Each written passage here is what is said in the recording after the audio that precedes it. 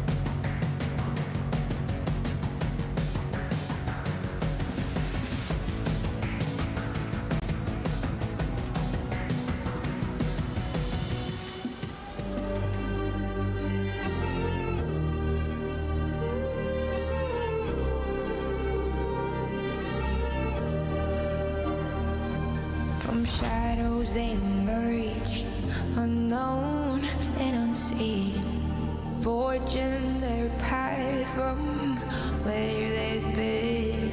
From weakness to strength, they'll rise anew, transforming their fate, destined to pursue. See the world, their journey unfolds through trials and triumphs. Their story is told. As the dark night falls, they'll defy. For in the depths of darkness, heroes will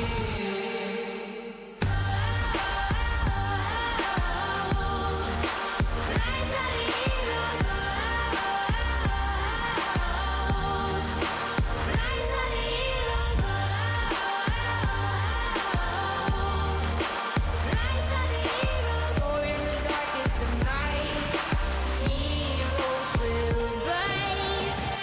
When the world echoes your name with cheers and acclaim, through the land of dawn where chaos reigns. In the face of the storm, they'll answer the call.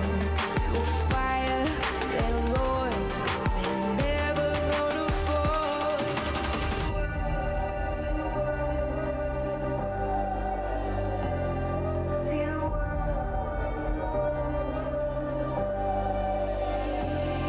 See the world, their journey unfolds through trials and triumphs. Their story is told. As the dark night falls, they'll defy. For in the depths of darkness, heroes will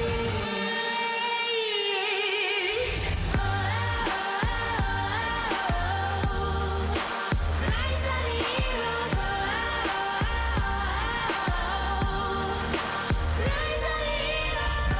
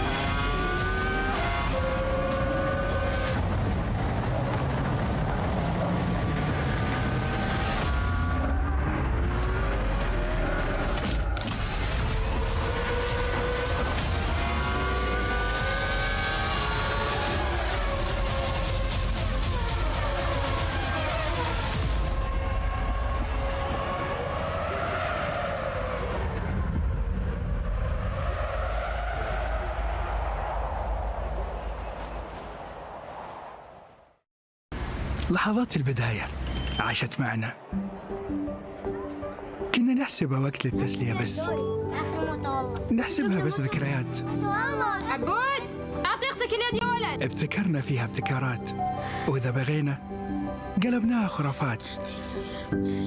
كنا نحسبها بس لمة وصحبة وسهرات، انتبه نوب ترى نوب. لكن كنا نشوف عالم ما حد يشوفه. ليت يشغل وقته بشيء يفيده.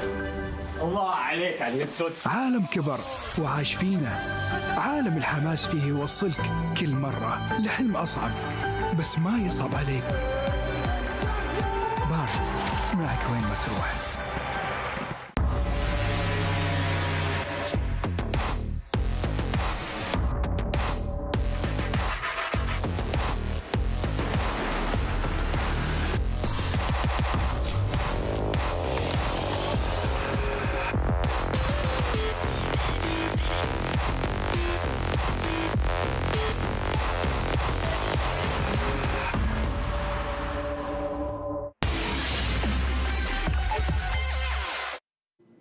Hey guys, salam alaikum. Mara Aquino here. Dawood Sandstorm here. We're here at the Players Lounge exploring here at the Esports World Cup. The strongest teams in the world are gathered here in Riyadh, Saudi Arabia, to fight for the right to be crowned the world's best esports club.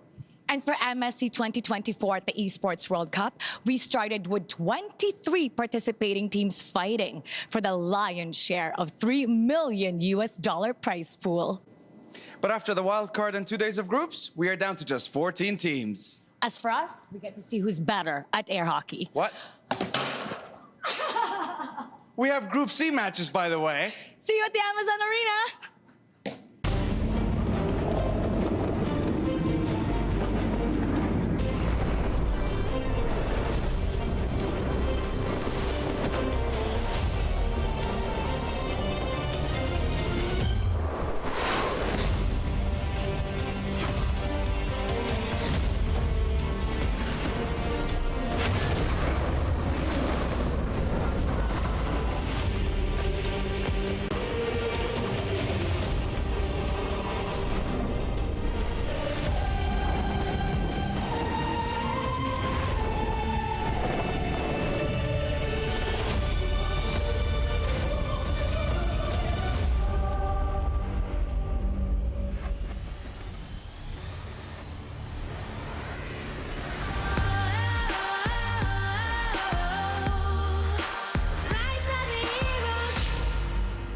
Third group stage day of Mid-Season Cup 2024. Good day, everyone, from the beautiful city of Riyadh, Saudi Arabia. My name is Lafel. Alongside with me is our analyst. It's Wolf and Leo, where we'll be looking at Group C. And how are you guys feeling, gentlemen?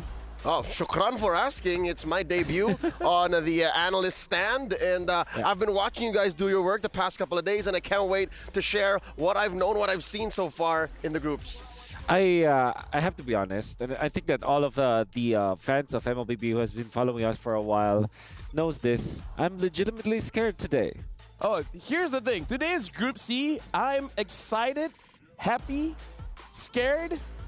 And I know I already said scared, but I'm going to double it down. I'm afraid as well, because a lot of things can happen for today. But let's talk about yesterday, man, because yesterday, it was quite the roller coaster ride, because up until the end, we were unsure who is actually going to be the ones making into the knockout stage. I think it came down to the very last matchup, wherein if it ended in anything but a sweep, we would have seen a tiebreaker matchup which extended day two, which would have extended the lives of teams in that group. But as it is, I think we've seen the shocks, we've seen the twists and turns early in the day, which allowed for the ending to be just as sweet.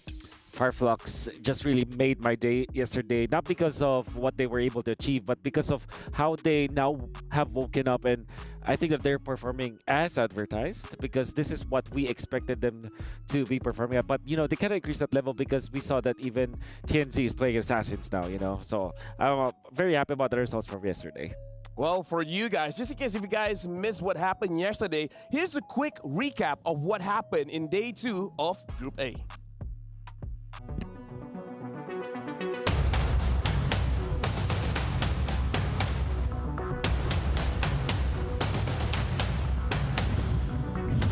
Welcome to Riyadh, the host country of MSC 2024, where legends clash and glory awaits.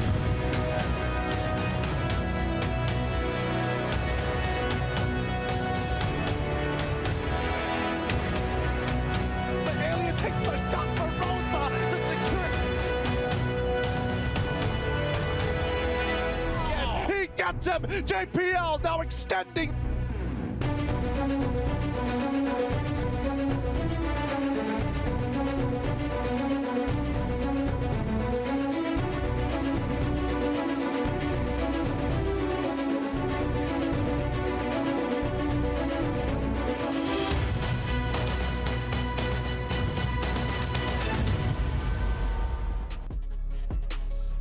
As you guys saw in the recap, a lot of emotions being around, for the winning team and the losing team. One thing that didn't show was the keys. After we know which teams is going to the knockout stage, the teams that didn't make it through, we saw the hydraulic press stomping on the queens of the losing team. I'm not so sure if that's the exact sound, but I'm pretty sure it was bone crushing. Yes. It was agonizing for the teams. And just with the recap, I was reminded of not just how Fireflux finally came out as advertised, as expected, but also the shocking consistency of NIP Flash. Because I gotta tell you, man, Singapore's on the rise. Singapore is on another level now. Who saw that coming? We did. We did. Of course you did. Of course you did. I mean, here's the thing, Leo. This guy. You did an amazing job yesterday casting, but we got to look at Pepsi's top reaction from what happened yesterday.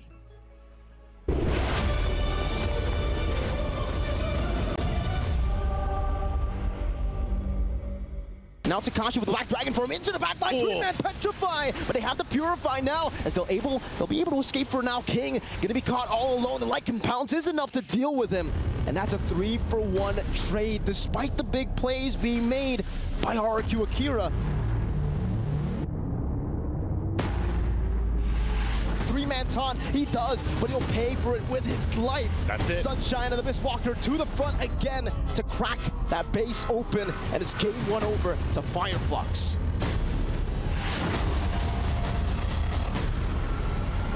Knocked up onto Luis Ford. Now he'd like to find a ball being committed as well. The best pass goes to Lagosta. He's down. Diablo finds the pick of a lifetime, trading his life. Back with the Lord is too strong. It's too big. Annabelle's melted down. Fluffy tries his best, but they can't clear up these waves. Sunshine going straight for the base to get the 2-0 against Eve of Glory.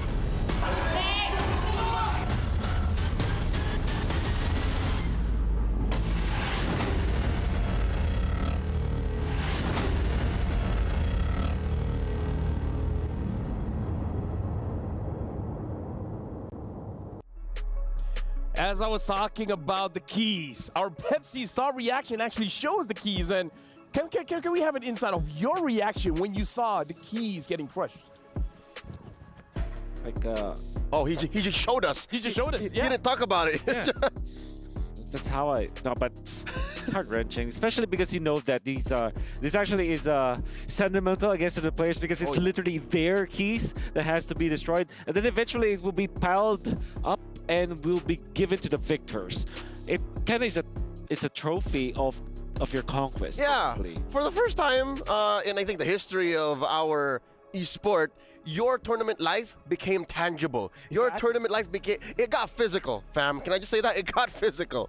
It definitely got physical. In fact, there's a lot more for us to talk about, but let's check out Aramco top 5 plays. Well, we'll talk about the plays yesterday, because I feel like in terms of the highlights, we're looking at Rosa as well as Diablo. Either way, either they're the one dishing the plays or they're the one receiving the plays. The top 5 plays of Aramco, we gotta check it out. Okay, so this I believe is Takashi is catching the backlines Obviously, very good performance from RQ, but eventually, Fireflux were able to find bigger openings as Rosa was able to just utilize the Valentina to its fullest. I think this was the game where was able to copy like the Dragon form and the Cho, the way of the Dragon, many times. And here again, the aforementioned NIP Flash serving it up to Evo's Glory. Honestly, I could have sworn that maybe Evo's Glory had it in them, but NIP Flash on a whole nother level, man. Yeah, Curtizi as well. Absolute monster. A lot of NIP Flash plays were actually showed yesterday. And again, like this is they're on the receiving end against RQ. But they recovered. They recovered. That's right. Also, this is top 2. Gusta La Gusta getting a kill, but eventually, I think he will get a triple here. But Hades will steal, quote-unquote, secure the Lord, and then he gets a kill afterwards. And then, obviously, Diablo just nailing it there. This is a damage-dealing Ruby, by the way, not a Roam Ruby. That's a Diablo Ruby. Exactly. But Kurt, obviously, very much on point, untouched during that entire clash. Always situational awareness. Now for number 1. Here we see the highlight play from our Fireflux Esports that secured them the slot in the knockouts. And as early as the turtle, man, as early as the turtle, they are that on point. They know when the killer instincts kick in. I gotta say, I thought Clocker would have had it because we actually went to the late game, and this is a Xavier we're talking about. But those were the games for yesterday. Now we gotta talk about the ALJ match of the day. Boys, it's gonna be Homeboys going up against TLPH. Again, let's check out ALJ match of the day because it is going to be our final match of the day. And again, I don't know how to feel about this, boys. I'm Malaysian. You guys are, from the Philippines. Are we? It's a good thing we're on different sides of the stage. Let's just say that. Usually this is the part where you ask us, Wolf, Leo, how do you feel about the matchup? But how about we table the turns? How about it, LaFell? How do you feel about Homeboys going up against the MPL Philippines Season 13 champions? I'm the host, I'm the host. I'm should be the one getting all those questions, but since you asked me so nicely, terrified. If I could sum it up in one word, I would say terrified. How do you guys feel? You guys feel that confident? Yeah, it's like the M4 champions, They went second. They also got good plays like last MSC. They're pretty itchy, pretty chill. Fine. Let's talk more about it when we look at the schedule. Let's look at all the 4 games for today because we got a banger for you guys here. Twisted Minds going up against Homeboys. Afterwards, it's going to be TLPH going up against Team Spirit. Twisted Minds will be going up against Team Spirit while they be playing back-to-back in our ALJ match of the day, Homeboys against TLPH. I love it. Today's matchups feature villains. They feature dark horses. They feature anti-heroes. And they feature teams on revenge tours. Proven to the world that they belong on top of the MLBB Esports world. That's just Group C, man. I'm loving it. I'm happy that Group C is on Showcase here today. Series 1 will be our game number. Series number 1 of best of 2 will be Mr. Nobody, Coach Nobody, which is Coach Jeff, Filipino, going up against Coach Lyric, also a Filipino. That's exciting. Sure, it is exciting. But honestly, folks, the first 2 series of the day is going to be big because the first one is go big or go home, boys. Because in this game, if Homeboys wins 2-0, they'll be advancing to the knockout stage. That does mean that Twisted Minds, they'll be knocked out. So all the more, it's a sweet victory if Twisted Minds are able to defeat the odds, right? Exactly. What I'm excited for is the big game that these two teams talk, right? Despite how dangerous it is for Twisted Minds, let me throw you back a little bit to the VOV gaming front at Riyadh front about 2 or 3 weeks back when Twisted Minds went into the grand finals. They were talking a big game prior. They were saying, hey, there's no challenge for us here in MPL MENA. We're #1 team. What are y'all talking about? What do we got to do? And here they are now fighting for tournament life. Yeah. I love it. And let's not forget Udil. Let's not forget Homeboys. I'm a big fan of Udil. I'm going to say he's one of my top 5 favorite players right now. I mean, here's the thing. In wrestling terms, I would say Homeboys is the heel. They're the one that's taunting because it's not just Udil, it's Chibi as well. Every once in a while, you will hear something coming in from Zorn too, but even with all the talk, all the smack they've been delivering, I gotta say, everyone's a fan of them. People love it. Yeah, loving the spicy Kage that's in the Homeboys. But most importantly, I think the entirety of Homeboys, I guess, have marinated well in the scene. You know, it took a long time. I think the early stages of MPL Malaysia, homeboys were not expecting a lot. Exactly. During the grand finals, you did not really literally expect them to be at the grand finals, but then they performed well against SRG. I think they have marinated well in the scene, and group stage was a perfect performance from them. I would say, you know what, people were still shaky on Chibi, on the Ling, as well as on the Joy. But the thing is, this is where they have to give their all. They have to give their best. Because for homeboys, again, this is their... If it goes to a 1-1, no eliminations will be held by any team. And I gotta say, I'm gonna jump ahead, but the next game as well, TLPH going up against Team Spirit. If Team Spirit lost 0-2 against CLPH, then that's done. They're going to be eliminated as well. So the first two series of the day, it's going to be an elimination match. Already hyper, ultra, mega, high stakes. So just to start. This is eating your dessert before the main course. That's how I do it. That's how he does it. It's the right way to do it. Yeah. This is like Wolf knows me. Wolf knows me good enough that he knows I eat my dessert first. And for you guys, I gotta say, you guys have to give your predictions at STC Prediction here. Make sure you guys log into the website because we want to know what you guys think. Do you guys think homeboys got it, or do you guys think Twisted Minds will twist their minds and win game number 1 and game number 2? I'm pretty sure that's a spin. You know what? Spin, twist it. Let's spin this. Let's throw it over to the stage.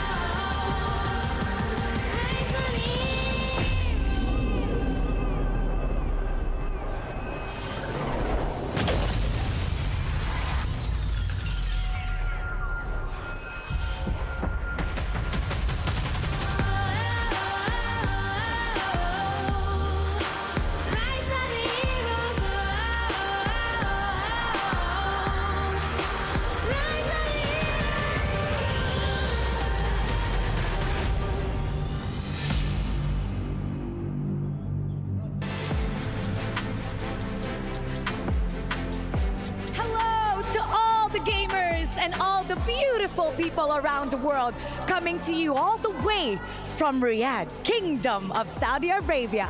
أيها السيدات والسادة، مرحبا بكم في اليوم الثالث من بطولة MSC في ال EWC. My name is Mara Aquino. And my name is the Wood Sandstorm. And welcome to the Amazon Arena.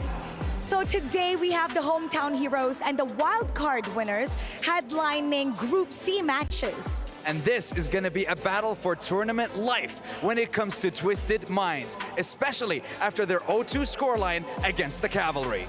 Now for the homeboys, it'll be a different story. Might be a different story. They're sitting right at the top, and this might just be their ticket to the knockout stages. And now looking to extend their stage and looking to extend their journey right here at the EWC at MSC. Ladies and gentlemen, welcome to the Amazon Arena, Twisted Minds.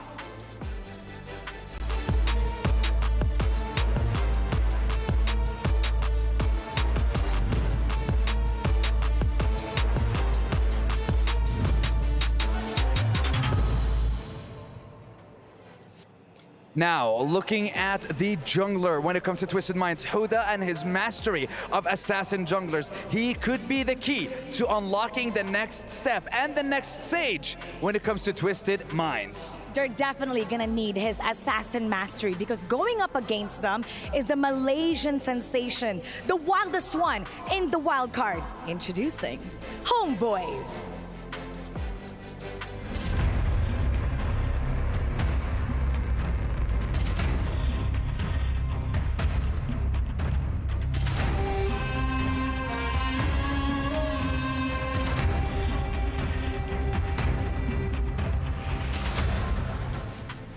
Homeboys are currently on a 4-game win streak since the wild card.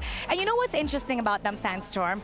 We have the coaches, Coach Jeff, or also known as Coach Nobody, and Coach Lyric for the Twisted Minds. They're opponents right now, but they used to be teammates.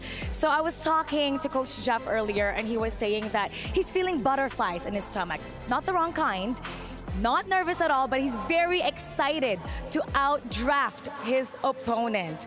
Now, let's see how it's gonna turn out for them.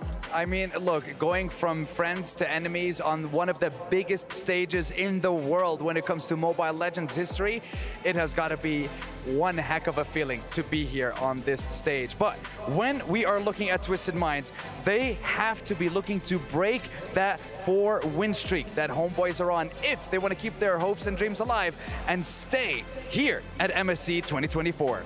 Ultimately, there can only be one winner. Now, in partnership with the Esports World Cup, each team are given a unique key representing their success here in this prestigious tournament. That's right. And in day 2 of group stage, we saw 2 teams get eliminated, and I believe we saw 2 keys get absolutely destroyed. And that is what's going to happen, because at the end of the day, there can only be one MSC 2024 champion. And for that, we also need a champion-worthy gaming phone. So if you take a look at the players, all of them are doing their ping tests right now using the Asus ROG, powered by Snapdragon 8 Gen 3 mobile platform. That's right. Asus ROG is the official gaming phone of MSC 2024 here at EWC. Sandstorm, the stage is set. That it is. The players are ready to go. That they are. So how about let's go back to the studio for our panelists. Time to shine.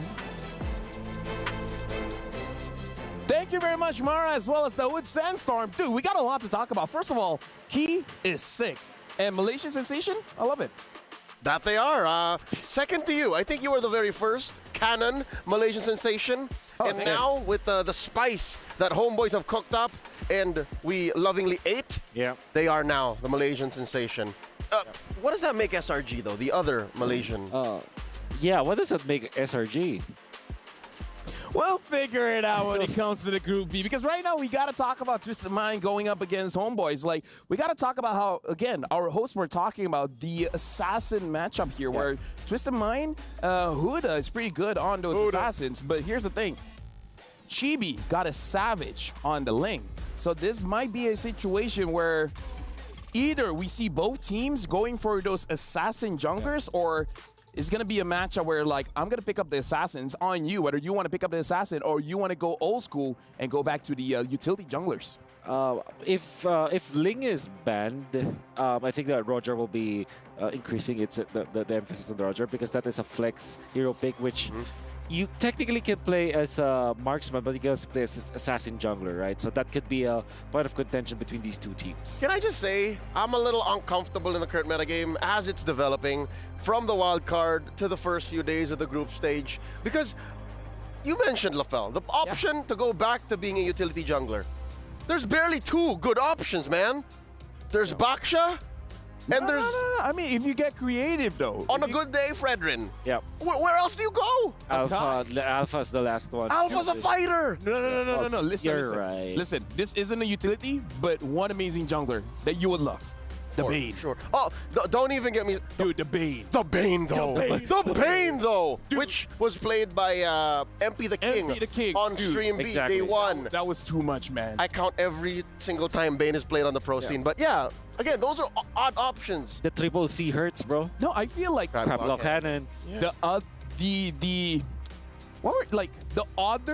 the option is, the better it becomes, because you don't expect that hero to be good. I mean, like, the option, the better it becomes. like again, like my dad said, just because you're right doesn't mean I'm wrong. I love your dad, by the way. He's so wise when it comes to MLBB. Yeah, I wish to meet him one day. Yeah. Well, with that being said, we're jumping straight into the game. Twisted Minds gonna be on the blue side. First pick, Homeboys. Second pick, red side. And this is interesting. Homeboys batting out the Fanny.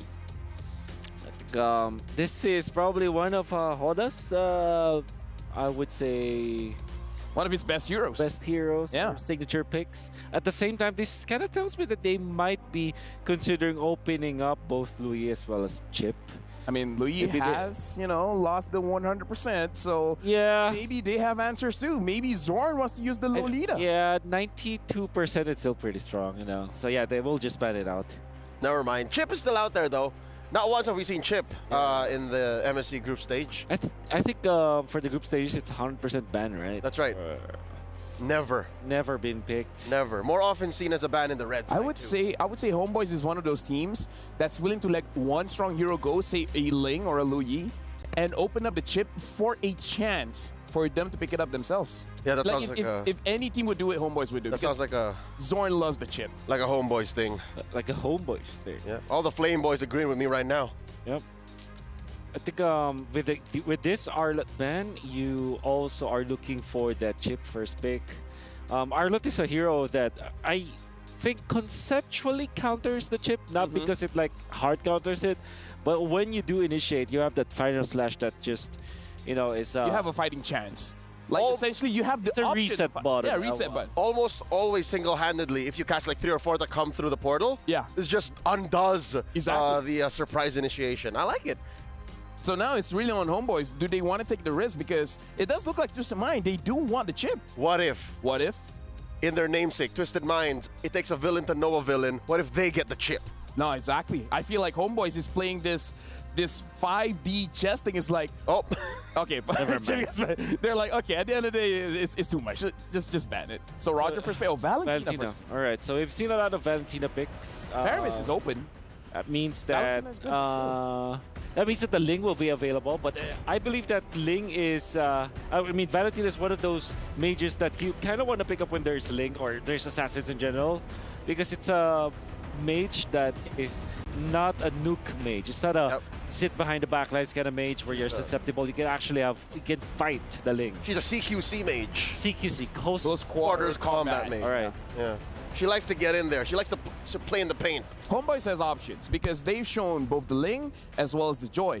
Maybe they got something else cooking up, but if they don't pick up the Ling here, don't think that it's not an option just yet. Right now, Edith as well as Roger gets picked up. Forget about it. That's Edith. About it. #1 pick in Malaysia, if not mistaken, for a good chunk in the regular season of Season 13. How does Twisted Minds respond? Again, you mentioned that Valentina doesn't mind the Ling, so they don't have to commit to the jungle just yet. Exactly.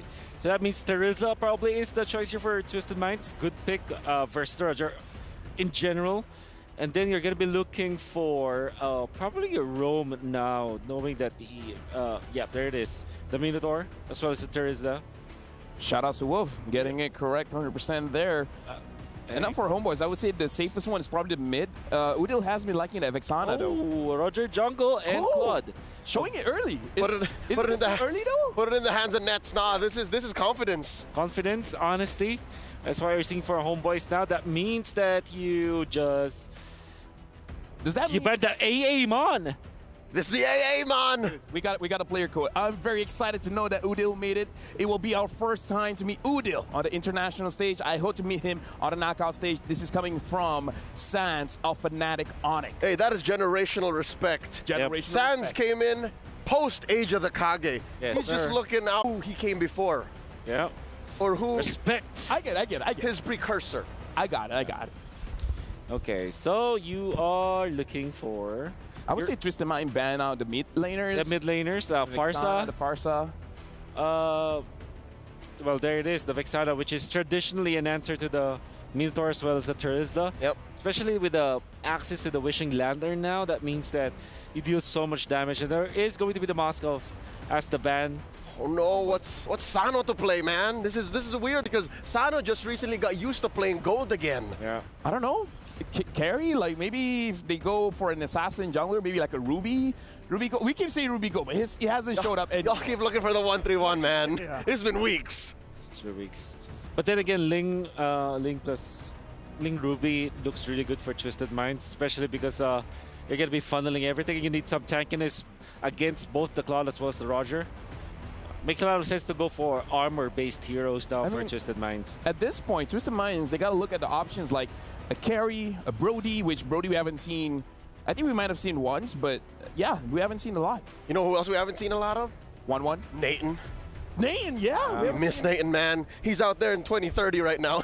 Yeah, He hasn't time traveled to today yet. Yeah.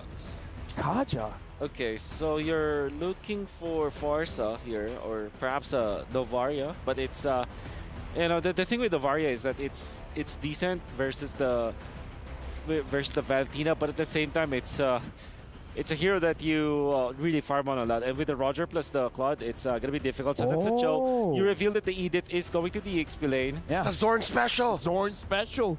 This is the TP Zorn. It's a Malaysian Jordan hero. Malaysian Jordan That's hero. what I called him in MPLI last year, man. Got it. Hey, there were rumors of him having his last dance at M5. That's right. There were rumors, yeah. But you can't put a good man down. No, because he didn't make it out of groups. So this time, he's like, I'm definitely making out of groups. He can't end his career on an L, bro. Got it. It's going to be... I think the link really sounds good for Twisted Minds. At the same time, you can just settle for a Julian. Or maybe a knock-up hero. Maybe because of the chill makes it so that they're really thinking about, do we really want that link? Because this is Zorn's chill, man. That's true. I'm on the JJ. There it is. Oh, Nathan Nolan. You called it. Nathan Nolan. We called him. Say his name and he appears. Finally, Nate makes it. Yep. But then again, this means that the Farsa is so good against Twisted Minds. Another hero that I think about with good combination with the Edith is the Nana, actually. Or, but knowing that the Nolan is available, maybe they'll settle for something like an Aurora so that they can they have an extra life versus the Assassin. So I'm thinking Nana or Aurora for Homeboys. Either way, it's time for the spicy boy Udil to make his decision. Only having a few seconds left on the clock. I say few, but we got like 10 seconds left. I feel like those they're very solid pickups here. Yeah. Farsa is his main, so he's going for that Farsa pick. Looking at both teams, quite a lot of comfort as well. The Nathan finally shows up. Now that the draft has been settled, we're going to throw it over to our special friends, Trex and Gideon, to cast the game. Thanks, Lavelle, Leo, and as well as Wolf. Yes, it is going to be me and Trex taking care of you guys for the next couple of games between Twisted Minds versus the Homeboys. And honestly, I'm thinking that draft looks kind of fire, Trex. What about you? I think both teams definitely brought something to the field here. We got the Roger jungle kind of front to back with the Farsa holding the backside. We get the Assassin on Twisted Minds, not to mention Valentina, Trizla, and then heavy CC with the Minnow. So I feel like both drafts very well-rounded in their own compositions. I have to agree. So I think that the main driving forces are going to be the junglers, right? Nolan's going to be fast. We're expecting Roger to be just as quick. We're going to see whether or not these two teams have what it takes because we have similar play styles. They all played around early game, but they had to adapt. Very, very true. And now as we get into this, what do we think? Early, late? Looking at both teams with, Roger, Nolan, both early game assassins. I'm trying to think of late game. What do we think scales better? The Natan or the Claude? Oh, I think Natan definitely is going to get to that dangerous point in that game. I think magic items in general allow you to outscale a majority of the in-game items and combinations we've seen so far. But that same build can be applied to Udil, right? That Holy Crystal is so powerful. And with that too, there is a lot of magic damage on the side of Twisted Minds, just taking a look at it. Homeboys are a little bit more well-balanced, I think, in terms of things, with a little bit of action. Zorn going to get chipped down to about half health. Chibi looking for the poke damage on a troll there. Nobody's going to go down. Lethal Wander does go over to the side of Twisted Minds. Well, they might be able to get a little bit more here, but Udil is getting chunked out pretty hard by Cuffin. Yeah, Zorn going to get knocked up. Chibi looking for the first blood, able to find it onto Cuffin there. And a mid lane or two, a good takeaway from Twisted Minds. A really clean dive there, right? They got the Purify out of him. Udil communicated it. GB now stealing a camp on top of it all. He shouldn't die here, but just the micro mechanics, right? Absorbing the turret shots from Zorn first before GB got in there. Chibi's just all over the place right now. He's already cleared his whole camps. He's got one camp to go. He takes one from Twisted Minds. He's got a kill. He's going to start scaling, and this is something that Twisted Minds are going to need to look out for. And look, they're looking for the pick on Udil. Cuffin able to get a kill into his pocket after taking a death. Going to be able to make things up. Zorn looking for the knock-up on a Cuffin there. Troll going to get a knock-up back, but there's Hoda waiting for Zorn in the bush. They're going to back off, but still Twisted Minds showing they're not messing around. I love the reply coming in from Twisted Minds, right? They purposely wait to punish Udil. They know he doesn't have a battle spell, and now they also know that Zorn doesn't have his flicker. So we can expect that Homeboys are going to take a step back here from this point onwards until we see level 4. It's Turtle now. Troll about to hit level 4. Should be able to get it just in time. But where is Hoda? Hoda's just getting to this. Looks like we're gonna have a big 4v4. Down comes the feathered airstrike. Sanji able to get the knock up. Chibi able to find the turtle, and now Sanji might just pay the price. But he's able to just get away, get some sustained flicker back. So a good save for themselves from Twisted Mind, but Homeboys still walk away with a kill now and the turtle. Oh, Zorn coming in late to that fight, but honestly, I thought a lot more kills were going to happen. And with Zorn being as cocky as he is, he's going to find some information like Purple Buff is already done. Relay it back to Chibi, because I'm surprised that many people survived the fight. I mean, one of the bonuses of Zorn, because he's always just so aggressive, is he's never late to the party. He can always find it, right? When you're always in the front line, when you're always ready for something, you can always find the play. And sometimes it bites him, sometimes it gets back, but when it's working out great for Zorn. I mean, he is an early game monster, right? That's what Homeboys were known to do for a very long time. He has adjusted his plan, right? Because I think even when we look on Zorn on the map currently, yes, he's setting up for a dive on that top side, and I think that, ooh, hold on. Sanji's been great at getting away, but he's not going to be able to get away with this one, but at least Zorn does go down, so it's a 1-for-1 EXP for Rome. Good trade for Homeboys, but at least Twisted Mind doesn't walk away with nothing. Yep, Sanji did a really good job here, but the response... Ooh, a little bit of damage onto Nets. Nets brought down to about half health. Will be able to get away using the Blazing Duet and the Purify, but he's probably going to lose this tower here. Twisted Minds find something in the chaos. I love how Sano drops down the entropy in front of that bush. He's like, come on, if Nets, you walk up, you know what's going to happen. You better back away, kid. Most definitely, and now things down to about a standstill. Homeboys holding what? About 1,000 gold lead. Nothing too major. Twisted Mind still putting up a big fight. Hoda, 0 deaths. He's been able to farm. I don't think he's falling behind Chibi too far. Exactly, just 1 level right now. So things are still in the realm of possibilities for both teams. Yeah, well, speaking of which, actually, as much as I would like to say he's not falling too far behind, the lead from Chibi so far is looking really good. Oh, wait. Nice way the Dragon on Troll. Down comes Feathered Airstrike. Trolls the lead. It's Sanji looking for the penalty zone to try to delay. Buy Hoda some time to get into this fight. But do they even want to take it now with Troll gone with their roamer gone? No. Hoda going to back off and just go for the orange buff. Well, they got to protect it, right? I'm loving the rotations coming in from the Homeboys. It looks like all of this has been pre-planned, you know, pre-prepared. This looks like it's been practiced multiple times. The rotations that I am seeing from their side laners, both Subbat and as well as Nets, they're making sure they're not only covering the river, but they're also double-checking their camps just in case. If Twisted Minds ain't coming to our neutrals, they're probably going to look for our resources. It's good, though, that Twisted Minds isn't exactly buying into it. They decide, no, we're not going to force this turtle. We ruse our roamer. They let Sano kind of play the bot lane, push the lane a little bit. They're not playing too reactionary, which can be good against a team like Homeboys, because Homeboys wants you to take the fight. They know they have a lead. They know they have a power spike, and they feel confident in it. Twisted Minds can't play into that, or they could fall short. Funny enough, I was having the same conversation with Yasu earlier. I mean, we were both worried for each of our respective teams, but honestly, they play very similarly. If we compare them side by side during the regular season, very similar styles. I know for a fact that Twisted Minds wanted to play that early game, but this is a good adjustment. Both sides are just responding to each other's attacks, cross-map plays. It's a global game at this point. Yeah, and Hoda's got to find something here. He needs to try to close this level gap. He needs to get a kill. He needs to get some extra camps, but and you can see him searching. He just went up to the top lane to clear lane, get some more gold, because as long as he's a level or so behind, it makes those neutral objectives so much harder. I mean, let's not forget, just the raw CC coming out from the Homeboys alone, right? Hoda really has to time his entrances perfectly. And Homeboys looking to get him down to an even bigger deficit. Hoda forced to back off. Oodle drops better there. Airstrike. Troll trying to get the engage with the Fury Flicker 3-man knockup. Cuffin able to find Sepot. Homeboys lose one. They're unable to get the purple buff either, so it is a loss for Homeboys. Twisted Minds finally finding something. All right, let's look at the replay one more time. On this invade, Subbot tries to flicker away, but a great response coming in from Troll. Sees the angle to catch 3 people and take out basically a fish out of water, right? Subbot had no escape mechanics. He already used the onward, no flicker as well. I mean, what can you really do? I mean, Twisted Minds just find a great moment there. And it just shows that they're still very much in this game. And whenever there's a Minotaur on the field, there are always some great possibilities.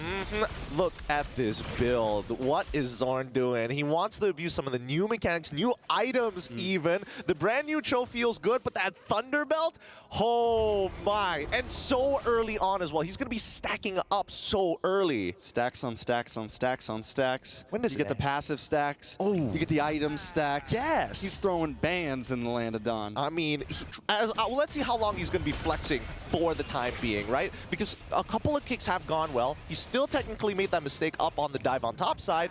It might just happen again. It's still a close game, 3-4.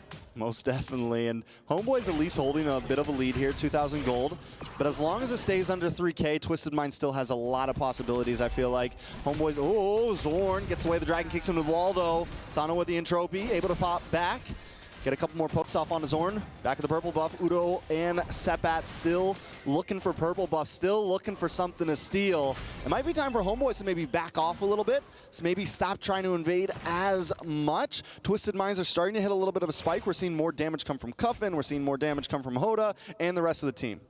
I think instead of backing off, they need a pressure. They need to have a bigger pressure point on some of the members of Twisted Minds, right? We're definitely looking at people who have lost their battle spell, specifically Sano here. So I think that Homeboys, they're just waiting for Sano to show up on the map and then continue to gain space and hold it against him.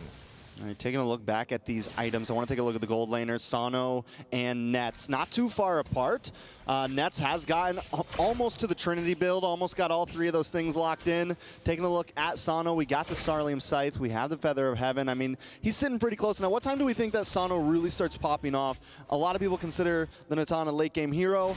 Is 3 items enough, or will he need 4 or more? Well, I would like to say that 3 items would have been enough, but hold on. Ooh, Blazing Duet on the Sanji. Sanji goes down, Oodle finds the Feathered Airstrike the longest distance. And now Zorn putting pressure as well. They're trying to sandwich Twisted Minds down to this mid lane. Homeboys break through these towers. Nothing but 1 tier 2 in the mid left, and then it's nothing but inhibitors after that. Ooh, the heavy artillery support from Udil to secure kills rather than pepper them down just shows the versatility of Farsa in the current meta state. Now, I will say, coming back to the topic of scaling, I think that Sano, Holy Crystal would have been the breaking point for them. But considering the lead that the Homeboys have generated, specifically around Chibi, he can basically one-shot him, right? So I think that Sano, he's still going to need that Blood Wings if he wants to protect himself. And here's the thing, and even once Chibi, once the Roger starts to scale down just a little bit, if it gets to late game, they still have Nets, they still have Voodoo, they still have these powerhouse heroes in the Land of Dawn right now to just dominate. Looking at Oodle, we just got the Glowing Wand in, we got the Blood Wings. He's feeling good about himself. I think, what's the saving grace for Twisted Minds here? It feels like Hoda hasn't really been able to do much. Cuffin has gotten a couple kills on his belt, but we really need Sano to like get online here at some point. Well, I mean, that's the problem with these late game scaling types of heroes.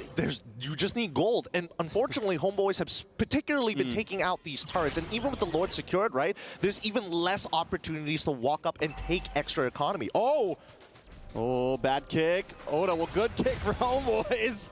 Oda goes down. Oodle also taking a tower on the mid side. Lord going to connect onto this top inhibitor. Zorn looking for the knockup, being aggressive. Brought down to about half health. Down comes the Feathered Airstrike. Sano takes about half a health of damage. Twisted Minds now still on the back foot. Conceal play comes out. Zorn, as usual, with the toss, holding it. I mean, he's just searching for, he wants to. He's like, come on, man. Come on, man. Just make a mess up. And this is what Homeboys does so good. They want to try to bait you out just a little bit. I'm telling you, Twisted Minds and Homeboys are so much more similar than people would like to imagine. Both of them, technically, quote-unquote, villains of their arcs, but mainly, they're just the baddest of boys. It's the baddest of boys. But today, there can only be one. Who's the baddest?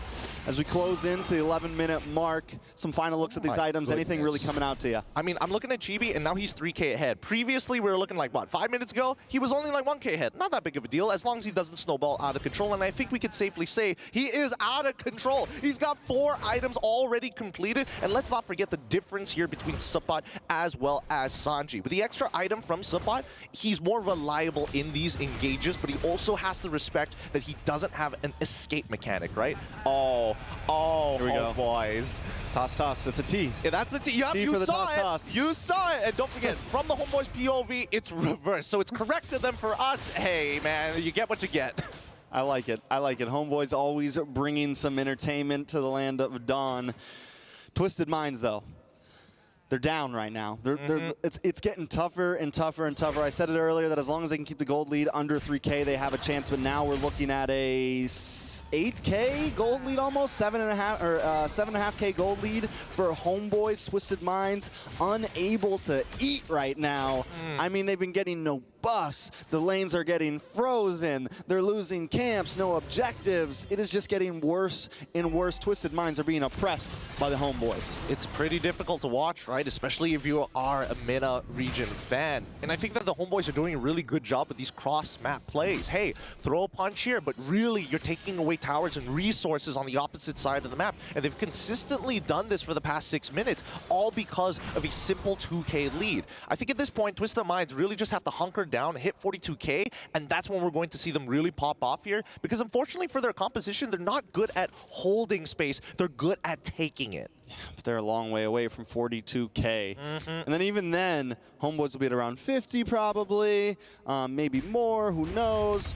I think a lot of things are going to come down to, we saw the one time they got a great fight was when Troll got the big Minoan's Fury, right? When he was able to catch them off guard. And that's a huge win condition for them. Buy themselves some time, combo up some CC. So we need Troll to go Troll. We need Troll to bring out the hammer, bring out the mallet, and slam on that ground, make something happen. Because if he doesn't, Homeboys just have free roam. Hey, man, he's not the only person that Twisted Minds need to... Oh, big kick!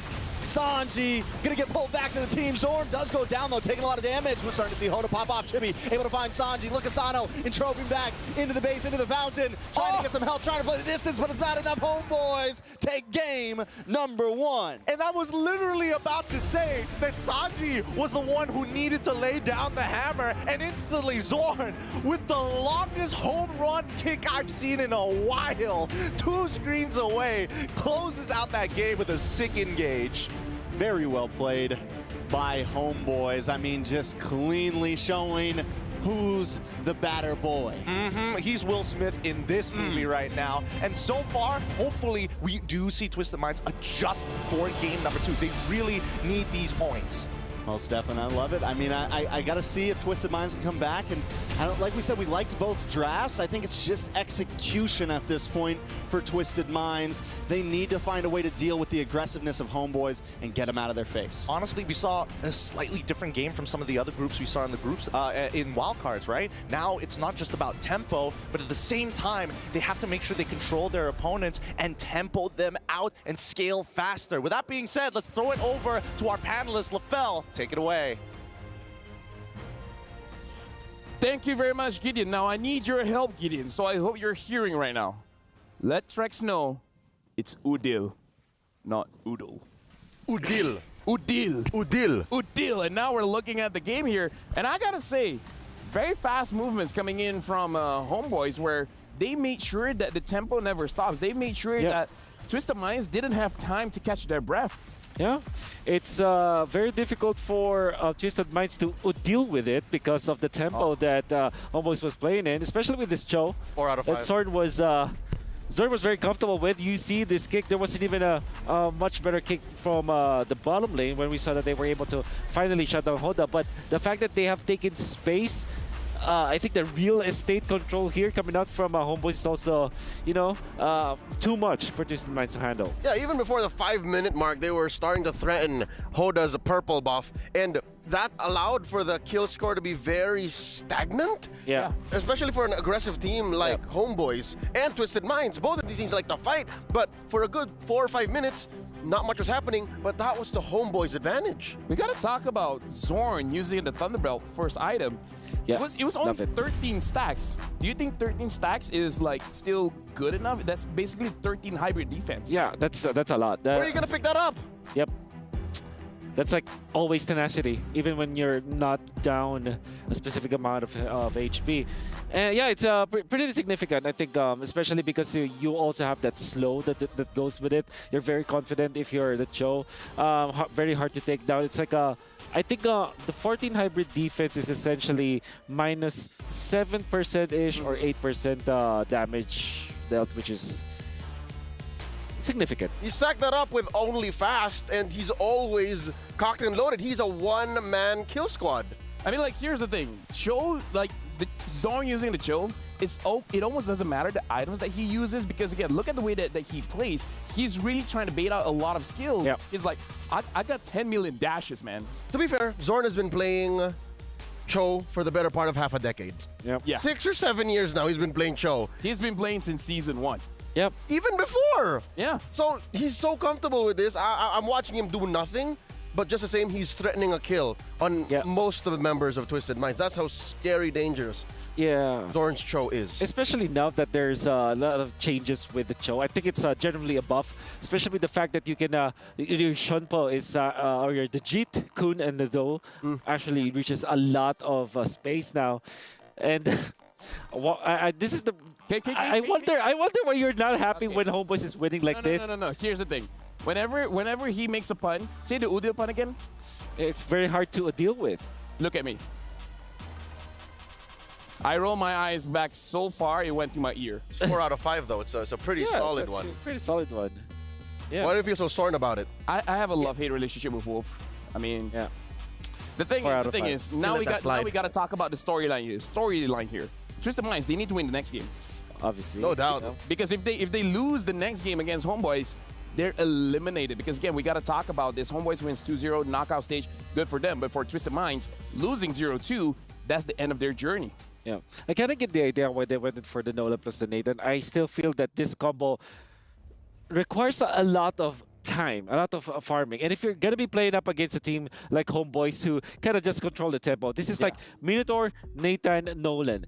Obviously, in the latter portions of the game, that's really, really strong. But in the early stages, it's hard to keep up. You're always just like following and reacting to where Zorn will be. Unfortunately, that's not the way that you have to play against Homeboys. You have to match the tempo. Yeah, here and now is what matters in that matchup. Because again, you're two aggressive teams. Yeah. And I don't know how Coach Nobody and the rest of Homeboys were able to force Twisted Minds into the defensive position. They straight up went Yeah. I feel like they just understand how Zorn plays. Zorn is the one, like, usually we talk about mid trios. Zorn's like, I'm a mid solo, man. Like, I can solo mid all of these guys. And I feel like that's a special secret that Homeboys has that gives a lot of space to Chibi, because we got to talk about Chibi.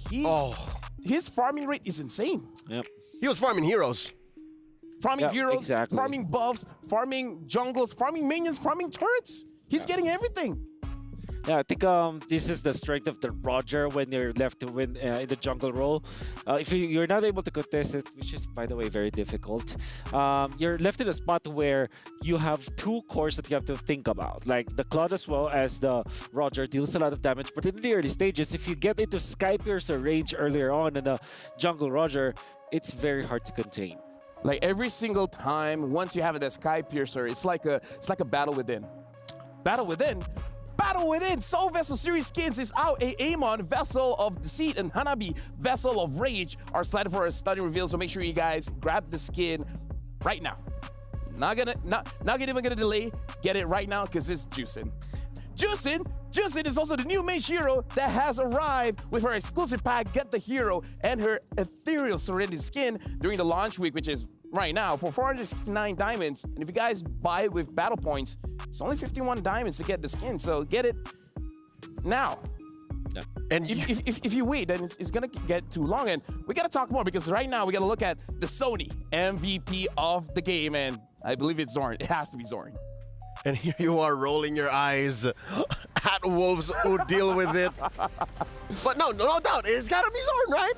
No, it's gotta be like look at that. The kick very early on as soon as they were able to get the turtle, and then the flicker Jit Kundo was so perfect coming up from Zorn. He's gonna have another one here, the bottom lane. I like this one. Yep, Hoda shows himself. It was a good kick. Very good kick, in fact.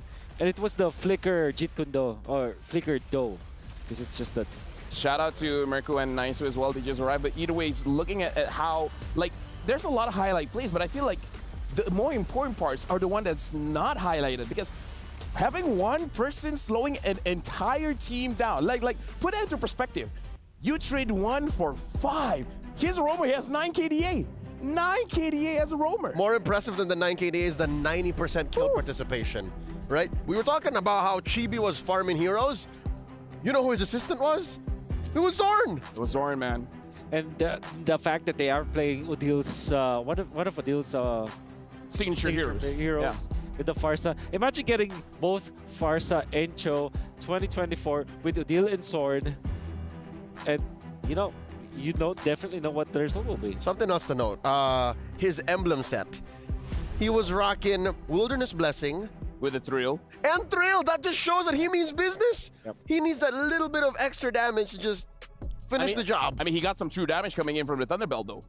So Thunderbell first item for the Cho. Might be the new meta. Zorn showing here at MSC. And according to our analysts, 13 stacks is more than enough. I think, yeah. At 13 minutes? At 13 minutes, that's a lot. I mean, he was really using his whole kit to just really, get the steps in. And again, every 4 seconds, you get that in and you hit a hero. Pow, that's an extra 1 hybrid defense. Yeah, that's right. Which is, like I said, it's very important for fighters, most importantly, because you have a lot of life skills. And especially because you're applying the vision for your team. That's a stack. See? Yep. Now we got to talk about a story here because we got to remember, Twisted Minds said in their own region, Mena is just a necessary step towards MSC. Now, I don't know about you guys, but was that a humbling experience? That was a wake-up call. That was a wake-up call. That was a reality check. Yeah. Served up in MYR. You know what? Here's the thing. Yes. That's you guys' opinion. Now I gotta ask our casters. Let's actually hear from Trex as well as Gideon. What do you guys think of game number 1 so far? That's what we think about it. It feels like a hydraulic press taking away our identities personally. Yeah. Just raw pain. Just raw pain. Are they still talking about the game? Yes. It looks like they're dealing with something else. Yeah, that's the wolf face. That's the wolf. Oh yeah. Okay, so everyone just does the wolf face. So there you go. Those are our casters. In case you guys want to know how they look like they're having wolf's face while they're casting the game. So talking about that, game number 2. What adjustment has to be made? Do you have to respect the Cho? Absolutely. You have to respect the Cho and the Farsa. You know what you look like? What? You look like Nemesis from Resident Evil 3. Yeah, I'd take that. No, you're talking about the Cho. We're having fun here, guys. But either ways, going to game number 2 again, original question. Did they got to change it up? Because like you guys said, Nathan, Nolan, maybe too much of the late game. If they wanted to do that late game composition, it always has to match what the mid duo will be. For example, the Valentina plus the Minotaur, although that is a strong mid lane, like when it comes to like securing their own lane, it's not as fast as a Cho plus a Farsa, right? So if they want to give up the Cho plus the Farsa, maybe they should pick a marksman that is not that dependent, or Nathan is like the extreme when it comes to I think we have to put into perspective. So Nathan is a 3-item hero as well. The difference is between him and like a Claude is that the items on a Nathan is much more expensive, man. That Holy Crystal, 3,000. Exactly. And the Claude can protect itself. And the Claude more reliably. Yeah. Yep. So that's one of the things that they have to change up. At the same time, Nathan as well as Nolan, altogether, they're very greedy. They need to take up a lot of space. True. Because Nolan, if you play it correctly, of course, you're going to get kills in the early stages, but then it's difficult to pull off. You need a lot of items for that. Yeah, just to paint you a picture, Nate and Nolan, those are 2 time travelers. Yeah. Multiversal explorers. You have an absentee core for the first 10 minutes. Nolan even let... Can I say it?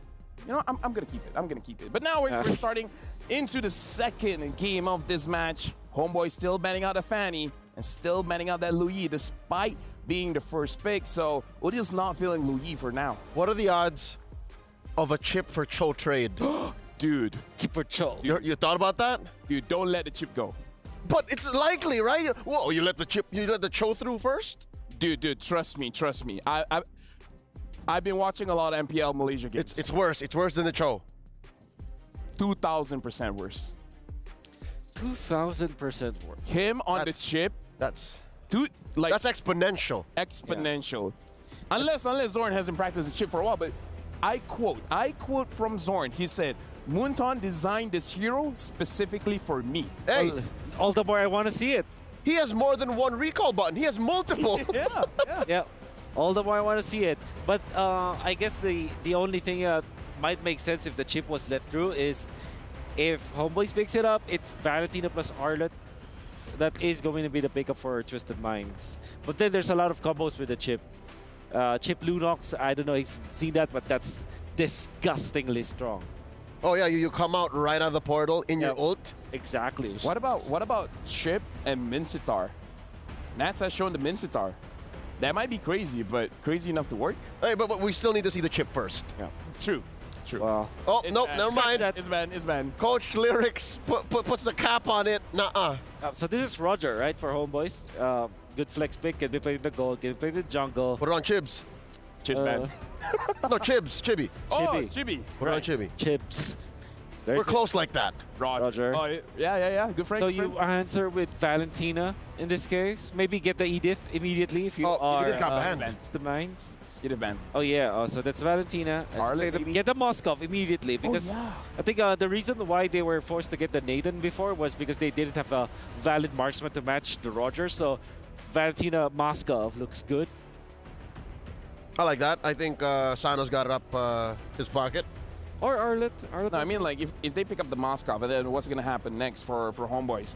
Farsa Cho again. Yeah, Farsa Cho. Immediately. So does it deny the Cho now? Maybe you deny the Cho now. Cho can do it. I think Cho can do it. Yep. At this point, every roamer should know how to play the Cho. I love it. Cho's back. Yep. I don't know how to play. Oh, okay. Minotaur. Minotaur. Maybe a bit early, though, no? Yeah, too early for my taste. They're playing on comfort. Yeah, they're playing on comfort for sure. I mean, like, you're Yeah, Cho Farsa all the way. They don't pick up the Farsa, they pick up the Claude. They prioritize Net Zero first. Maybe it was like, dude, look at my hero pool, man. Dude, does it look like I care? If this is the Claude, then you're still gonna pick up the Terizla. Maybe he wants the Vexana. Maybe.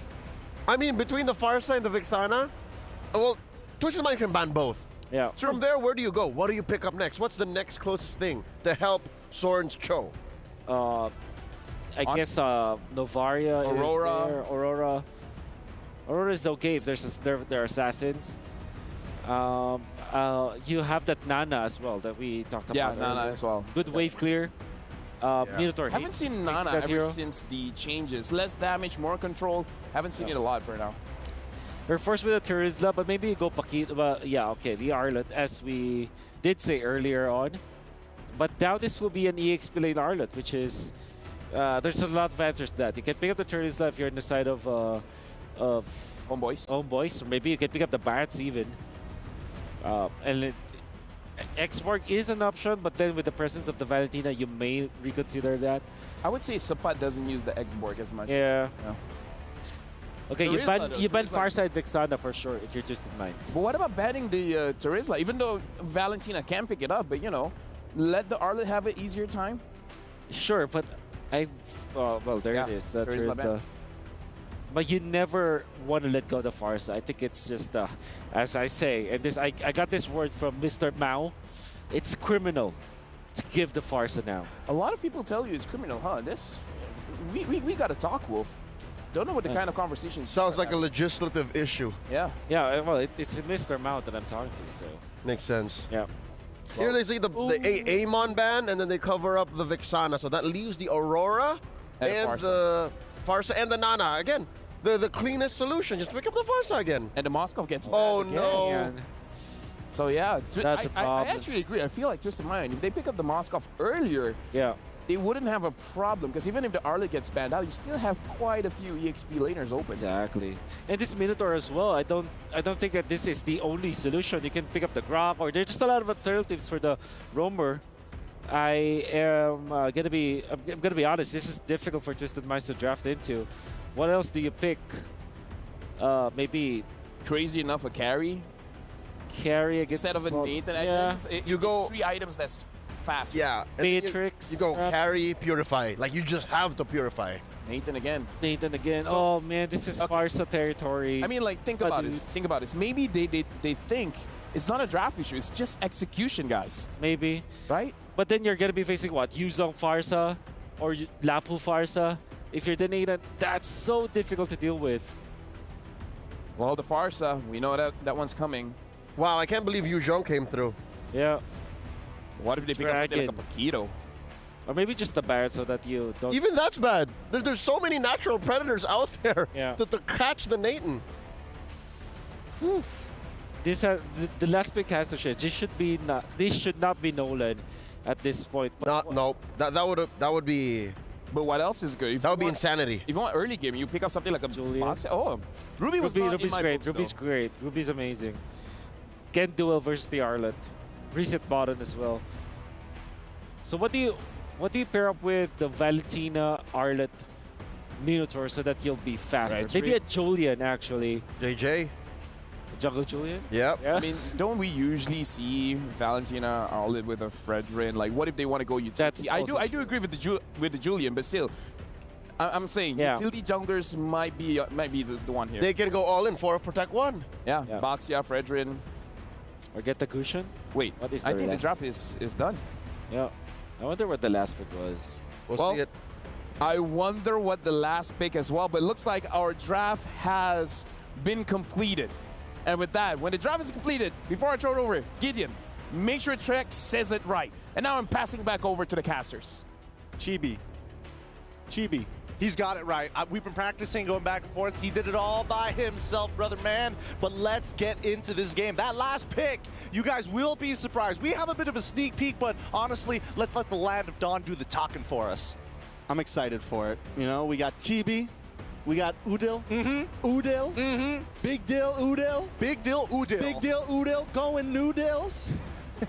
We'll see whether he's going to be cooking this time around, because honestly, last game he was doing a phenomenal job at staying alive and trading resources against their opponent on Twisted Minds. But for now, as we get into this game, this could be it. Homeboys have an opportunity to make it into the playoffs if they can just beat Twisted Minds. All right, so Twisted Minds essentially bring a very similar draft, but the big difference here is that jungle. It is the Leomord.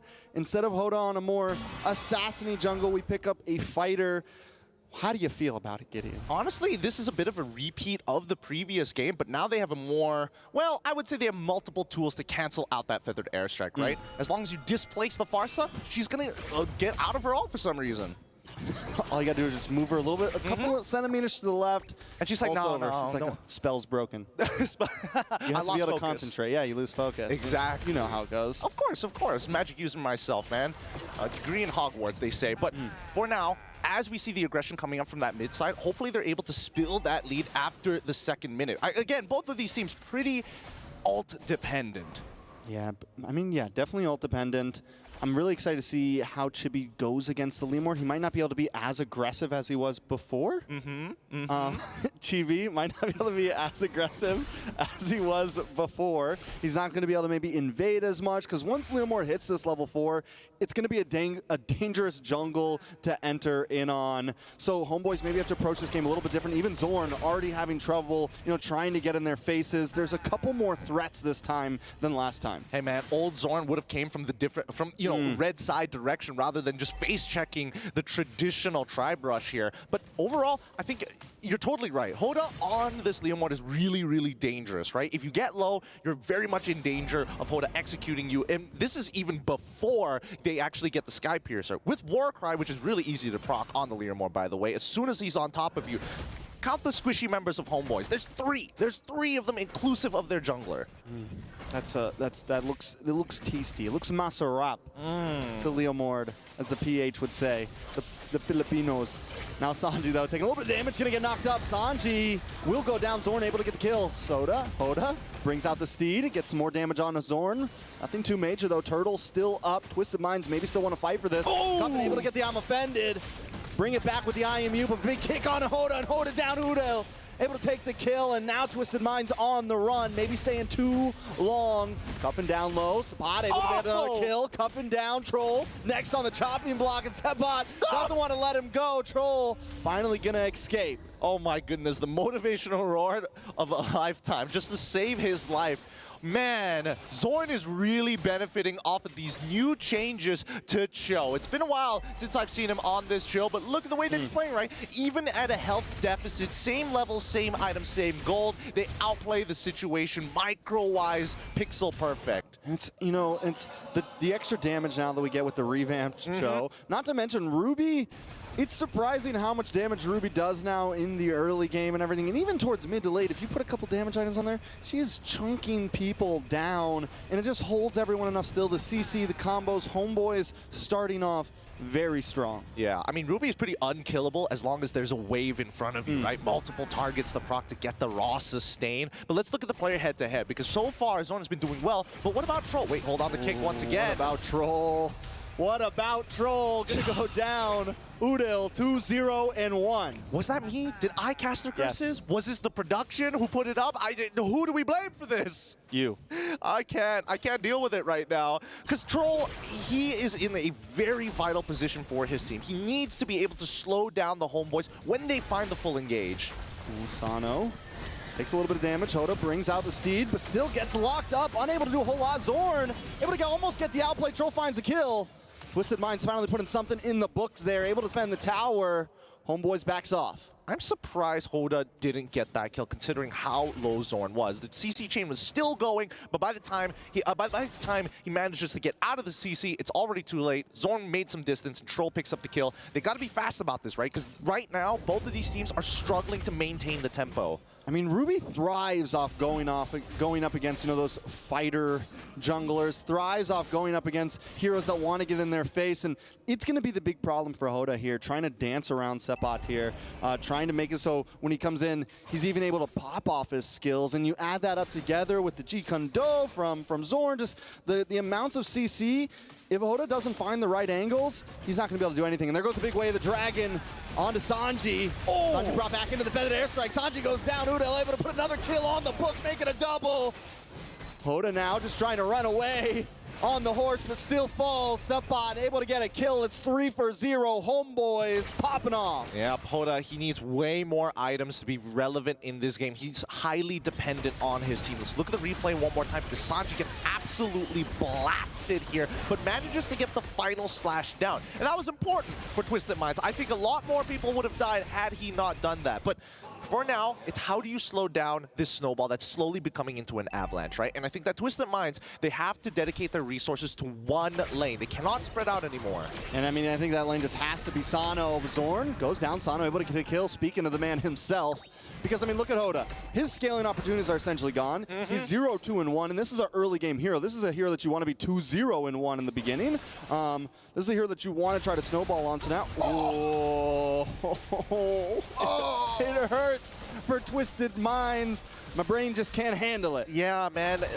Just more brain damage, more brain trauma. Stop it. Brain rot. Brain rot. I mean, it's getting to that skibbity level of gameplay, because right now the Homeboys completely disrespecting the space, diving them between two towers. Not even, you know what? We'll take our time at tier 1. Another one. Way of the Dragon. Sanji in trouble, brought down. He's going to try to dash through. He's going to try to get away, but TB gets the kill. Twisted Minds, they got to get their timings together, and Homeboys just kicking them at the heels, putting them off Keter. Literally kicking them at the heels with this Cho right now. Kicking them with their heels, at their Twisted Minds. Zorn just playing mind games. It's tough, right? And especially with those TPs again and again and again, just at the edge of Fog of War. Twisted Minds, hopefully it doesn't get to them right now. Imagine you just see Zorn's face coming in and out of Fog of War, right? Just like peekaboo. Hello. It's just hi. Hoda goes down. Udil with another kill. 6-0-4. Can I say it now? Udil going noodles. Yep. I think it's well deserved on this one, right? He's level 9, and for some reason, he just keeps on cooking, right? He's getting better over time, and he's scaling faster than I would have liked. 6-0-4, by the way. Most definitely. So Twisted Minds, is there an answer here? I think we both said it. All they can do is try to put all their gold into Sano, but that is a long time homecoming for him. We're only 7.5 minutes in right now. That's the thing, right? Because Homeboys, they're playing guerrilla tactics here, right? They're sending 2 people at a time to start the initiation and then follow it up with the next 2 people in the back. Somebody can be expendable. Oh, hold on. Ooh, Chibi Does get Turtle, but it's going to pay for Setbot. Twisted Minds catch one off in the top side. You mentioned the guerrilla warfare, and yes, Homeboys are doing that. I mean, just all over the place, find a member. Twisted Minds, maybe they take advantage of it like they just did up there. Maybe they kind of group together more 3 or 4 members at a time and let Homeboys try to just send 2 in. Exactly, right? They need to be able to pounce straight away. They need to be able to hold their ground. They want Homeboys to come to them and not the other way around. And that's why they need hold on. Oda gets knocked up. No One's Fury hits nothing. Chibi gonna dance back in. Chibi gets knocked up, pulled back under the tower, but he should be able to get away. Sano taken out for the Blazing Duet. Sanji will be next. Nothing but nets right now. Able to be MI back. Homeboys just, they're, I mean, Chibi one side, Sano on the other side. I mean, everyone just all over the place. Homeboys given no space to breathe. Look at Setbot. Look at the disrespect. He's like, you caught me once, try it one more time. Do it now. Do it now, and Sanji ain't there. If they get in, oh man, they were so close to cracking open an inhibitor. But honestly, that was Twisted Mind's best chance at actually getting a huge shutdown, right? What happened there between Cuffin and the rest of the team? Because Cuffin finds the I'm Offended on towards Chibi, pulls him underneath the turret, but the team were moving forward? Why move forward in that situation? It's tough. It's very... Just, I mean, miscomms, everyone kind of playing their own thing. The ideas are there. They're getting some of these catch-offs. They're landing their ultimates. They're landing some of their skills. But the follow-up, the movement between each other, everything just seems a little bit off. And the way that Homeboys plays with the 1-by-1, it's really working in their favor. Yeah, they're playing extremely independently now. And with a 10K gold lead on top of it, they're setting up for checkmate angle, right? It's 13-3. Unless Twisted Minds... Wait, actually, do they have an opportunity? Maybe. Okay, so imagine this. The Lord's going to be pushing over. I'm pretty sure that the Homeboys, especially Udil, is going to try and make something happen. With that in mind, I think that Twisted Minds could, when their battle spells come up, depend on Sanji to get the final slash to save the game. Yeah, we saw him earlier able to get the displacement. Because they're playing, because Homeboys are playing so separate, you could definitely catch one member off. But Sanji has to hit that final slash. There are some boxes to check to even win a fight. We're not even talking about game, just to win a fight and defend. Exactly, right? Ideally, Hoda might have to hold his ult until when Udil drops his Feathered Airstrike, right? If he drops it, at least with the Steed, you're able to cancel it out, and maybe you have an opportunity to fight without the Motar fire. It's a great point, because Hoda has almost always been the first one to use his skill. Exactly. And I think he needs to be a bit more, let everything happen, let a couple ults go off, and then come in after to try to reap. But he's kind of being forced to use the skill, right? Zorn's just so in their face, he uses it as almost an escape route. Yeah, no, that's why. Zorn is instigating more on purpose, right? Between this Cold War of Homeboys and Twisted Minds, Zorn is just there sprinkling in, instigating it, getting between the packs, right? Yeah. It's no longer a Cold War. This is all out, brutal, legendary warfare, and Homeboys are at the front line. Just they're in the trenches right now. You know, they're popping out of little holes. It's guerrilla warfare, like you said. Yeah, I mean, they're hiding in the trees. You don't know where they're coming from, man. You don't know. If Zorn is going to do another home run kick, let's see it right here. Sapat, though, home down the front side. Lord able to break through that mid inhibitor. Chibi, Nets on the top side as well. Another inhibitor goes down. Lord finally connected. Troll pulled back to his own annihilation. Able to get a final No One's Fury, but still not enough. Sapat will fall. Hoda up against Chibi. Chibi lets him go, but Sanji's the next on the block. A big kick way of the dragon. Taken out. Cuffin falls as well. It's 3 for 2 right now. Homeboys, can they finish? Hoda does have the Steed up. Should be able to clear the minions. Homeboys looking for an angle. They don't want to give it up. They know they have the advantage, and another wave coming, but the minions come out of Twisted Minds Crystal just in time. Troll up in 6. They might be able to defend this. The next wave, they've got so little minions. Feathered Airstrike. Oh! They don't lock down, but Chibi and Zorn stand the test of time. Troll back up, but they will be able to finish. Homeboys. Wait, yeah, Homeboys. With a 2-0. 2-0, and they move on to the playoffs. Finally, a Malaysian team making it out of groups. There's nothing more that I've wanted to see for a while, and this hopefully inspires them from their previous failures in M5. I remember that very well.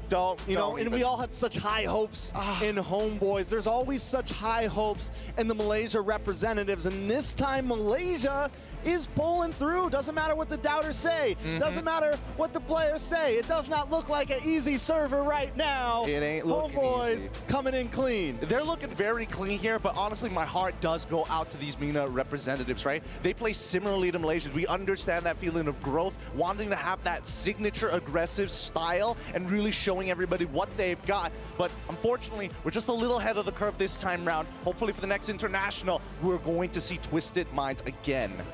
I mean, yeah, Twisted Minds has showed up, and we've gotten to know them now at this point. We saw them in Wildcard and M5, right? Now we see them here, able to kind of pull through, and this is where all the regions start, right? I mean, look at Fireflux all the way back in M4 when they were in Senio Supremacy. Barely, they didn't even make it to top 8. Now they are a team that people consider a top 4 team in some people's minds. So definitely, we got to keep our eyes on Twisted Minds. They put up a, they seem to have identity, but it's just execution at this point. Yeah, it's that last layer of varnish to have that clean, polished look, right? That nice oiled up, right? That's what we need to see. Eventually, MENA is going to get there. And I think all teams across the world, when they're that 1%, hopefully they're able to achieve it faster than what is expected. All right. Well, with that, a beautiful 1-1. Can't wait to see. Looks like we're going to have a wonderful interview down there. Let's see what they got to say. Mara, Sandstorm, take it away.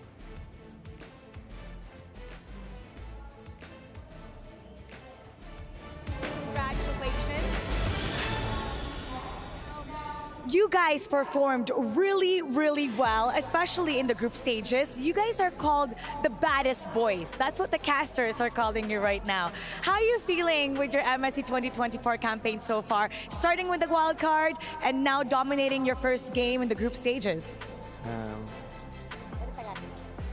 Masaya. Good. How Masaya, ano pa? What else? What other than, of course you're happy. What else are you feeling? What's your team thinking right now? I'm thinking championship. I love You're that. thinking I love championship. That's what we like to hear. Now, I do want to hear your thoughts, though. When you qualified from the, when you qualified to the group stage, you guys said that you wanted to destroy Team Spirit, and you did.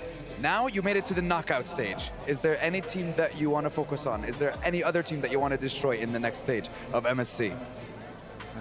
Onyx. Onyx.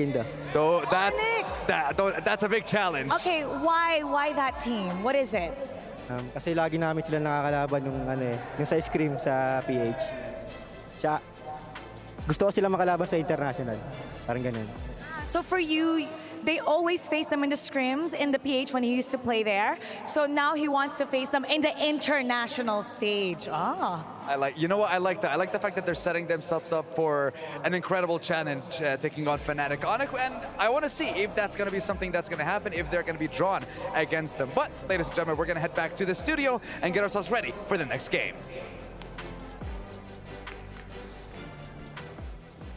Thank you very much, Mara, as well as Sandstorm. On your screen right now, we just saw the homeboys celebrated, but now we got to look at the highlights here. And it's more or less same as game number 1, where it's all about homeboys, making sure that Twisted Minds cannot move around the map. If anything, I think game 1 had a little bit more give, because as a Nolan, you can actually get through the cracks. You can farm up and try to get there. As a Leomord, it's actually pretty honest. Like, you have to farm up, snowball out of control, and Udil this time around, not just Zorn, Udil really showed up, didn't let that happen. One thing that I would like to take note about this is that I kind of thought that, yeah, probably Leomord can be picked up. It's one of those fighters that it's actually viable in the meta game. However, if you look at the heroes that is available for Homeboys, that's Ruby and Cho. There's a lot of lockdown, like mini lockdowns that almost is spammable, which Leomord really hates. Leomord is fine with big ticket like knockdowns, like maybe a Minoan Fury or something like that, but when it's like constant stuns from both the Choice and Ruby, it's difficult to play around with your steed. And unfortunately, this is not a playground that Hoda can be very comfortable with. As much as it makes sense in this game, versus Zorn, Cho, that's difficult. I think the exact term for Leomord here in the current metagame or in most competitions is a win more hero. You have to be winning most of the situations that you find yourselves in the early to mid to actually make the Leomord worth picking. I would say this is good on Homeboys understanding the win condition that Twisted Mind has set up for themselves and just stop that win condition from activating, because again, they make sure the jungler doesn't move. Even though the Natan is a very strong hero, but again, he's strong at 3 items. For 3 items, you kind of don't have to worry about him just yet. No, it's difficult. And you can see the Chibi. Okay, 1,040 GPM. That's probably the highest that I've ever seen. Chibi Skibidi. Chibi Skibidi. By the way, Wolf. Chibidi. Let me just say, you didn't curse the Malaysian team this time, so you know what? Wow! Thank you very much. The world is healing. What is going on? You and me, we're good now. No more bad blood, man. Just one series? Is it okay? Okay. It's fine. Now, it's the first in a while. Now it's Rumpun. Now they made it to the group stage. Outside of the group stage, it's all good. But let's talk back about this team, because we were talking about the draft, and perhaps the different thing is about the execution. But I feel like it's hard to blame Twisted Mind when it comes to the execution when your opponents just stop you from executing anything. That's right. I think so. At that point, maybe it's a draft issue. Definitely. I think it's a draft order issue. It's not just about the heroes that they are picking up. I think of the fact that they were forced to pick up the Nathan because the Moskov is not available anymore is a problem.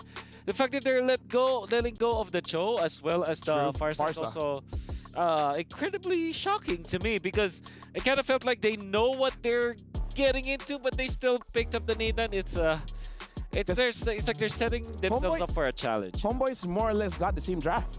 More or less, yes. Both teams actually got close to the same draft. And again, right before we concluded the draft, we mentioned, oh, maybe Twisted Mind sees this more as an execution revision. Maybe they can fix the way they played the game, but clearly, even timing-wise, there's only so much you could do with a lineup like that. Here's the thing. I got a secret, but I got to tell it to the camera. Is that okay? Okay. I'll allow it. Guys, here's the thing. Right now, the English broadcast, we have a competition with all the other broadcasts. So make sure you guys actually scan the QR code. Let us know how we can win, right? We're going with all the other broadcasts because we're English. We want to win, right? You guys want to win? I want to win. And now let's look at our Sony MVP of the game. And looking at that game, like, Zorn did amazing, but talk about Udil as well, dude. Like, Udil's been phenomenal on the Farsa. It's pretty much nothing can stop this Farsa. Nothing can stop this duo. Yeah, there's no dive actually. The only dive is Sanji from the Arlet, but I think the Arlet is more concerned about the Roger than it is the Farsa, so it's almost a free game for Udil. And even when there is someone to go to the backlines, like I said, Ruby and Cho, good counters to dive compositions just because of the chain CCs that can come out from this combo. Look at the damage. Like, Sword's basically alley-ooping everything too. Exactly. Look at that, another alley-oop. And sometimes the oop comes before the alley. Oh yeah. It just completes itself. It's oop alley. What? Oop alley. It's of the alley. I guess. Yeah. I thought you were talking about the local Saudi dish of the Omali. Yeah. Dude, I love the Omali, man. Breakfast, lunch, dinner, Omali all day. Yes, sir. Omali all day. Yes, sir. And yeah, Udil is indeed our match Sony MVP. 13 KDA, 72% kill participation. Clean. Dude. Clean 13. And if there's anything that I want to say about Udil right now, and for all of his career, he's in his prime, dude. Yeah. This is prime Udil. I mean, he's won an MSC before. Yep. He's won multiple championships. During the Kage era, dude, that was unstoppable. But now, it's almost like he took a break, and then now he's back. But so how do you deal with that? You deal with that by looking at the SCC predictions. Did you guys predict it correctly? Did you guys thought that Homeboys was going to win? Well, it all really depends when you guys actually told us if Homeboys is going to win. For you guys that said Twisted Mind was going to win, it's unfortunate. But again, shout out to those who voted. You guys are amazing, and make sure you guys are prepared to predict for the next one. And you guys can head on to stcplay.gg to actually vote to see who you guys are going to vote, because the next one is going to be TLPH, Team Liquid, Philippines, going up against Team Spirit. And we got to talk about that one, because that one as well is going to be an elimination match. If TLPH wins 2-0, we basically completed our groups. Okay, seeing recent Liquid matchups, seeing TLPH in other prolific tournaments prior to MSC, it's doable for Team Spirit. Can I just say that? It's doable. It's doable. But I don't know what Team Spirit did in the past couple of days to get that reset in, because them getting swept by Homeboys, that's got to have left a mark. That's not part of my bingo card for sure. I really feel like at bare minimum, that will be a 1-1 setup. Hey, Balloon! Oh! Hey! Whoa, this is a surprise! Whoa! How are you? Okay. Wow. Okay. Hello. Baloy. So first of all, we just like to welcome Baloyski. Thank you for joining us. Yeah, I gotta my ask, pleasure. Were you able to catch the game just now? Yeah, I catch it and it's kind of expected for me. The Homeboys one. Yeah. Yeah. Okay. Okay, was there any surprises coming in from that match, Homeboys going up against Twisted Mind? Because you said it was expected, but was there anything that was a little bit that, I didn't expect this one? I didn't expect Sorn to overcome his recall. He recalled more than I expected. He recalled more than expected. Now, is it fair to ask you about the next match as well? Because it's going to be Team Liquid PH going up against Team Spirit. What are you predicting for that one? I just predict that it will be the exciting match for sure because both of them is strong. Though it's quite sad because Team Secret and Echo will probably Team Spirit and Liquid will probably go home, one of them. So it's sad. Yeah, that's right. Because technically speaking, Homeboys have already made it, so that's one locked in. They only have to wait for Echo or Team Liquid Echo or Team Spirit. I mean, that's the crazy thing, right? Because imagine if Team Spirit is able to get 2-0 onto Liquid Echo. That spices up the bracket. That spices up my lunch, dinner, and supper. I Get some umali with that. I actually wanted to ask Baloy, what do you feel like? How do you think that Liquid Echo was able to overcome Falcons AP Brand, and they are now the champions? What was their secret? Because they didn't look good in the group stages. The secret of Echo is always a momentum. I always see that Echo is a momentum team. Once they got their momentum, all team is in danger. Okay. Can I ask something very interesting? Because this is Baloy. When it comes to the roamer picks, anything can happen. So let me know, is there any spicy roamer pick that we can expect, even if it's not in MSC, that you can see in ranked games? Because I saw your Harley roam. Yeah. Okay. Rank players should pick Harley. It's good. Harley yeah, roam. Harley. Yeah, hit roam. Okay. All right, so watch out for Sawa, watch out for JP. They might play Harley Roam. Yeah. Especially JP. Here's the thing. If JP picks up the Harley Roam and then he loses, now we can say it's JP's fault. Yeah. Even if he wins. It's always his fault. Win, lose is either JP's fault or Lubukan Baloy. Lubukan Baloy. Now, again, for the game coming up next, do you think that there's a chance that it could be a 1-1, or you think it's going to be a full 2-0? For me, it's a high chance to be a 1-1 or 2-0 Echo. Either way, you're leaning towards Echo. Yeah. What about you, gentlemen? I'll have to copy Baloy. Yeah, it's a 2-0 Team Liquid Echo. Because if I were to take Baloy's answer, it's very high likely that it could be a 1-1 or 2-0, which, yes. Yeah. That's the only two options. Yeah. What about you, Leo? It's a sweep. It's a sweep? You think it is a sweep? Cavalry's taking this. Right? Ooh. I thought you were the leader of the Bombanatics, bro. I am. That's why it's so painful for me. So I have to just band-aid it and say, I'm sorry, Kid Bomba. But, hey. This Liquid we're talking about. With that, Baloy, what do you think that Team Spirit can do to go up against Team Liquid, either in the draft or in game? They just have to be themselves, like continue their strength last M5. They just they need to be confident because if they don't, Echo will slaughter them. Yeah, because I feel like some teams, they try to bend towards the meta, but really, according to Baloy, the way that you win is you gotta bend the meta towards you. Yeah, they just keep fighting. They force fights. Because I think Baloy would know from M5. Yeah. They force fights from out of nowhere, and the aggression throws off most teams. That's hard to do against a team like Echo, against Team Liquid PH, because usually they're the ones who are starting to fight. Yep, super. Yeah, it might. I think that they just have to not overreact to the draft, because Team Liquid Echo, they just like to play comfort picks as well. With that, it kind of looks like we're about to jump into the draft here. So one of the final questions here for TLPH, for Team Spirit, when it comes to the draft, is there any member that they should really respect? I like this. Right? Should they go for Sunset? For me, Sunset Labber. The key player for the team is Sunset Labber. When he gets his comfort hero, he always does the playmaking. Yeah. All right, with that, we're gonna send it over to our host. Take it away. Well, looks like I believe we are ready for our next set of games, Mara, and I am excited. After seeing a dominating 2-0 win, we're now back here on the Amazon stage. Yep, and now we are about to meet the next two teams to take to the stage and kick off our next set of games. So we're going to be starting things off with a champion team from the strongest MLBB region. Now the Cavaliers have started their dominating campaign in the group stages, dominating win over the hometown heroes, and they're now back to keep their stride. Let's welcome Team Liquid Echo.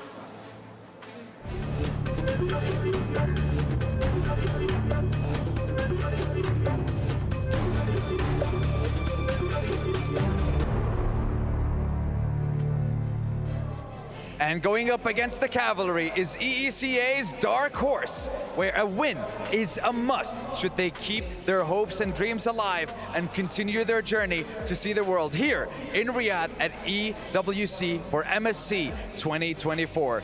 Ladies and gentlemen, let's see if they can keep their spirits intact. Welcome to the Amazon Arena, Team Spirit!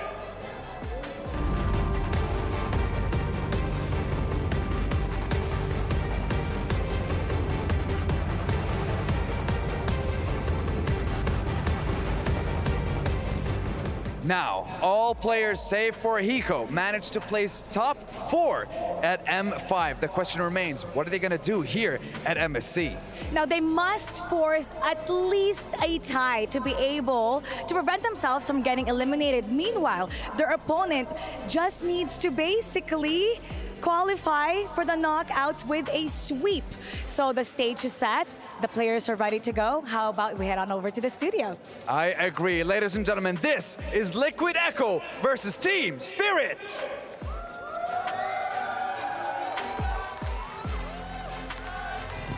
Thank you very much to our lovely host, and you guys can see both teams are already on stage. And before we threw to the host just now, Beloy was talking about Sunset Lover, definitely a player to watch, right? Yeah, when he gets his Valentina, he's such a dangerous player. I mean, if we saw anything from the previous match of Homeboys, if the mid laner gets going, then that's a dangerous place to be, Wolf. Yeah, I think especially with the Valentina, because it's a priority pick for most teams now. And there are so many good ultimates to copy, like, for example, the Farsa ultimates. Even when the Farsa is the answer to Valentina, that's still a good ultimate to copy. Even a Roger ultimate is getting copied now. So if you're just very adept at the Valentina, you're very scary. Talk about the Roger. There's the Roger. Yep. Benny Cutie. You know, here's the thing, right? I've watched the music video. And according to the music video, if you want to fight a Valentina, you need a Khalid. But we haven't seen that around. Maybe teams just haven't catched up. Is Khalid not a legitimate pick right now in the XP lane? Maybe we should ask Mr. Baloyski here. What do you think? Khalid Rome. Not this time. Not this time. Not XP, not Rome. As a Rome, maybe. There you go. Anything. I mean, as a Rome Khalid, you get to fight Valentina more. Yeah. Right? You guys hear it from the damage is high. So like a Natalia. Yeah. With no invisibility. So for people at home, if you're pick number 5 and you're forced to roam, your options are Harley or Khalid, just not a Hellcurt. It's about Lubukan Baloy. Lubukan Baloy. I love that became a meme. Do you know that became a meme? Legit? Like when people are starting to play Hellcurt and then they massively fail, you just type Lubukan Baloy. Why is it so hard to use Hellcurt Roam? Maybe because they're not Baloy. That's 100% correct. Not wrong. Simple as that. Answer. Now, I do have to ask Baloy as well. Yeah. Based on the previous patch, we saw a lot of Ruby Gold Lane. Why don't we see a lot of Ruby Gold Lane now? Because the meta is towards the hyper carry for me. Okay. So what do you guys think as the analysts? I think that's the meta is because more focused on hyper carries. Hyper carries gold lane, yeah. Yeah. I think the hyper carries are the focus of the metagame. Yeah. Okay, you know, I got it. But but But if they want to play assassin, Ruby Golden is a good option. Yeah. Okay, I love it when we have an extra analyst here. Our two analysts, they're like, you know what? We can chill out. But now we're jumping straight into the pick and bans. TLPH, Team Liquid Philippines, is going to be the first pick. Team Spirit is going to be the second pick here. Faramis, Angela banned out, and Team Spirit banning out the Chips. Yeah, and Louis, I would say eventually. Higher than Roger too. So far we've seen Louis, what, 8 out of 9, right? Win rate, win to win rate. Yep. Who, Louis? Louis? Yeah. And the answer was Lolita, actually. So I wanted to ask Baloy here, what if you were to face up against the Louis, how do you answer that? I cannot. I don't think Lolita can answer that. Like Okay. the answer is to ban it for me. Yeah, Not just the Lolita. Yeah. All right. Or if you want to pass it, you just gonna have to trade it with chip. Yeah. So you're gonna have macro teleport also. Okay, so this even our Even the professional player / analyst said, just ban it. Just ban it. Don't overthink it. You know, it's like counters, mounters. Don't think about Yeah, it. Fireflux was an anomaly in the system. Yeah, I guess. The way that they gave Louis the defeat with a Lolita shouldn't be what's happening. Now we have the Harith out, the Roger out, ready to go. Ling is a band that the respective call this is Ling. Louis. They will probably ban Louis. They have with to. Harith and Roger. Don't give it to Sanji, man. Yeah. Because Sanji 100% will pick it. Okay. Open Louis then. Okay. Yeah, they want to trade it with Roger because Roger is a top pick now. Yeah. But is it a fair trade, though? Trading a Louis for Roger. Like, is it a good... No. Right? No. Because Louis is a not a good counter, but good against Roger. Because Roger wants to go, and Louis is like, when you go at me, I'll poke you. She can also diversion right underneath her feet and get out of there. There's no way that Roger can trace that. Winter Crown also is a problem. Well, unless the Roger's leap hits you as you. Yeah, that's a difficult one. I've seen that before. This is risky. Roger, right? This is risky, right? Nino Roger. Okay. From Sawo. But there's a look at this. This is Blitzstar from Liquid. They don't have to think about it. They practiced this draft so many times. Yuzong, Baxia, and a beat. If there's Roger, you pick up Yuzong. Easy. The all-in meta of Echo. Yep. It's all about the dive. They didn't change, not one bit. Yeah. How do you answer this? Do you go Navaria against Louis? Probably Navaria. Very little Navaria in the past few days. But Sunset Labber is a good Navaria. Yep. Exactly. There's the Valentina, which is also available. That might be the case. Valentina plus the Minotaur is something that we do have to talk about as well. Seeing the first 3 picks coming in from TLPH, do we consider this Roger to be able to go to the jungle, or is it better to go late? Interesting. I think they should like sit for now. Yeah. Like sit. Navaria. There it is. Don't reveal it until the very last moment. Yeah. Unless something very important is up for trades on 4th pick, and then the 2 swing for Liquid Echo, then maybe that's the only time they reveal. But yeah, no, keep it up until the very last. Yeah. So that means in 4th pick, you have to pick your EXP lane that will go up against the Yuzhong. That is Trisla. However, that is an easy ban, I would say, for Team Liquid. I think that they will just ban it. Teresa, maybe they'll be left with Arlott. So for Team Spirit, what do you ban? You ban the marksmans? They will be left in Arlott, and then Yuzong win against Arlott. Yeah. Wow. That's right. It's a tough... a very tough spot to be in. But then again, you have no choice. You had to pick up the Teresa anyways. Rovers, they're getting rid of JP here. Oh, I like the Florid, man. Yeah. It's great versus the Roger and the Navaria. But it's not a good combo for Louis for me. Maybe they want to force out JP to use the Harley Roam. Oh. Yeah. Or the Khalid Roam. Or the Khalid Roam. Yeah. Khalid Roam. We used to see Khalid Roam a couple years back. Yeah, true. Yeah. That used to be a thing. The thing is, if Team Secret will... Team Spirit, I mean, sorry. Yeah, Kajaban, yeah, for JP. If they don't... Yeah, Oof. On point. If they don't pick up the Arlott will now be given to Team Liquid. Yep. Which is... They still have the Arlott or the Cho. Okay, what do you pick as your EXP? Maybe you're left with Benedetta against the Yuzhong. Export kind of... Or a Ruby. Ruby for Team Spirit. Yeah, because they still can flex it if they pick Ruby. Ah, that's right, that's right. Let's see. I'm taking Exborg as well, which is... Exborg is a good pick. Okay versus the Yuzhong, I guess. If they go Ruby here, that's Coach Vren just going 250 IQ, man. Yeah. That's just okay. Your move, tic-tac, your move, CJ. I mean, at this point, I don't know about you guys, but it looks like TLPH got everything that they wanted. I feel like just based off these 3 heroes, they're like, our draft is basically completed. Still a flex, though. Yeah. In this, I believe it was a flex. Yeah, in this scenario, I think you go Beatrix if you're Team Liquid. It's a tiny Barats, by the way. Yeah. Yeah, no passive yet. Yep. He's a small guy now, not a big guy. Stacks. Or a carry. But they grow up so fast. Carry, yeah. Carry versus the Barretts is good. Then you look for Arlott, actually, for Yeah, Arlott is a JP. good pick. Combo with the Louis. Yeah, good combo with the Louis. JP loves it. One of the first few players that actually played the Roam Arlott back in Season 12. Nathan.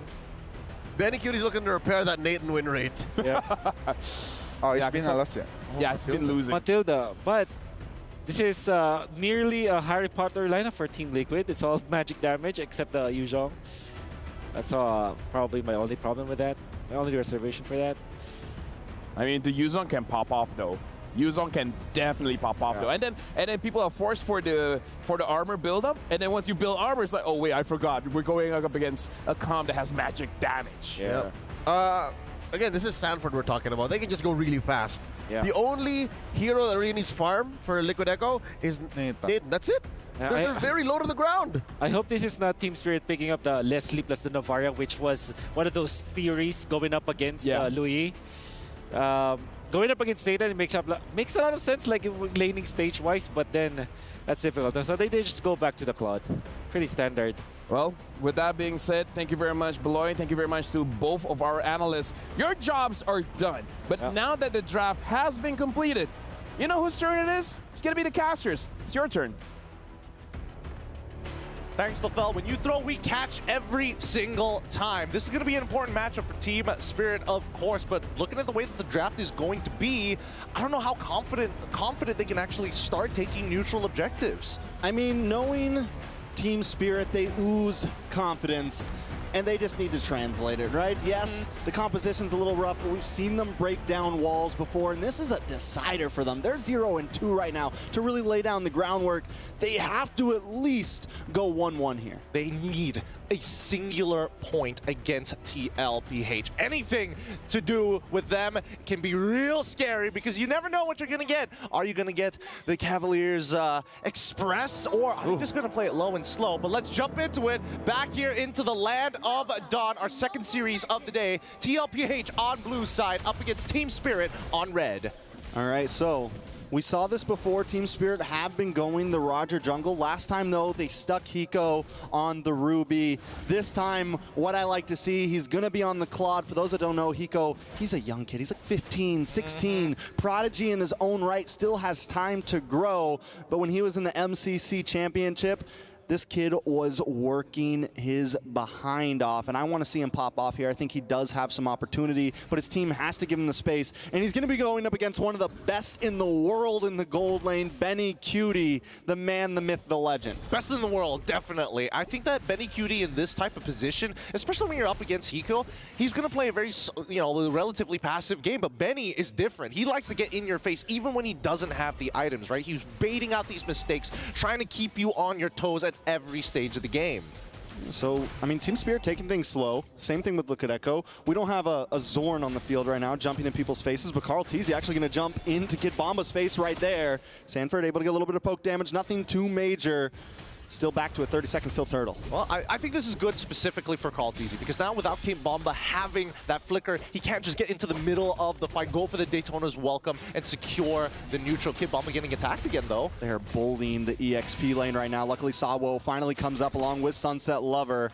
Now, we've seen Sunset Lover on the Novaria before. We know he knows how to land those shots. So we have some late game potential here. Him and Hiko. If Marl can pop off, there's some early game possibilities too. Let's break down some of the win cons for Liquid Echo though. All right, it's simply for Liquid Echo. All they have to do is just look for these big flank angles, right? If they can get Hiko out of position, and more importantly, if Marl overextends, there is big punishment coming out from Liquid Echo. They can attack from multiple different sides, and they have an insurance policy of Betty QT. But for Team Spirit, it's a little bit different. They do actually need to fight for these neutral objectives, or at the very least, get Hiko to 3 items. But it seems like they don't want to. They don't want to force anything up front at least. And I'm wondering why they have Sawo on this heavy roamer. They have the ability to kind of get aggressive if they want to. I will say this, Sanford a level ahead of Kid Bombo right now. It could have just been the call. Team Spirit also, you got to think about it. You're behind 2 games already from a previous series. You don't want to throw. You don't want to get crazy. You're up against Liquid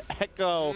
But what did Beloyski say? They got to come into this with confidence, man. They got to come into this willing to go for the 50-50 sometimes. I'm going to take it even further. I think Team Spirit need to be decisive, right? A lot of the times their indecisions cost them a lot of resources on the map. We saw this previously when they played, and now even today we're seeing that Team Spirit, at the very least, the matches that they have lost was, well, to a certain degree indecision, to a certain degree bad execution. But I think today, Team Spirit, if they're going to make some smart choices, I think for one, that mid lane must be clear. Sunset Lover needs to be able to get across the map, because right now, Carl TZ has too much influence. All right, so where do we go from here? We're 3.5 minutes in, not a single kill on the board. This is uncanny for what the meta has been lately. Normally, we get at least 3 by 3 minutes. Normally, there's a big skirmish at the Turtle, but both teams just taking their time. And I do think it kind of works in the favor of Team Spirit a little bit if they can really get to the late game. But it looks like Marl's going to get a little bit of poke. They want to try to contest for this crab. I think it did go over to side of Team Liquid there. Marl at level 6. Carl TZ level 6. I mean, things are at a standstill. They're pretty even in farm so far. Level 7 is going to be achieved by both junglers at this point of time, but even so, I think it's going to be slow rolling for Team Spirit unless we see Liquid Echo make a significant mistake. But then again, they still have the guiding wins with JP if that does happen, right? And that's the beauty of Liquid Echo. Yes, we want to be aggressive. Yes, we want to make plays, but we also have insurance policies. You know, another big thing that we haven't talked about is the Lu Yi is in the land of Dawn right now. We saw it lose one time. Fireflux gave it up with confidence, and we're still able to win over it. Will Team Spirit be able to pull it off? Because even with that loss, Lu Yi, what, like 95% win rate, something like that? But Black Dragon does come out, going to zone away Kid Bomba. Carl TZ still able to hold it down, able to take the Turtle. A lot of damage on a Kid Bomba. First blood over to JP. Team Spirit now on the run. Diversion comes in, though. Marl kind of calls it. Almost able to dash away, but falls. Sanford takes the kill. And this is why you ban Lo Yi every single time. These fast feints, these fast diversions coming out from Lo Yi players have been catching a lot of teams off guard. Usually, what we see is pretty atypical of like NIP Flash, where you get into their back lines. But even for these moments like this, Liquid Echo are just playing off of their battle spell. Sanford, be aggressive with it. Use that Petrify whenever you can. When it comes off a cooldown, we'll make another play. All right, so with that being said, we're finally seeing Sanji use the diversion. We're seeing the possibilities come. Team Spirit take a huge risk on game 1, giving up that Lu Yi. What is the answer to it? It seems like they've been trying to stay tight, right? But the problem is you have Sunset Lover on this Novaria, who's so far back, it's hard to stay tight. Yeah, I think Sunset Lover, it's okay for him to be pretty far out because I think he's going to have to use those Astral Echoes and just skill shots in general to open up this map safely for Team Spirit. You never know. Oh, Kid Bomba taking a lot of damage, able to get the nom-noms off. Will he be able to escape? Sanji gonna get pushed under the tower. Also brought down to about 30%. Sunset Lover pulling up to help up. Looks like they're gonna be okay though. Does he land the shot? Oh, Sanji's still pretty healthy off of this. And maybe even a punish here. Sunset should be okay, as long as Sanford doesn't do anything crazy. No diversion from Sanji, doesn't have it. This is getting a little, man, it's kind of frustrating because Liquid Echo right now, they are breaking the tempo of Team Spirit because now Sunset Lover has to recall and he's going to be late to get into the back into his mid lane, while Kid Bomba, now he's trying to maintain these stacks, but TLPH are making sure that all the enablers for those stacks are taken away. The Beetle is going to be gone. I'm guessing the River Crab is also going to be another priority. Man, Team Spirit, I think it's going to be hard for them to initiate something that has substance. Ooh, look at Hiko though, being aggressive. He's holding his own in this gold lane. We got to give him that. Benny Cutie is a level up though. Turtle on the field here.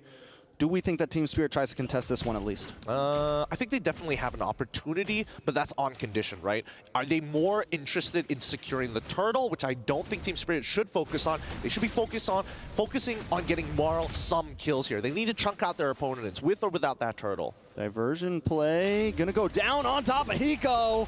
Hiko in trouble, knocked up, taking out Benny, able to pick up the kill. He was just hanging out, man. He wasn't even going for tower. The passive play is starting to cost them. Liquid Echo dictating the tempo and now invading at the 7th minute. God, the diversion is so disgusting. Kid Bomba able to get the Daytona's welcome. Nice knock-up. Sanji down. Sunset Lover able to pick up the kill. Kid Bomba finds JP. Carl Teasy now on the run. Here comes the Black Dragon from Sanford.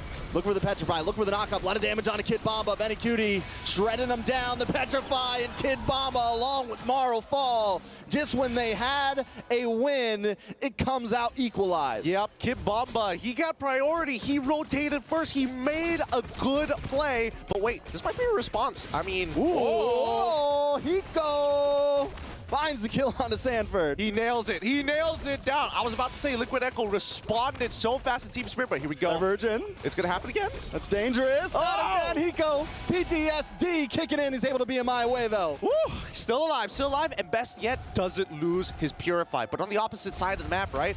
What did I say? Insurance policies. Team Liquid, they've got their conditions met. Yeah, they get that tower. Now holding about a 3,000 gold, or 2.5 gold lead here. Nothing too major. Anything big in the items? When we look at the items so far, my biggest... Wait, hold on. Sunset Lover should be fine, but... That's not fine. This is not okay right now for Team Spirit. They're taking a little bit too much. I think they're taking way too much. I definitely thought Benny QT didn't have enough damage based on the items that he had, but it looks like I was wrong. It looks like Sunset Lover is falling further and further behind. I mean, look at that, right? Already with the Holy Crystal, he's got 2K ahead on top of Hiko because of the amount of attack. Like, this is disgusting. Not one, but two. 2,000 gold ahead. Hiko hasn't even gotten the full Trinity in just yet. He's still looking. He's hunting for any bit of gold he can salvage, looking for change on the ground. Kid Bomba's going to pick some up, though. Can they get the kill? Kid Bomba falls across. Easy gets away, making Sawo, too. Hiko forced to BMI back. JP still, but watch Sanford with the Black Dragon. Gonna pull up into town here, looking straight for Hiko. Blazing Duet comes down with a Petrify, locks on, and Sanford finds another one, finally falls to Marl. That's gonna be a first kill for Marl. He's 1 and 2, but Sanford just shredding up, and while this is happening, Liquid Echo are gonna take this Lord. I'm telling you, these tempo breakers from Liquid Echo, just to maintain control of the momentum of this game, are willing to sacrifice members. And let's look at the replay one more time, because in this bout alone, the initial kill seemed like a good idea, but then when they get pincered in towards their jungle, Sanford sees the angle and says, hey, if I get a kill here, it's worthwhile. If I get 2, it'd be high profits, but at the end of the day, we guarantee a neutral objective. So they find something. I mean, it feels like every time Team Spirit's about to come out on top in a trade, Liquid Echo finds one more. Yep. They always one-up them, you know? Oh, you got one of my pieces, we're going to take a tower 2. You got one of my heroes, we'll take 2. They always seem to win out in these trades, Team Spirit, and I'm wondering if it's just a disengage. Ooh, Hiko taking a lot of damage. Tower does go down. Benny Cutie dashes in, but he's getting shredded down. A lot of damage coming out from Marl. Big Minoan's Fury able to get the knock up, make it 2. Benny Cutie able to just get away. Thanks to the guiding wind, Sanford finds a kill. Sawo down. Hiko BMIing back. The Lord's still up right now. Oh my goodness, the one item that denied Liquid Echo an opportunity to make it an M5 to defend their title, now saving Benny QT's life. That flask of Oasis, holy! There's nothing they can do right now. They are at the whims of the Cavalry as Liquid Echo tramples forward. Another tower falls. Team Spirit on the defense. It's a 7,000 gold lead for Liquid Echo. Marl taking a buttload of damage right there. Hiko just looking for anything he can. Gold pieces, health bars, but coming up with nothing. It's really brutal to see, because now most of the time when you deal with a Luo Yi, it's like, okay, we just need to not be in a linear position. We got to be mindful of the things that could splash a majority of her damage to the rest of our team. But when you're pushed back underneath your turret, that's a whole different story. It's either you give it up or you just eat the damage, and Team Spirit refuse to let the inhibitors go. Hey, I love the Echo fans in the building right there. Let's go! The Cavalry is here! Cavalry is here. The Cavalry buff in the building. Team Spirit, though, a little bit far from home.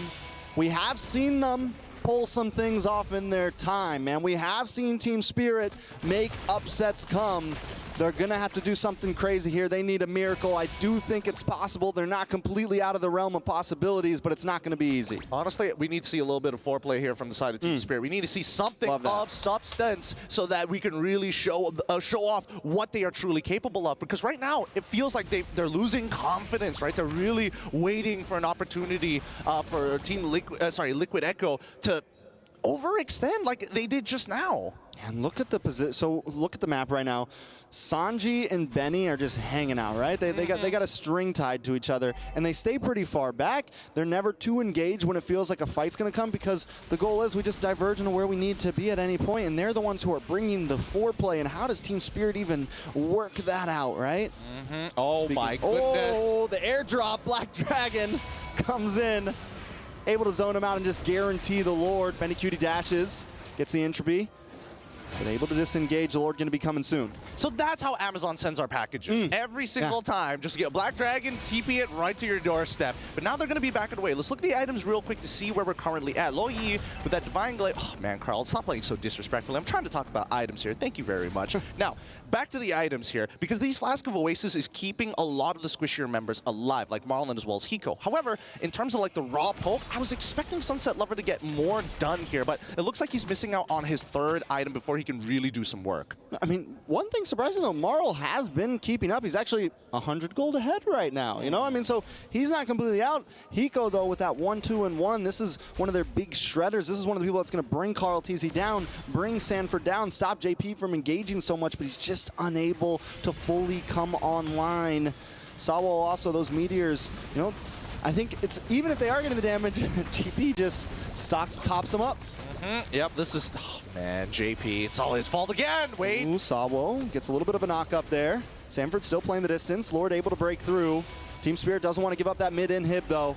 Hiko able to defend, able to keep them at bay, just shooting shots from behind the wall right now. Benny Cutie just hanging out taking creep camps, man. Yeah, he's playing his own minigame, right? While everybody is like, you know, hey, stay on the front, like, keep them back in their base. We cut back to like, just building the economy. This is for we're saving for our retirement fund, building up that 401k. He's looking like J. Cole in the Kendrick Drake beef, man. He's just hanging out in the backside. I can hear it playing in my head already. Inhibitors should eventually be falling, but Team Spirit, honest to God, are doing a really good job holding on. Most definitely. I mean, Liquid Echo not freezing like they. Oh, Kid Bomba gone. Bombastic, taken off the map right there. And that's going to be the blood that Liquid Echo smells. They're going to try to push in. They're not even waiting for a Lord here. Black Dragon comes in, zoning back Hiko. Hiko gets a couple free shots off. BMI's back as well. Team Spirit huddled around the crystal right now. Sanji takes a meteor to the face, but he's okay. All right, at least they back away. Now, Liquid Echo have no reason to stick around any longer. And whatever they push is just putting them in. Oh my God. What just happened? Benny Cutie just one-shot Sunset Lover. Ooh. Sunset is like, hey, high five, and Benny QT is like, give me the rest of your arm. I'll take your shoulders and legs. Give me your shoes. Yeah, but give me your shoes. I like that jacket, Holmes. Where's your wallet? You know what? Donate it. You can keep that. I'll leave that with you. Oh, God. That hurts. I mean, Benny QT is honestly... Ooh, Marl finds Sanford, though. Oh, he does find Sanford. Is he a sacrificial lamb? It doesn't look like it. It looks like he got, honestly, just caught off. Ooh, Duality procs, pulls him in. Carl TZ able to get a little bit of poke off. Sawo also playing the back and forth. Marl getting pokes. Hiko getting pokes. Nice blazing duet. Oh. But Sanji just gets away. Hiko's hungry, though. Diversion is coming. They're going to send them back to their own side of the map. Team Liquid, the cavalry, finally reclines. They got to keep on playing just like this, right? Team Spirit, every single one of these picks is going to be worthwhile. Now that they've hit 42k, Hiko, he's got some relevant damage in these fights. They're going for it. They need this Lord right here. Kid Bomba takes a lot of damage. Marl takes it. Team Spirit finally comes out. Benny Cutie down. This could be huge. Hiko, find another one. Immortality pops. Carl TZ going to try to get away here. Marl, Hiko, the rest of the squad decide not to force, but maybe Hiko, he's dancing, he's looking. But he decides to back off. They play it safe. No diversion play just yet. They're going to stay back at the mid. But Carl TZ looking for Hiko. BMI's but falls, and Sanji gets the kill. Lord coming out of base just in time, and Kid Bomba, the passive. Oh, no. That's so unfortunate because Team Spirit had an incredible opportunity there. They took out the big, heavy hitters, but when one person is down, main damage dealer gone, Sanji is there to back him up. That's why I keep saying, Liquid Echo, they've got full coverage in their insurance plan. That is tough, man. The coverage is strong. It's too My good. coverage never helps me out. That's why. I mean, it's crazy to believe that we've come to a point where even Sanford, he's like, you know what? I can go for some extra damage. So give me that dire hit there. No Sky Piercer. No investment in that. Give me more tank items. I'll take the blessing.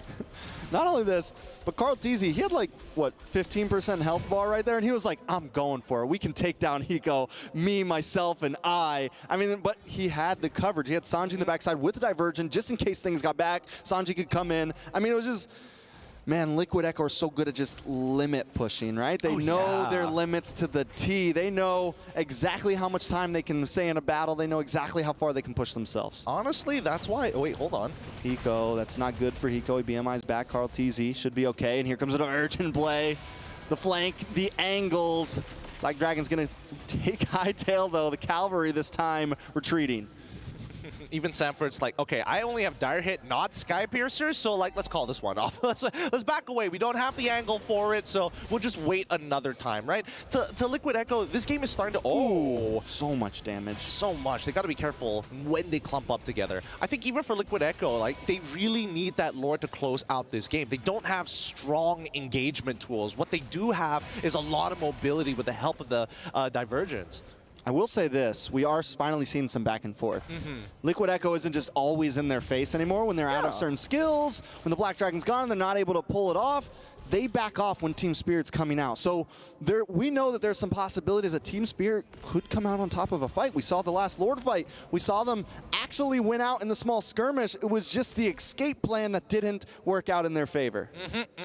Maybe that could be a testament to foresight to a certain degree. But I think that in these types of cases, Team Spirit, as of right now, have just as much of a chance to win as to Liquid Echo, right? They've scaled up. We're basically at max items, and it's all about who can execute better. And you can just hear the crowd just be like, oh, he almost got Hiko. Divergent, back down to the Lord. Oh, that's so dirty. That's not fair. So the Divergent, oh my God, you can't even...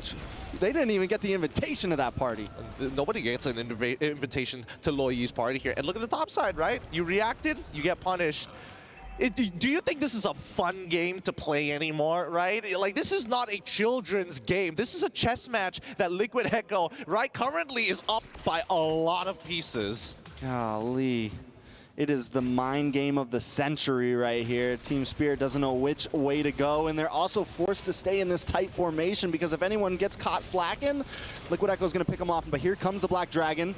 Moral takes a little bit of damage. Sanford misses the knockup on Asabo, but the base is getting connected on. Kid Bomba still defending. Lord finally goes down. Minion still there. Benny Cutie able to find Kid Bomba. Marl able to get some nice damage on Benny. Benny, Immortality pops. Sabo gets the knockup. Looking for more, but he finally falls. Marl falls as well. Immortality's all over the place. Hiko unable to stand against them. Sanji, Benny get the kills, and Team Spirit will go down in game number 1.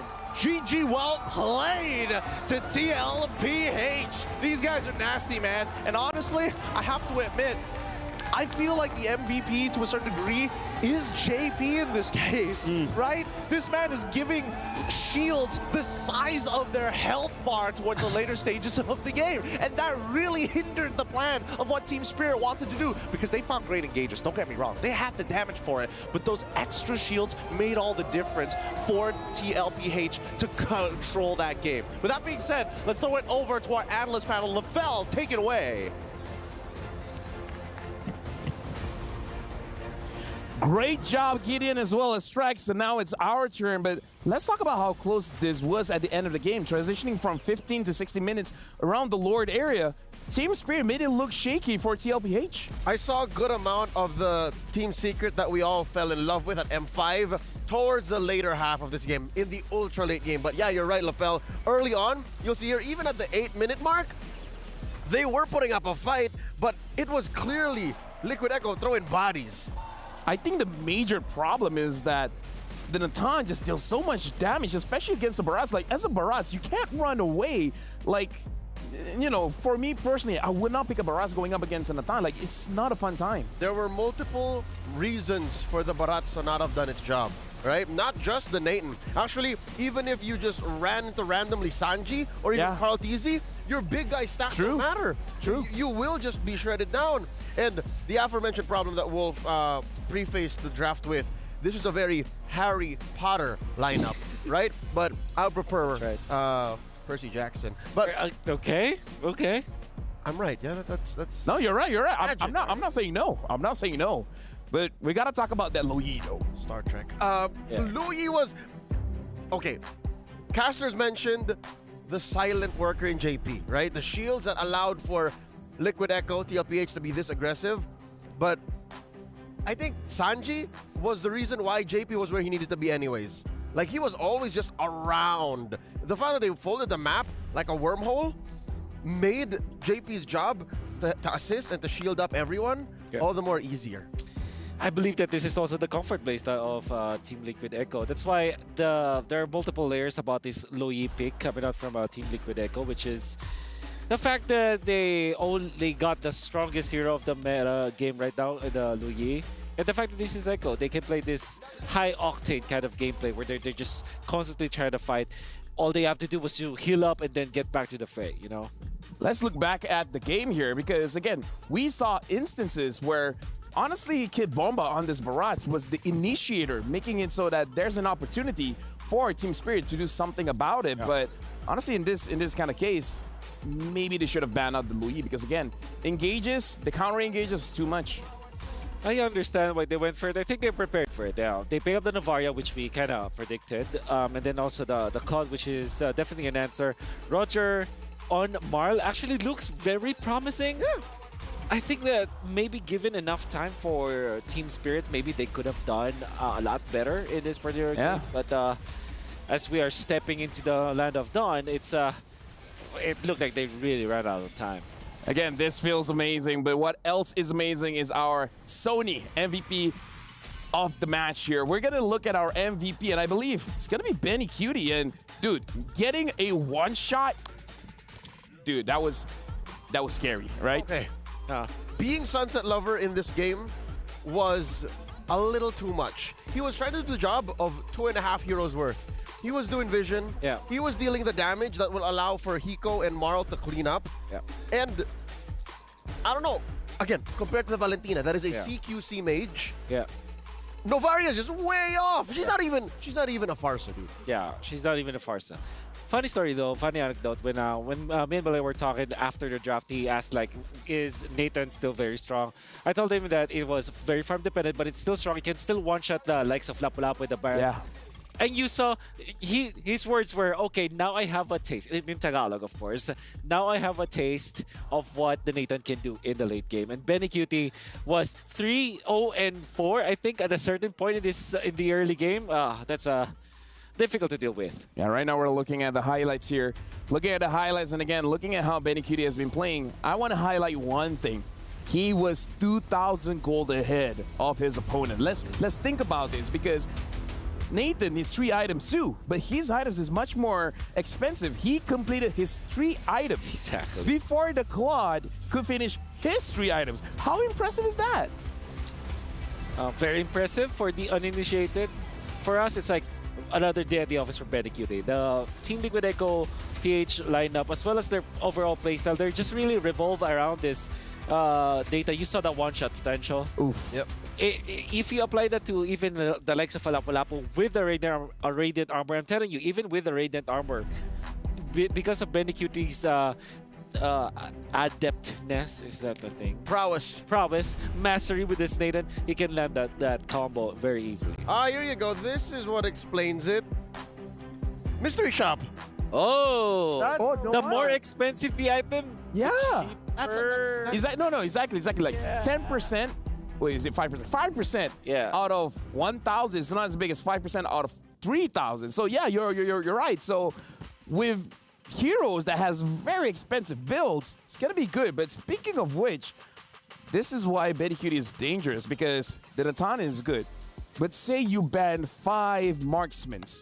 Benny Cutie still has something up his shoes, man, because his B-Trick is still there. It's still an option. There's very little you can do to Benny Cutie in the draft.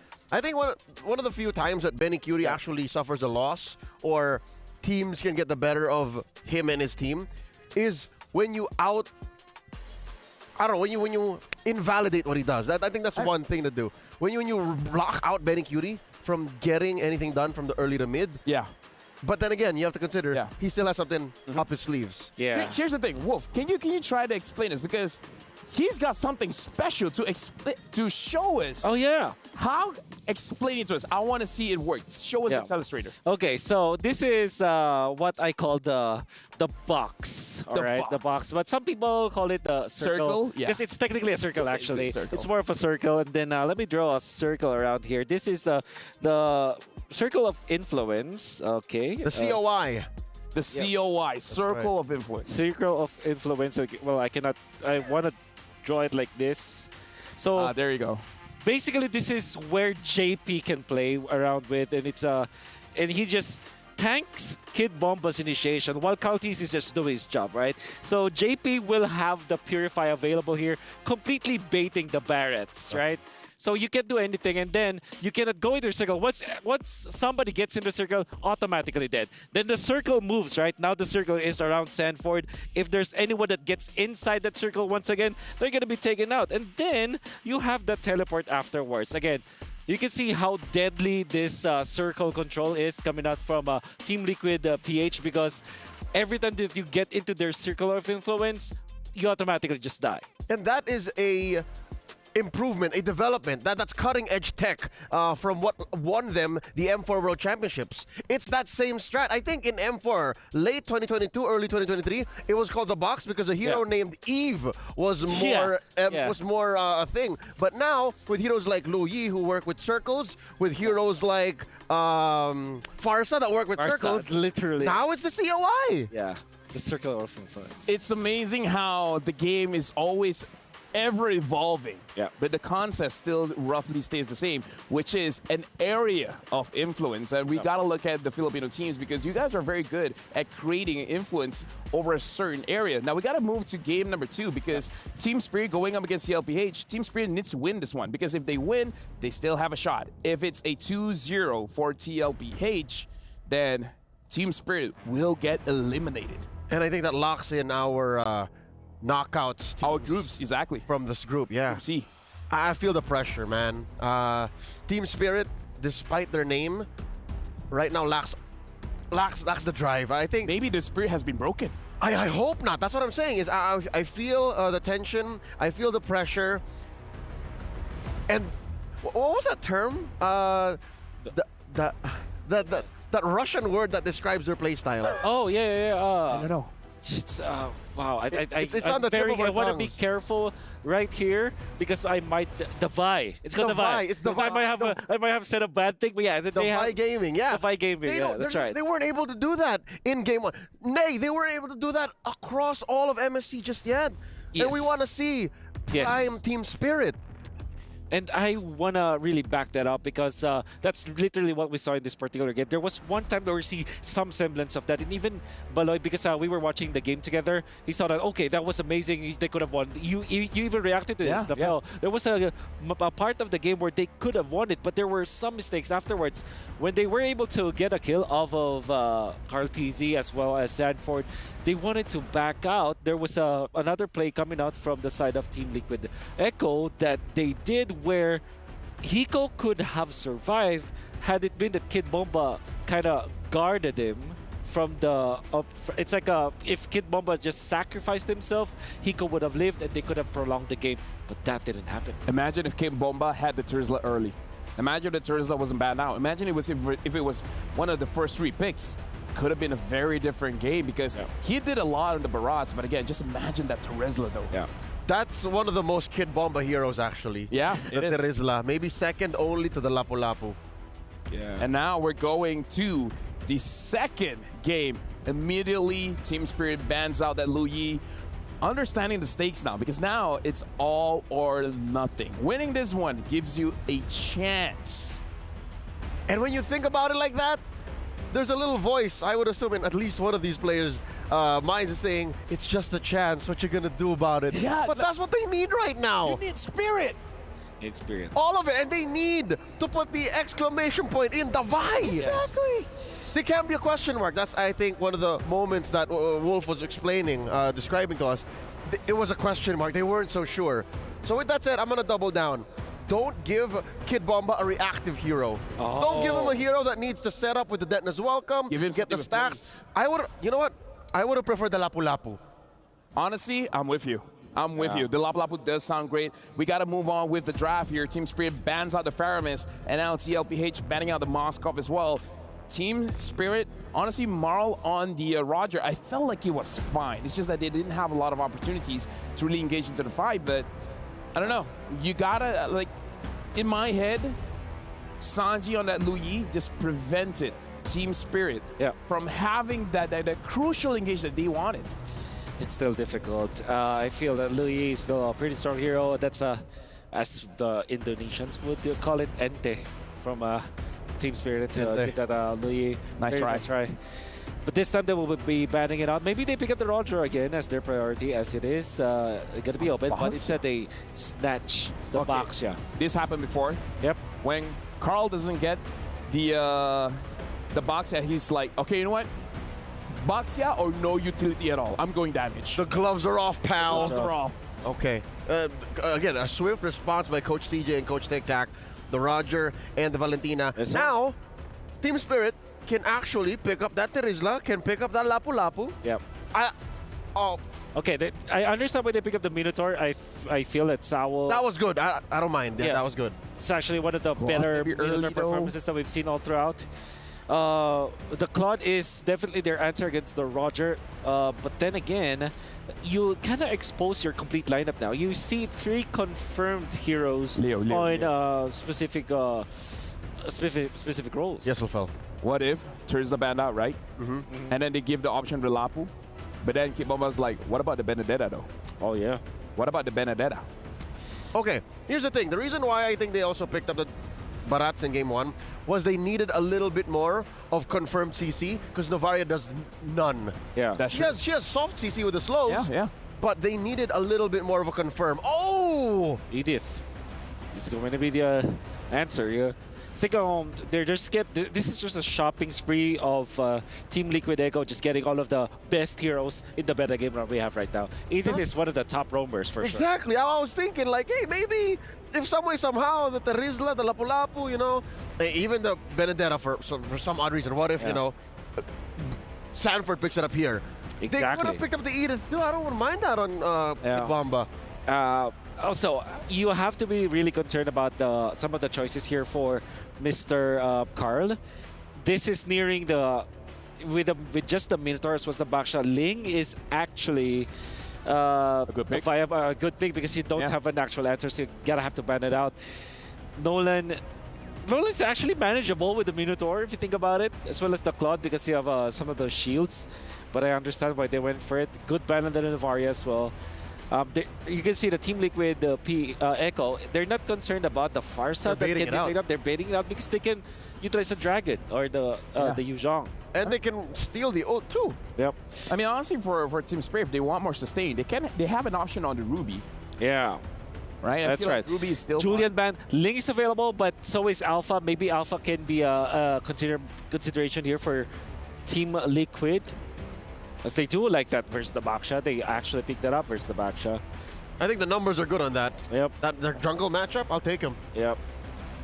Bakito. All right. So they were forced it out. I think that, you know, this smells like Ling. This smells like Ling last pick. They want to go fast. They want to go. Again, it's the same kind of lineup. It's low to the ground. It's only the Ling really you're waiting for. Yeah. Because Benicuri can take care of himself in the gold lane. Yeah, Nana's great for Team Spirit. I wonder if they're considering that. Arlott is actually really good. Better. Go for Vexile. All right, so Team Spirit, let's go very natural, very front to back. And then Team Liquid PH, they're going to oblige with that. Let's go front to back. Let's just win it. The greater box wins. Okay, how's about to answer that front to back? An X-board, cut right through it. I mean, casters, you see, this might be a front-to-back kind of composition. Fight fire with fire, fist on fist. And now we're passing it over to you guys because, again, this match is going to be insane.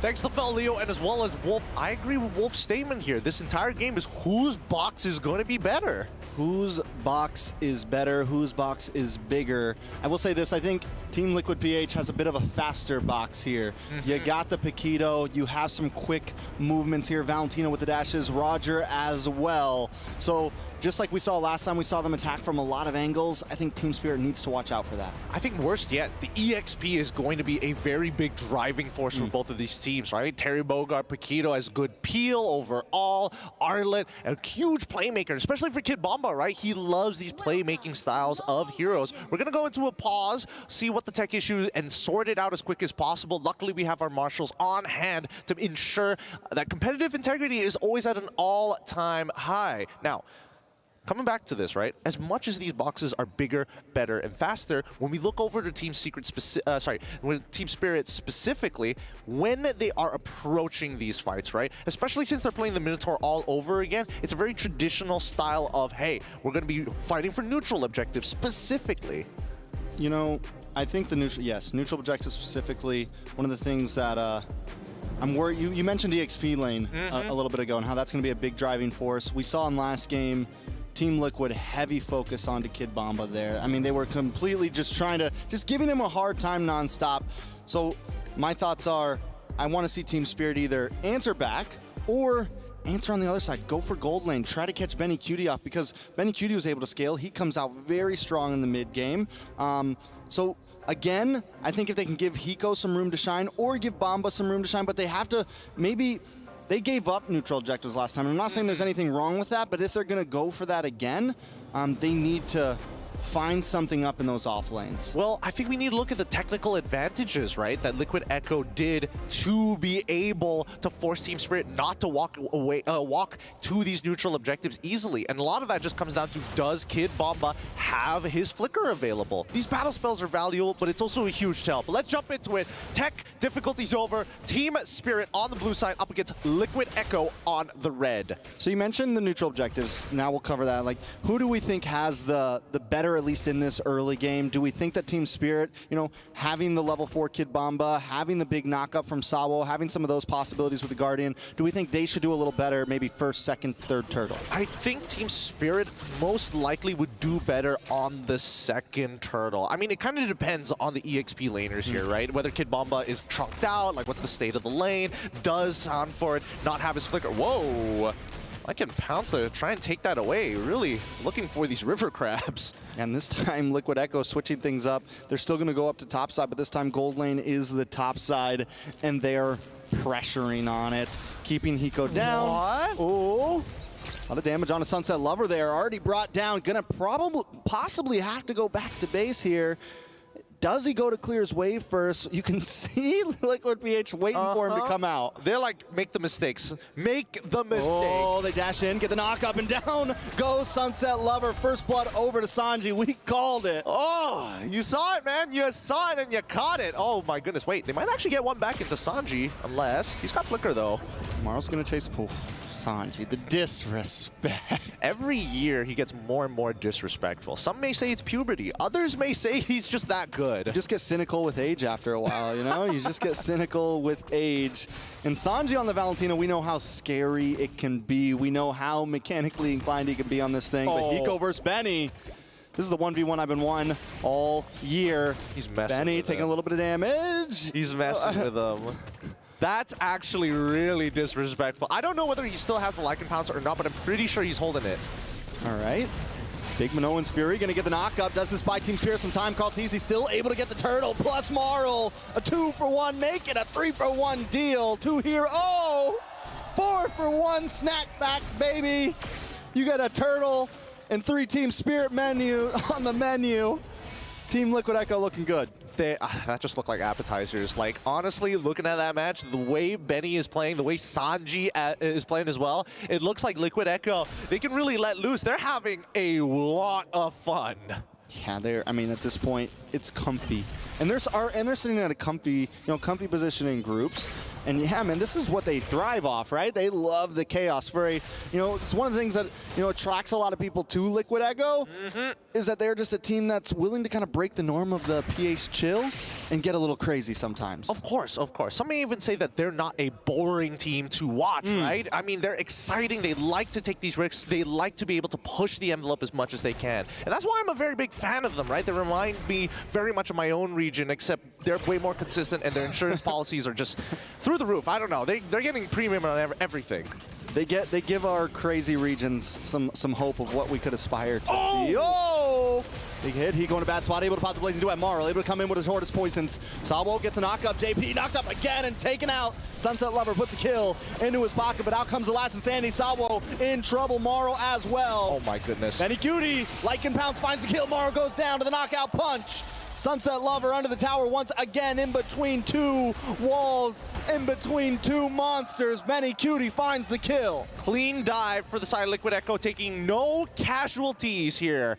Minimal damage. I mean, unfortunately, it's JP's fault as always, so we don't really consider him part of the KDA. But for the most part of it, let's look at the replay one more time, because this, honestly, it looked pretty good from the side of Team Spirit. They got the initial pushback, but unfortunately, Sanji steals the correct ultimate to initiate this dive. And honestly, this is the funny part. Sanford's like, I'm gonna tank a couple of shots. And Benny QT said, how about you tank a couple more? Just for me. Just for me. And that's, I mean, this is the same replay of last game. Team Spirit gets one, Liquid Echo gets two, man. Every time it feels like Team Spirit gets a great play, Liquid Echo outplays. Salvo now pushed back. Turtle brought down to about 70%. Kid Bomba look for the dashes through, gets tossed up, knocked up. Down comes the Guardian. JP, oh, but the final slash misses. In the knockup from Sanji. Salvo, his own skill used against him. Liquid Echo now on the Turtle, and Team Spirit got a hightail out. No way. That could have been, that's just failure of execution, right? They had everything in place. It just didn't happen. And Team Spirit forced to take a step back, losing more tempo, and now Marl has to pay the price. And now they're in their jungle. Kid Bomba getting invaded. Sabo comes in to help out, but Sanford, he did his job, man. He's gonna send Kid Bomba back to base before he even touches lane. Yeah, I mean, Kid Bomba is trying to rush that Thunderbelt really quick here. And for Sanford, he doesn't mind. You can rush it all you want. I'm quite ahead in this game so far. Yeah, I mean, there's a gold deficit, a level deficit across the map. Team Spirit back to the starting place of, we just got to wait this out and hope that we can make it to a point where we scale and can fight. Nice final slash coming from Kid Bomba, still under the tower though. Liquid PH doesn't care. They're going to take shots to the face just to get this kill. Kid Bomba trying to defend, doing everything he can, but in comes Marl. Maybe they can get something. Yes, Sanford goes down. Team Spirit finds something in the chaos. Oh, finally a save, some saving grace, and maybe a way to come back into this game. JP, I mean, he's in some trouble here, but I think, does he have Flicker? Oh, he does. Gonna be okay. Gonna be okay. Gonna be okay. Just give him some time. Wait, Marl. Marl doesn't want to let him be okay. JP gets knocked up. Stop for the toss. Wait a second. A lot of damage. JP won't be able. Oh, no, not like this. JP and Sanford comes in. The response. Carl Teasy shows up. They're here for blood, and Marl goes down. Oh my goodness. I literally even. I was expecting Sanford to punch you in the throat, but it ended up being JP who took your breath away. What is this? You don't get to see JP flex that often, but man, that was a statement. I felt that one. Made me cough up for a second. That punch came through the land of Dawn, connected to me. Let's take a replay. I mean, what can I really say about that? JP, he knows that he's ahead. He's really messing with his team right now, Team Spirit. God, how does JP do this, playing the distance? This is the limit pushing we were talking about at its finest. Even Benny. Stop it! Show them some respect, Liquid Echo. Put respect on their name. I mean, I bet when they went back to their playrooms, they looked at each other and they were like, hey, how low can we go? How low can we? Yeah, they're going for all-time low here, but that all-time low is looking good. It's a 9-2, 4,000 goal lead. Sanji looking for Sawo. Walks into Hiko though. Does get immune, but I am you every time in the damage. damage on a Sunset Lover. Benny Cutie finds another Hiko with a blazing duet, looking for anything he can, but he can't get the outplay today. Sanji, Kid Bomba able to find and takes him out. Kid Bomba with a dash through, find a slash, but it's not enough. Kenny, Benny, 3 for 1. Looking good right now. Incredible game sense coming in from Liquid Echo. Like they don't have to see them. It's process of elimination. Let's look at the replay one more time because the ambush almost looked good, but the turnaround from Sanji is just too much to handle, right? Carl TZ is having the time of his life. He's pretty much unkillable to the entire squad of Team Spirit. But what's worse yet is the fact that no matter what happens, Benny QT finds these kills, and look, even Sanji is just like, what are we doing here, boys? We're having too good of a time. I wish I had some sound for that. I was reading his lips a little there. Yeah, I think he said, word bar for bar, I love you guys, hope to see you next time. I like it. I like it. Benny Cutie, he's ready to see Kid Bomba right here, right now, not next time. Sanford as well. The whole team here. Oh, the disrespect. Stop it. Why? Oh my goodness, they're already down. It's 3-12. You know, Bomba's the type of player that gets in your head, but today, Liquid Echo is in Bomba's head. Sabo with a nice knock-up. Sanford, though, with a response, able to flick back. No kill for Team Spirit. Liquid Echo, here to play, here to stay. Kid Bomba down, Benny Cutie with another kill. He's 6-0-2 right now, Gideon. Perfect game. So far, perfect game. They're trying to maintain it here. It's between Benny and Carl. Which one's going to have the tarnished KDA at the end of the game? All right, Lord's up. Team Spirit won't be able to contest this. They're just too quick with it. Marl is keeping vision. Sanji, I love how he goes and takes the Cyclone just in case. Just for safe measures, the insurance packages. I'm telling you, premiums. These premiums are too good, and they keep on getting profit after profit. They're like, oh, you broke our ankles. Oh no, if only I didn't get 100,000 off of it. And now we're going to take your arms at the same time. Kidneys, livers. They're taking it all. They're taking all their internal organs at this point. And we're looking for that killing blow from the side of Liquid Echo, right? When are they going to try and end this? And if it extends too long, will it end up like game number 1, going over like 20 minutes and Team Spirit finally scaling? All right, Team Spirit just defending. Lord gonna be coming soon, like a movie near you. What do they do here? Honestly, pray. At this point of time, they're not too far, right? I'm gonna do some math here. 7,000 behind. Team Spirit probably have to give up all their out-of-tier turrets, but the most important part is the 50-50 when it comes down to holding these inhibitors. Either way, it's a pretty big death sentence. If they lose 2 inhibitors, 1, it's okay. Maybe they can survive. Kid Bomba, if he can get the final... I mean, that might work. Sanford gonna get knocked up. A bunch of combo. He can't move today. Hiko gets the kill. But now Team Liquid want revenge. Hiko able to just get away with a blazing duet. Final Insanity comes out, locked onto Marl. Marl gonna get knocked up. Can he escape? No. Godlike kill for Benny Cutie, and Lord is knocking at the door right now.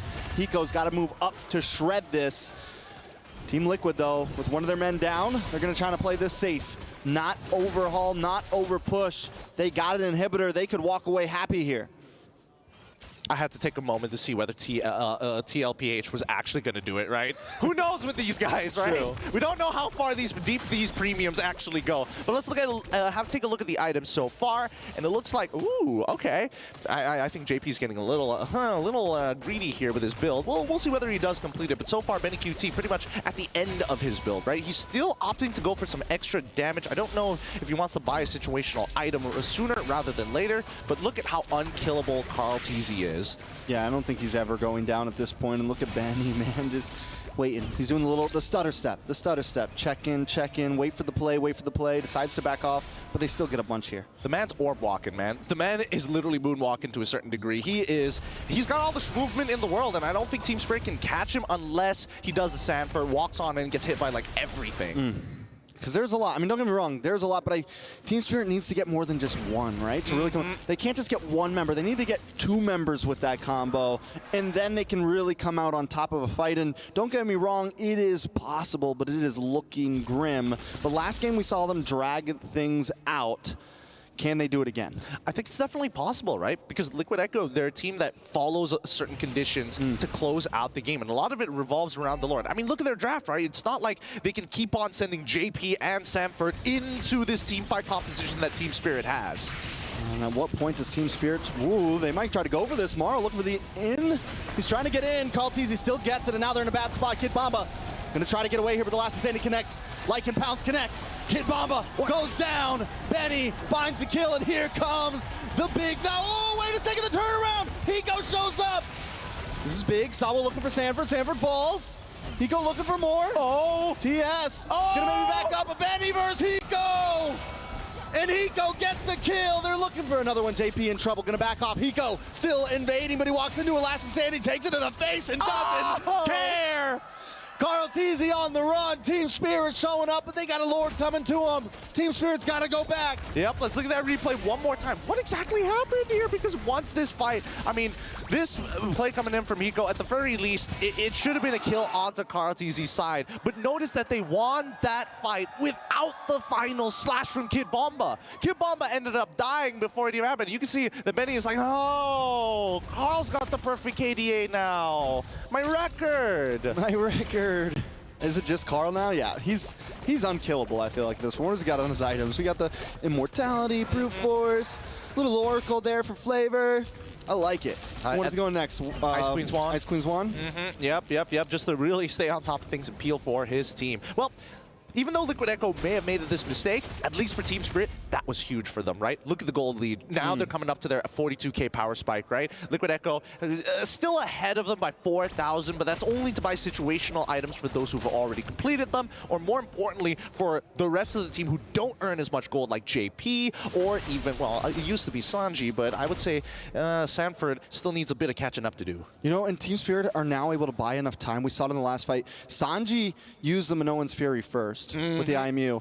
And Sawo responds with it after. And that's when the fight turns around. So now the Team Spirit, they've got enough items. They've gotten enough items in that they can last 5 seconds in a fight, right? To where they can use their skill second and buy time to turn the tides. Yeah, they do eat their vitamins to get that level of like tankiness, right? Kid Bomba has been stacking the Thunderbelt for a while. And now CLOSE, he's taking the mantle. I have the perfect KDA, but I can also tank a lot of damage. Look at that. He's fine. He's fine. Even without the immortality, he's a nuisance. Unless Hiko says, hey, we need to go in now, but they don't know. Where's Benny QT? Wait a minute. Where's Sanford? Yeah, where's everyone? Like, I mean, even Sanji hiding down on the bot side now. The positioning from Team Spirit taking a much more, you know, they got a big box right now. It contains the map. Can Team Spirit find the hidden member, though, and catch somebody off? That's what they've been looking for. CLOSE takes a bit of damage once again. Final slashed. Fraga armor still up. Does have the ult.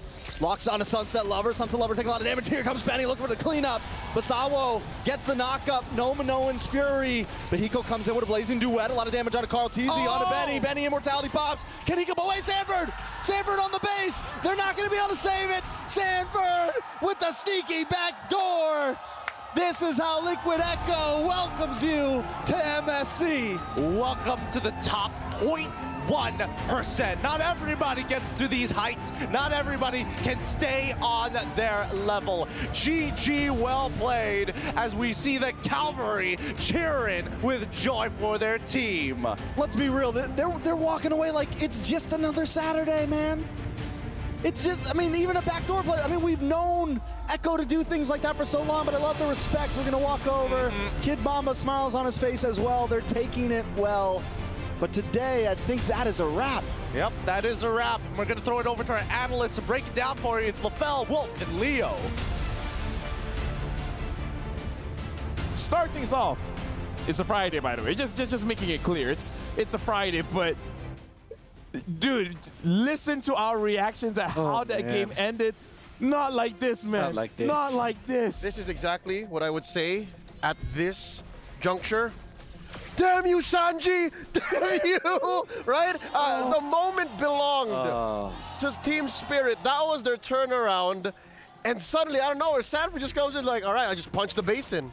Thanks. Unbelievable. To think that Team Spirit is already gaining their spirits back. Yeah. They're getting their vitamins, as the casters would say. They're getting it up. They're getting foggy. Oh, man. But Sanford just really wants to win. It's like giving them the hope and then snatch it away. Man. That was brutal. That was brutal. That was definitely brutal. And I gotta say, like, you're gonna be seeing Team Spirit finally landing the shot. Sawa on this Minotaur now makes a lot of sense. He's really good at his timings.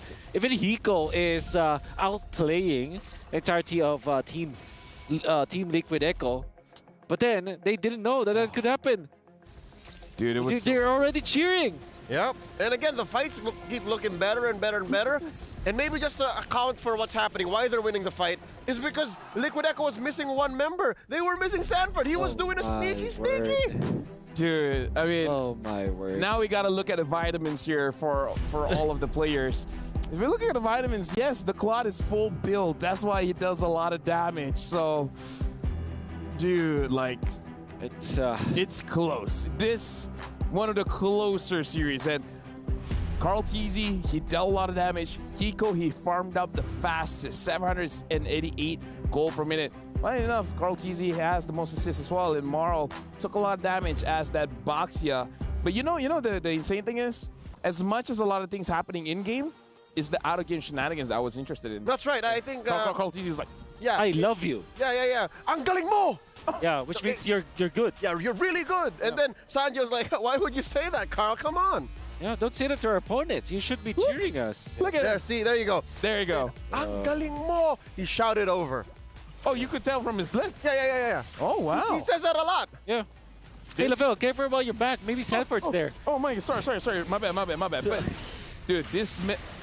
You have to be attentive. I'm sorry, my bad, When but... you're playing up against Team Liquid Echo, you always have to watch your back. Cavalry's everywhere. Cavalry is everywhere, folks, and you guys saw the game. TLPH 1-2-0, and because of that, they're advancing to the knockout stage, and unfortunately, because of that, Team Spirit has been knocked out. That's right. So now... Very fortunate. Dude. Oh, man, Hiko was so close here. Hiko was already dealing the damage. It's already critical mass for him. I feel for our friends, Destroyer, man. Yeah. He was shouting his lungs out. I mean, why wouldn't you? It was close. You almost took a game off TLPH, and if you would have won, like, there's a chance. There's a chance to survive. So, again, honestly, GG's all around. Team Spirit played the best that they can, and TLPH, they found opportunities on the map. The team fights were getting a little bit more difficult, so they just backdoored it. So, shout outs to Sanford, man. That's one way to put it. And again, the level of comfort that Liquid Echo was putting on showcase here, it's to the level wherein you're right. One of our favorite things to mention here on the analyst stand and even on desk is their limit pushing, right? Yeah. They're breaking the boundaries of what's possible with their lineup, with their play style.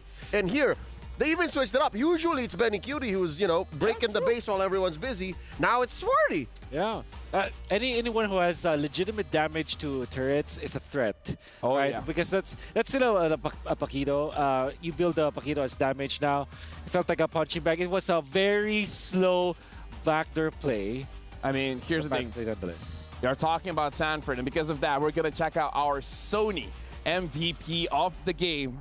And I believe it's going to be Sanford, man, because not just, what happens in the fights, but outside of fight as well, he's making it work. Here he is, coming up, the follow-through. This is one of those moments where I literally just whispered to myself, and maybe I whispered out loud, that's why Wolf heard me, and maybe you did too. They're so good at juggling turret aggro. Oh, yeah. Yeah, your whisper needs work. Yeah, I feel like the Indo side heard it as well. Good thing I'm a shoutcaster. Whisper needs work.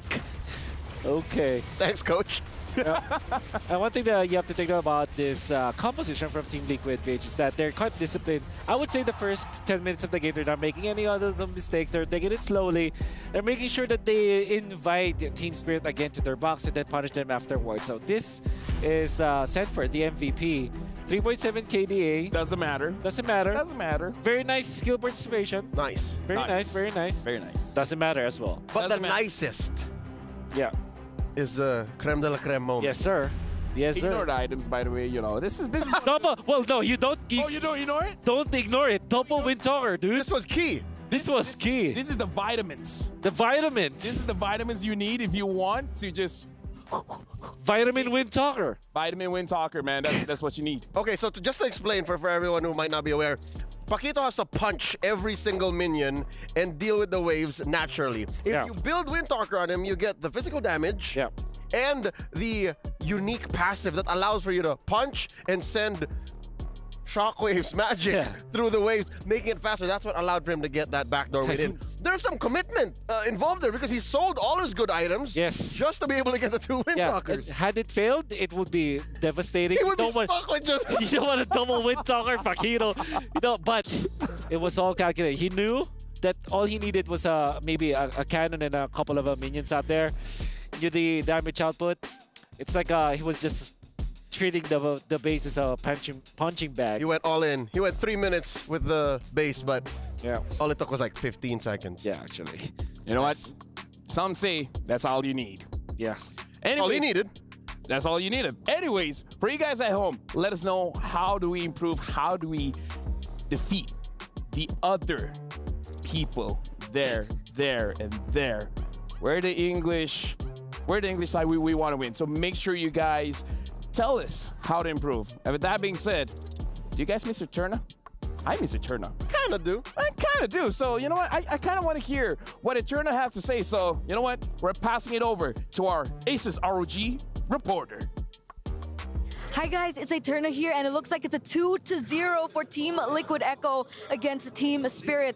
This does mean that the dreams for Team Spirit to make it to the knockouts have died down, unfortunately, here at MSC 2024. And you know what? We will be seeing who seeds into which slot for the knockout stage later on in our last match of the day. Will it be Team Liquid Echo at #1, or will it be Homeboys, who will have already secured that spot earlier on today?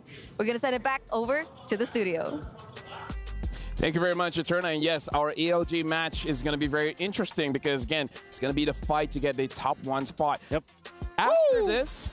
After this, though, it is going to be Twisted Minds going up against Team Spirit. They lost 0-2, so we got to see how they pick it up. And for you guys as well, the STC predictions is still live. For you guys that voted for TLPH, you guys are amazing. You guys knew this was going to happen. So make sure you guys lock in your predictions for Twisted Minds going up against Team Spirit at stcplay.gg, because we want to know what you guys have to think. And with that being said, we're going for a short break. After this, it's going to be Twisted Minds against Team Spirit.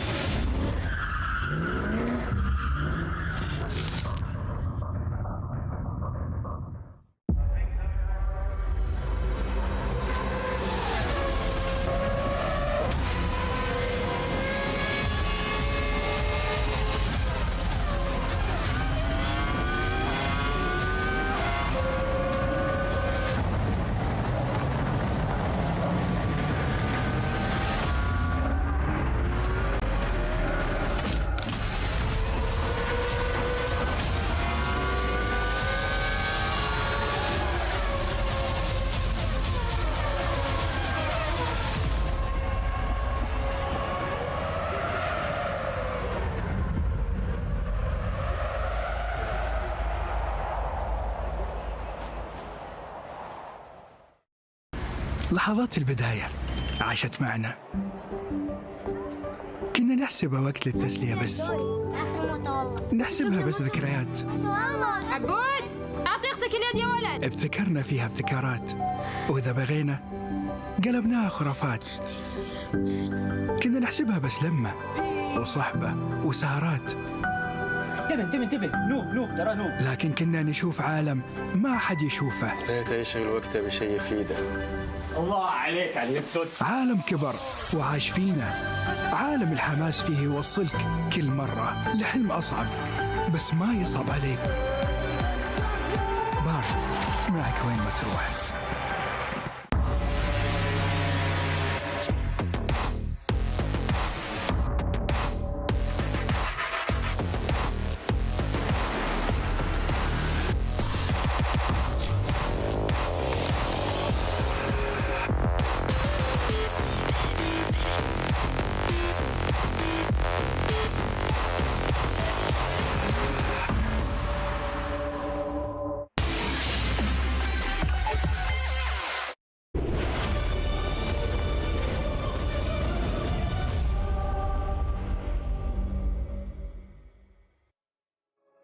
Welcome back, ladies and gentlemen, and you guys are now about to watch the match between Twisted Minds going up against Team Spirit. My name is Afel. Alongside with me is our analyst, Wolf, as well as Leo. And now, you guys might have missed our winner interview. Well, you guys didn't miss it, because we're going to show you guys what the winner interview is. Let's check it out. Hey guys, it's Eterna here backstage with Carl Teasy, our very own GOAT, worldwide GOAT.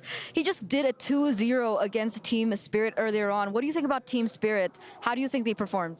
I think they performed really good, but I think we were better. They're just playing tower defense, I think. Oh, tower defense. What do you think went right with your team? I think our communication is good and the execution of our plan is good. Okay, so you don't think their execution of their plan was good? Yeah. Okay. So next up, you are going to be meeting Homeboys in match number 4. That will also show us your seedings. What do you think about Homeboys, and do you think you can pick up that first place in your group? I think they're a really good team, but I think we're better. Okay. What makes them good? I think Sorn is playing really good right now. What makes you better? All of us world champion. All right, there you go, ladies and gentlemen. We're going to send it back to the studio. Thank you so much, Carl TZ. So it looks like Carl Teasy's mantra is like, oh yeah, our opponents are good. We're just better, you know? We're just built different. He speaks the truth. I mean, when he ends the interview with, we're all world champions, what do you say? What do you say? How do you answer that? Well, I mean, yeah. No matter what you say after, Carl Teasy can go, yeah, but I did it twice. Yeah. It's like, yeah, there's no coming back for that. The only player that can actually say otherwise is maybe few. Yeah, no, but Carl Teasy did it first. Yeah, few people can say that. Yeah, but he's gonna say yeah, you're right. Yeah, see what I did there? Happy birthday, Flap, by the way. Yeah, happy birthday, Flap. Oh yeah, happy birthday, Flap. Happy birthday, Flap. Yes, sir. Now going back to this discussion, Twisted Minds going up against Team Spirit. Now, again, this is one of those showcases where you just have to prove yourself on the world stage, right? Because at this point, you got nothing to lose. So might as well, if there's any hidden stress, which, as Wolf said, it's not worth hiding your stress at this point, but this is the point where you go full loco. Like anything crazy, just bring it out. Yeah, I wonder what Mr. Vren. We saw Vren with We Team see Spirit. Vren almost every day. Almost every day, yeah, actually. Let's see what he has got on the table this time. Maybe another assassin, maybe a Hayabusa, maybe a Khalid Rome. What about Hanzo? Hanzo's great. Too crazy? Too crazy? That's the other ECA team. Brute Force plays Hanzo in the jungle, but yeah, I don't know about Marl pulling that out. Well, either way, this is going to be quite a match because, again, now we're looking at both teams that have nothing to lose. So when it comes to the draft, it could go either way. It could go crazy. It could go very safe. But again, this is going to be an amazing match before going to our ALJ match of the day, which is going to be TLPH, Team Liquid Philippines, going up against Homeboys coming in from Malaysia. But before we start our amazing match, we got to send it over straight to the studio where Mara Aquino as well as Dawood Sandstorm, they gotta prep this for us because, again, this is going to be an insane match where both teams have something to prove. Team Spirit has to show that they are still strong, as well as Twisted Mind. I'm pretty sure they have a lot to show when it comes to their gameplay. And with that being said, we're sending it over straight to the studio. Stage. Spain, hopefully with a bang. And the Hometown Heroes may have fallen short this time, but let's welcome them back to the Amazon Arena here at MSC 2024 live, coming to you from Riyadh, Saudi Arabia. Ladies and gentlemen, make some noise for Twisted Minds.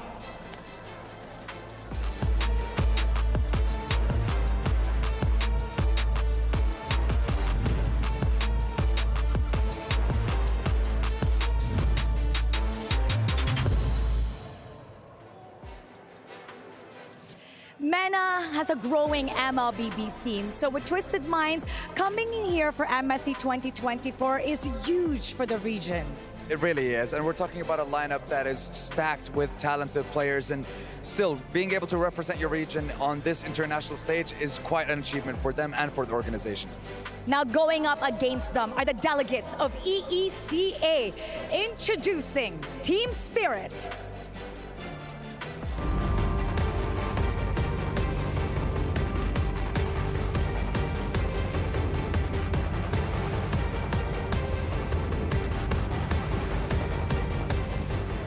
The same can be said for both EECA region and the MENA region. They are both emerging regions when we're talking about MLBB.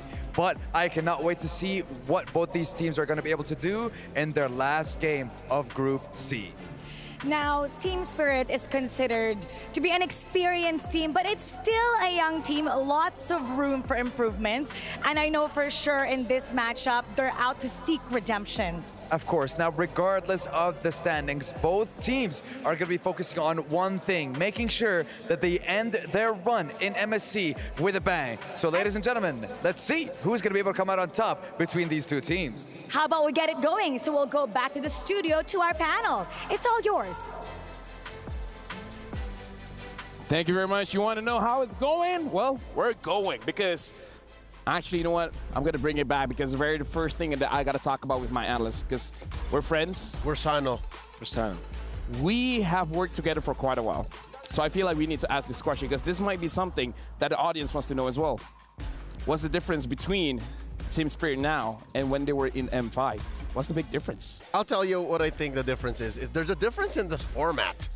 Oh, that's true. M5 format allowed for then Deus Vult, now Team Spirit, to actually get used to how far they can take the Davai gaming situation. Right. Here, the people will think that the knockout stage single elimination brackets are brutal. I dare say the group's BO2 is worse. I agree because back then it was a best of 3 and there were so many comebacks. Even the best of 5 series wins that then Daewoo were able to get were also comebacks. Right? It was almost goes the distance. So I agree with you, Leo. I think the 2-game of best of 2 is it's brutal for Team Spirit, aka Daewoo. At the same time, they also had to acclimate with their new players, Marl as well as Hiko. Although I would say that this that them being part of Team Spirit actually, you know, there's a lot of potential in there. It kind of felt like they didn't have enough time to get into a situation where they can win. But because if you pit them up against Homeboys, for example, as well as Team Liquid, those guys knew each other so much already, you know? So TLDR, they are a team that needs time to ramp up. Needs time. They need vitamins, bro. They need vitamins, but it looks like you're right. Both of you are correct. This format challenges you to get where you need to be very fast. Speaking of which, now we're jumping into the draft. Team Spirit is going to be first pick blue side. Twisted Mind is going to be second pick on the red side. And this time, Mara was playing. Oh, yeah. They switched up troll. Oh. Yeah. So Franco incoming. Franco coming. And Kufra Man. Kufra Man. That's right.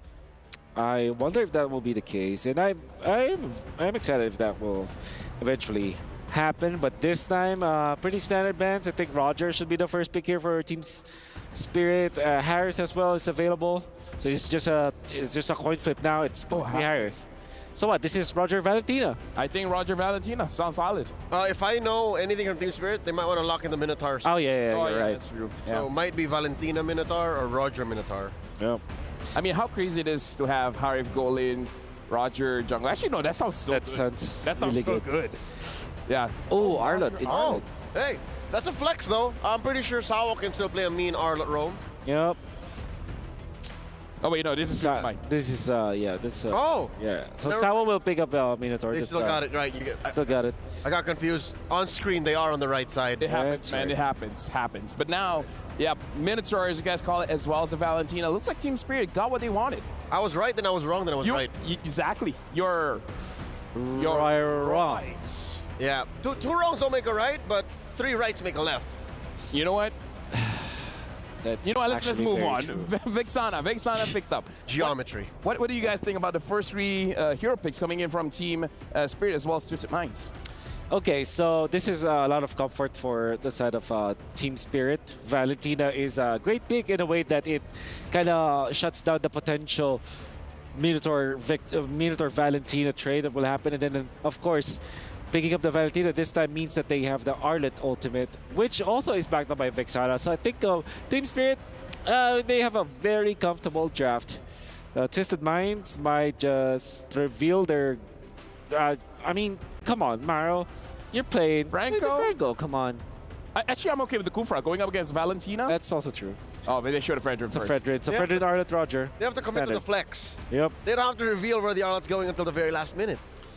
Okay, so Alpha is great for Team Spirit if they like that hero, but knowing that Marl is playing, so they might go for Assassin here. Link is still open, right? Yes. Oh, they banned Link. Link was banned? Yeah, they did. So they can go Julia. Oh, there it is. Alpha. Oh, yeah. Pretty standard. Terizla. Close it out with a very standard pickup. There Yeah, it is. The Rizzler. Rizzler Coming out. So this could be Franco or Kufra for Twisted Minds. I believe What if he goes crazy and picks up a Cho? Cho's great. Maro plays Cho.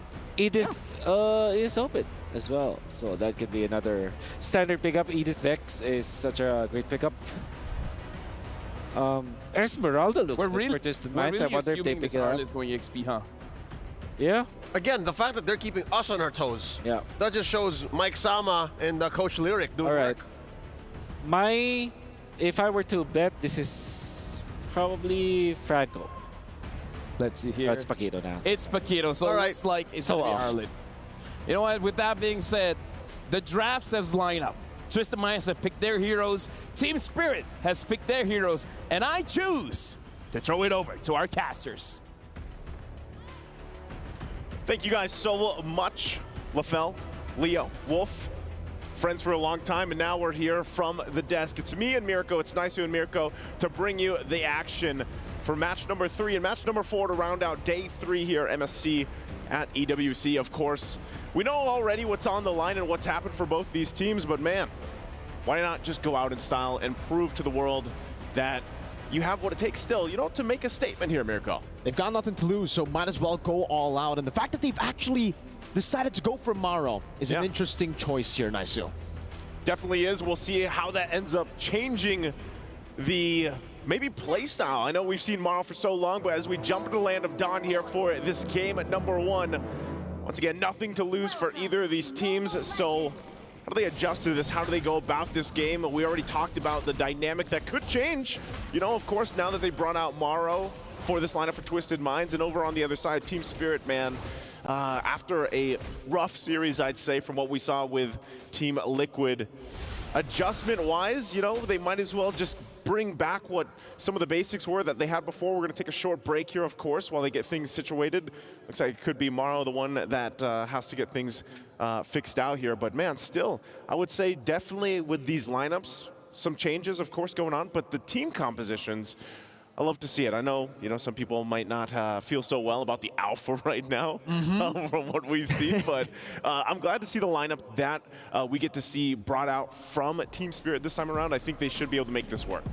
It feels like definitely for Team Spirit, the fact that they haven't been able to utilize a lot of the assassins in the jungle, it's kind of been a nerf towards Team Spirit, right? Why they were able to find so much success as well back in M5 when they were called Theo's Fault was because they were able to utilize the utility jungle so well, play it disciplinedly and play with the macro.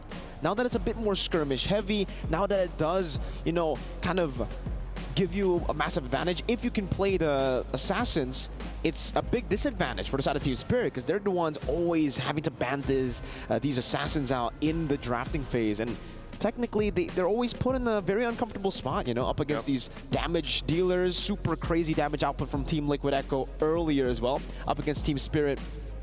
And it just feels like the super fast-paced gameplay, it doesn't feel that, you know, effective for Team Spirit at least. Do you think it's partly due to the fact here, Mirko, that, I mean, some teams maybe just haven't adjusted as quick as they wanted to? You know, I mean, like, you had plenty of time, really, I feel like, going into MSC, but we're still seeing some teams opt for these utility picks and stay for that, you know, and I guess the biggest change is when we talked about this earlier, like some of the teams that if they don't bring out the Assassins, they then bring out like Alpha, you know, or some of these other heroes that are bring that, it's like a little bit of aggression, but then still they kind of fall off later portion of the game. And so I think the teams that we're seeing rewarded the most, man, are the ones that have that, I don't know, risk reward factor where they go for these assassin picks, you know, for the most part. Now on the other side too, you have to look, because the Fredrin is locked in here, and it's a Fredrin versus an Alpha with a Warcry emblem, mind you. You know, it should be the Alpha for Marl that does have the upper hand for some of this. I think now, though, you can definitely see for Team Spirit at least, they're trying to make that adjustment happen, right? They're already going for a more damage output, team fight, kind of skirmish, high-paced gameplay now with their composition, with Hiko getting on, I would say, this is the first time we've seen Hiko on a winning matchup, on a hero that wants to go for the snowball and the fights early on. And also for Marl, we were talking about, you know, if Marl isn't really comfortable on the Assassins, maybe another damage output hero that could fit his style would be the Alpha, and he does pick up the Alpha now. So I would say it's still within his comfort zone. Also for Bomba, this was the hero that he was able to pop off on back in M5. Sanji going to be zoned away from this minion wave. Okay, so he's zoned out. You know, at this point, like we said, usually, hold on, Sanji? A lot of damage placed down. Sanji gonna be forced back very, very low. Super crazy plays in the bottom lane. Yeah, already aggressive, you know, very aggressive, but that's kind of what we expect, where things are kind of falling into place, especially early on in the meta right now. With the first turtle being up here, both junglers having that level 4 build. Cuffin also has it, but now they got that little XP they needed. Good blast. Over with the taunt as well. Maro getting a few vengeance. Reset. Sawa walking up again, posturing up, trying to zone Hoda away from this turtle, and they will be able to do so, baiting out the Eternal Guard. And now the penalty zone right into the Minute Fury and the Flicker to knock Maro off. First blood over to Kid Bomba as Maro will fall as well. Bomba just recalling in his face as he picks that double kill up. Yeah, Kid Bomba's going to go ahead and do that. I mean, at least, you know, he's feeling a little bit better in this game to start with. We're going to take a look at the replay brought to us by STC. You see a great penalty zone again into the Minoan Fury. Really good layering of these ultimates being utilized. And then, like we said, Revenge Strike able to get that revenge for Kid Bomba. Picks up the double already. So when we're talking about the lane matchups, man, XP Lane having the 2 kills over the Paquito might be enough to go ahead and keep the Paquito contained, I'd say. For sure. I think at this point as well, Team Spirit, they're going to be able to find so much more room around the map. The fact that they got the prio in the XP so early on up against a Paquito, Sanji, he should be able to actually get that prio when it comes to just wave clear in the lane. But the fact that, you know, obviously Kid Bomba got it first, he was able to rotate quicker. Maro wasn't able to get level 4 because obviously then for Cuffin, he was kind of forced to stay in the mid lane to hold off a lot of the pressure that was coming from the rest of Team Spirit. You know, I guess one of the things that I've been seeing since watching Team Spirit really play here is part of the playstyle that's changed from them. I know the guys on the panel saying, oh, hold on, Retri already used. Sanji should be fine. Mm-hmm. He doesn't have to flicker, but he has those dashes. Okay, so going back to it, you know, they talked about this on the analyst desk here for a bit. And the playstyle difference that we're seeing from Team Spirit, I think I agree. You know, it's been time that they don't have the time to adjust throughout these group stages. They are very brutal, if I'd say. And with that, I think when you look at the playstyle that they're bringing to this game number 1 already in the series, it's an adjustment that they made just from today alone. It's too bad, you know, that they aren't going to get to go on forward because Twisted Mind and Team Spirit, the way that they play in this game is already really resembling of how they've learned throughout the group stage. Went down the run, the second turtle again, trying to push the pace here. Sunset Lover, dishing a lot of damage. Maro now with the flicker forward with the final slash, brings Salo down, but Kid Bamba is able to displace them with the penalty zone. Maro jumps in with a vengeance as well, as Sanji comes over the knockout strike and a few dashes. Kid Bamba displaced into the curse blast as his two-man stun connect with a taunt as well. Now with a vengeance, but a minute Fury goes in. The Appraiser's Wrath still dealing damage. Kid Bamba is able to sustain with the War Axe that he bought earlier. It's still a 1-for-1 trade. Both roamers taken down. And that's the body of Smith or the body of Kid Bomba, because he did not go down at all. And now he's gonna fire back against Sano. He dashed out of his own Zaman Force, so he'll be forced back there by Sano. Good read by Sano to actually get off that angle. Again, Hoda trying his best to enter that turtle pit to go for a cheeky little steal. But Maro's a bit too consistent with that red tree. Now with the Spear of Alpha, zoning him down, melting the HP bar. The Appraiser's Wrath still comes down, but it's not enough to get him extra HP. Sunset Lover, what happened in the mid lane? He got knocked up and sliced up. Yeah, he got taken out, but you know, this is really the struggle of Frederick right now, where he's sitting in this place.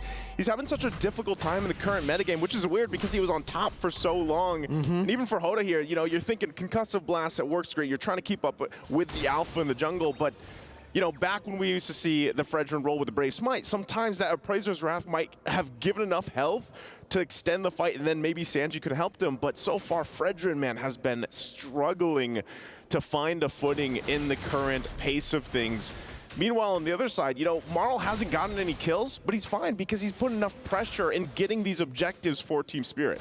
Okay, Bamba walking up now, between the hammer, goes for the penalty zone, gets canceled out with final slash too, but now gets the motivation roar, and Maro will be forced out away, gets zoned in by the penalty zone, isolated from the team, and now Kid Bamba 5-0. That's a big Bamba. That's a big Bamba. He does not go down. Right now, no matter how many times Twisted Minds has tried, they just cannot solve this puzzle. Mid lane, though. Stolen final slash to get Cuffin away, to taunt now, to peel away for Cuffin in the mid lane. They're able to get Cuffin to a safe spot. Meanwhile, up top, Zaman Force popped in. Hiko trying to go for the outplay. Asano goes for the Lycan form, and now gets caught. But will be able to dodge away from the Synchro Fission. Sunset Lover and Marl. They smell blood in the water. Sano, he's going to have to recall a bit further back there on the tier 2. Good Spear of Alpha to threaten the kill, as Sano almost chose to recall in the wrong spot. I was going to say, he was cutting it close. So far, yeah, Miracle, man, there's been fight after fight, and I feel like this is becoming more of the norm, you know? There's every single lane has something happening, and really you don't have that slow build-up right now, because at least with these two teams here fighting for this turtle is not gonna happen, because Team Spirit has controlled most of it. Mid lane again. Maro has the flicker, goes for the final slash. It's gonna be sidestep. Maro goes for the vengeance. Flickers out as the Eternal Guard comes down. Sunset Lover steals away to Lycan form. Try to go for the last hit there, as Sanji just keeps on cutting the waves in the bottom lane. Is going to be recalling Sawo. What a read! Straight with a flicker into the Zaman Force, into the Synchro Fission. Say goodbye to Sanji. He gets punished for cutting the wave. This is a very different Team Spirit, at least we're seeing in the series. Kid Bomba, like we said, so difficult to kill here. Even with multiple members, he's able to just take it on. Sunset Lover, though, will take the final slash. Spear of Alpha. Now, Maro losing all of his HP straight into Maro's final slash of that spear. My goodness. Maro finds Maro. Maro finds Maro. Maro finds Maro.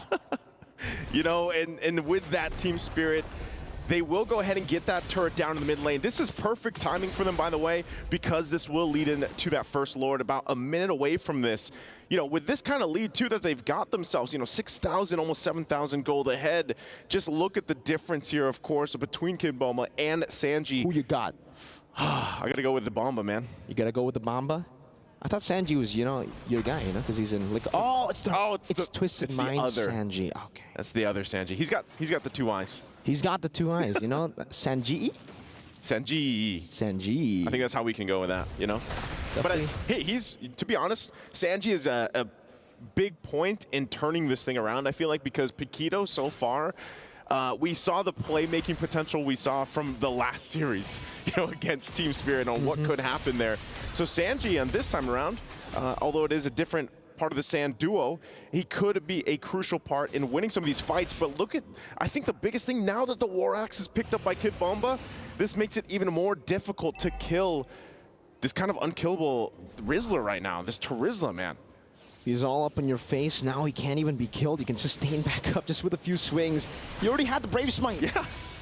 Oh, man. Marl's just going to get rid of this Lord. That's Team Spirit with the first Lord taken away with no problems whatsoever. But Twisted Minds do find a trade on the other side of the map. Sanji again pushing it in, but this time he's learned his mistake. You know, maybe don't stay too long around the mirror play there with the cross map play. So he recalls away. But taking a look at the in-game equipment, it's the Hunter Strike and the Sea Halberd. So still a lot of respect to the sustain that Team Spirit have, but not a lot of respect to the damage that Team Spirit have, right? Because he only has a steel leg plates and a warrior boots. I don't think it's going to be enough for Sanji, especially considering he wants to be up in the faces of Team Spirit. Yeah, and with this, you're seeing this happen time and time again. Team Spirit going to go ahead and take the resources now from Twisted Minds. They still have Lord going up top too.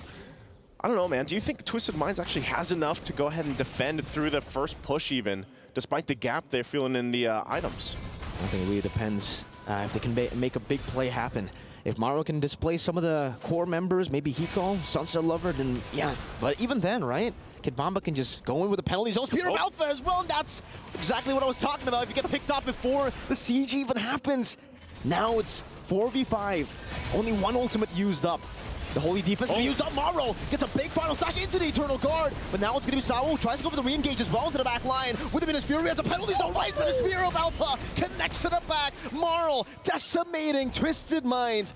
But Sano and Hoda will still be able to escape as Team Spirit walk out of the base. And at this point, Twisted Minds have to pay attention to so many things being thrown at them from Team Spirit, whether it's the Spear of Alpha, whether it's Kim Bomba with the penalty zone, and not even mentioning Salo with Minoan Fury. There's so many forced entry points. Zaman Force already used to take down that base turret top side from Twisted Minds. They find themselves down at one turret. They're still in the game though, but it's really slipping out of hand. 10,000 gold behind. Just looking at the items, how far they are in terms of just defensive items even that they need to kind of withstand that forced entry coming out from Team Spirit. And right now, the battle for just the buff alone, they cannot even enter that zone. So really, you know, when you're thinking about this, Maro, is he the only guy that can actually start these fights up for Twisted Minds with a final slash? I don't know. At this point, it really comes down to that final slash. I don't really see any way they could go for another form of initiation, right? It's really all down to Maro. And even then, like we saw earlier, you get a final slash. That's cool and all. And then the Minotaur walks up, flickers forward. There's a penalty zone as well to stop you from really collapsing on all the members that get caught by the final slash. It was really only the Eternal Guard that was able to combo in together with the final slash to taunt them and to, you know, try to find any sort of value with that kind of pick. It's just so tough at this point, even for Twisted Minds to walk out of their own base. Feels like they're getting suffocated now slowly but surely by Team Spirit as they freeze up the waves, now deciding to shove it in as Maro gets chunked for even entering his own purple buff. Say goodbye to the Lord. Team Spirit taking it away in the 12th minute of the game. That's an enhanced one. Yeah, this is enhanced, and this is once again Twisted Minds on the defense, backs against the wall. They had a couple key item pickups too. That was also a Malefic Lore for Sanji. But I think even then, the question is still there. Even if they get a setup, Sano now picking that up as well, do they have enough to withstand that initial burst and crowd control already? Look at this. Look at Hiko. He's completely online. Divine Glaive, Holy Crystal. That's enough to just make Twisted Minds worry about it themselves, how they deal with Hiko, how they get through all of this. But they still have a little more time to farm up what they can, and really, you know, goes back to the question, man. Roger in the gold lane has been difficult. I feel like, I'm not sure specifically the win rate, but we saw this all through the wildcards into here in the group stage. And now they have to defend. Stolen final slash. The final slash connects on the tool. There, now with Menace Fury flickering forward, finding 5, but there's no follow-up from the rest of the team. That was displaced earlier by Maro on the final slash flicker. Still for Team Spirit, unable to clear the waves properly to actually manipulate it to crash in together. So it'll come in one by one. Great defense by Twisted Minds. Maro, again, trying to go for the final slash. Finds it on Kid Bomba. Displaces it right into the Eternal Guard and the Curse Blast. But it only baits Maro in with the Vengeance into the Zaman Force. And Hiko gets rid of him. Now another wave in the bottom lane. Still going to be worked down upon Sanji. Tries to go for the knockout strike. And Eternal Guard comes down towards Hiko. Gets the wave cleared out, and Twisted Minds, they live to see another day. Okay, Twisted Minds actually did a great job there. defending with that whole situation and then also being down nearly 10,000 gold. I gotta say, successful defense from the Twisted Minds. And with that, they buy themselves more time. And all that really means for them is that they can go ahead, farm up. They need these defensive items. They really need to be allowed to play into what Team Spirit's throwing at them. And so far, as they buy themselves some more minutes, you're gonna see here items falling into place. Oracle's also there. Yeah, there's a whole lot of magic resist available because also playing against the Eternal Guard, they're gonna shove Hoda out. Still looking for the buff if he can get it, but it's not going to grab it at all. Look at that. A ton of shield, man. The shield. Oh. Maro. Okay, he's out. Shh. You don't know. He got out. No, he got out. You know, Hiko didn't realize. It's okay. It's okay. We'll make them confused there. You know. But at this point, yeah, for Twisted Minds, it's really all about scaling up. But even then, I don't know. If they go to the late game, it doesn't feel like they have any crazy hyper carries in the late game either. You know. If this wasn't Roger, then maybe. Like maybe if this was like a Claude or a Natan. Yeah. You know, I think there's a big play-making potential. The problem with the Roger in the gold lane is like, even late game, if you get there and you entry into this lineup that Team Spirit has, there's a high tendency that you just get knocked up and stopped. Yeah, I have to agree there. You know, there's not really much Sano can do. In these skirmishes in the dive, he's really going to have to wait for the rest of the team to actually bait out some of the resources. And Sanji up top, like informed, stolen by Sunset Lever. Now it's that's going to be Sawa walking up. Hoda is going to be deleted. Maro gets a 3-man final slash in the back line. Get caught by the penalty zone. Bomba is just making things work in the back all alone. Doesn't matter. He's the man. He's the Bomba. He's the kid. He hasn't died, you know, and he's been a huge part of this game number 1 already. As he goes ahead, takes a bunch of shots, he's just going to heal that back up again with a Brave Smite and that War Axe. And it looks like Team Spirit might be looking to march this one in. Sanji and now caught out by the Spear of Alpha. Team Spirit will walk them down straight in the base. Hiko picks up an unstoppable as they secure game number 1. Game number 1 taken for Team Spirit. Smelling like some Team Spirit here in this best of 2. Again, nothing to lose here for them. They might as well just play their best still. As you're seeing it, Kid Bomba. A lot to say here, of course. Again, with that matchup, Terizla on point, 0 deaths. And he started off, man, with that double kill he got early on. Really just proving the point that, you know, if he does get his hands on some of these signature heroes, gets to play the game, he's going to be a pivotal point for the team. So let's go ahead and have this broken down further by the gentleman on the stand. Thank you very much, Naisu, as well as Mirko. Break it, we shall. Few things that we have to talk about. Number 1, like Naisu said, it looks like Team Spirit for this one, they've gotten a little bit more comfortable compared to the other matches. And one of the bigger things is that this time they got the Terizla. And again, I think this just fits our whole thesis statement prior to the game starting. Team Spirit, these dudes, they need time to acclimate to the metagame, how far they can take their aggressive playstyle. I agree with number 1, but I'm still waiting for number 2. Wait, what? You said number 1. First, for number 2. And then what's? Oh, the number 2 was the Terizla. Okay. Well, which I also agree. Yeah. Which I also agree. Today's not a day of disagreement because I feel like Terizla for Kid Bomba is not only a good meta hero, it's very strong in the lane. It kind of feels like there's no hero that can match up against the Terizla.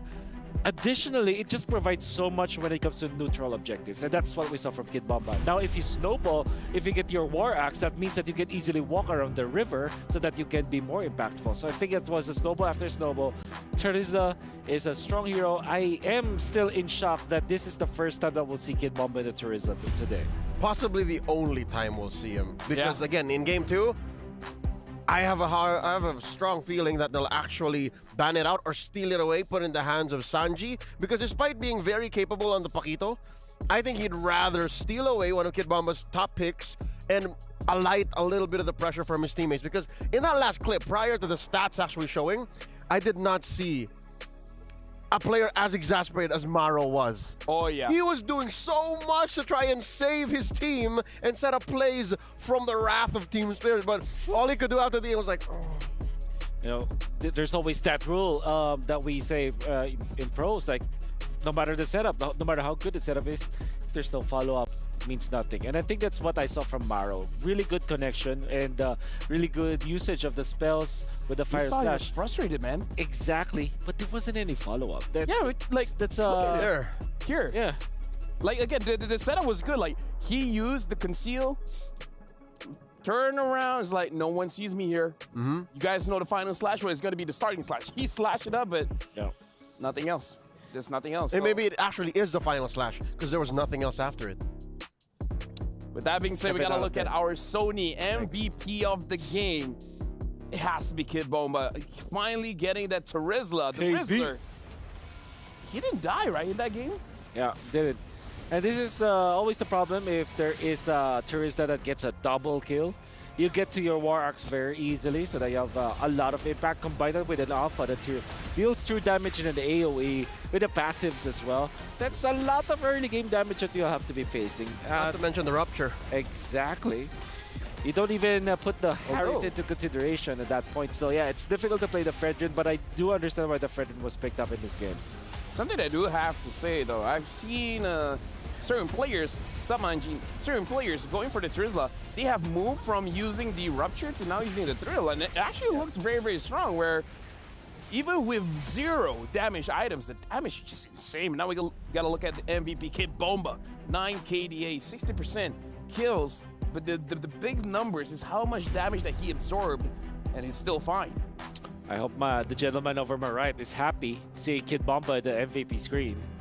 I mean, last year's end-of-year report for the Bombanatics looked much better, and I have to look forward to M6 to be able to make it up to the board. But here today, I'm glad that our boy Kid Bomba got an MVP performance. Something to note about the kill participation and like the carry-based stats shown as an MVP, those don't tell the full story of what he does to be able to like... What I'd like to think of as a Kid Bomba Terizla is a lethal enforcer. A lethal? He's a bodyguard that would rather not use what he has to be able to stop the incoming damage, but when he has to, he does the job done. Like you know how he killed what was that, Maro walking away, and then he just let the revenge strike do its job, and he was just like, sorry, he has a hammer. He just recalled right there. Anyways, for you guys at home, make sure you guys actually cast your votes. Who do you guys think is going to win? Cast your predictions. Because again, this is the STC predictions. Make sure you guys go to stcplay.gg. Let us know who's going to be winning this match.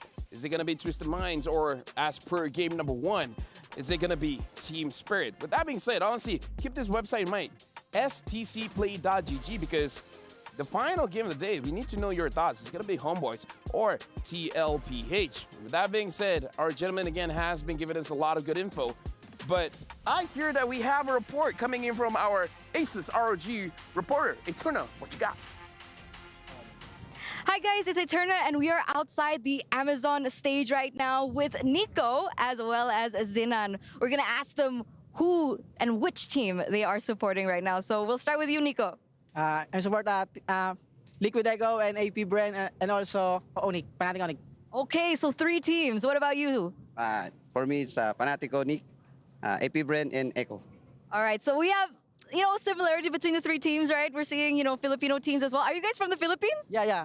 I'm from Philippines. Yeah, we are from Philippines. Okay, that's great. So what is your prediction for the finals? Because technically, Team Liquid has already come to the point where they're going to make it to the knockouts. But if you guys had to make your predictions for top 3 later in the knockout stage, who would it be? Top 3? For me, Liquid Echo, Onyx, and AP Brand. Same, defending champion, Fanatic Onyx, AP Brand, and Echo.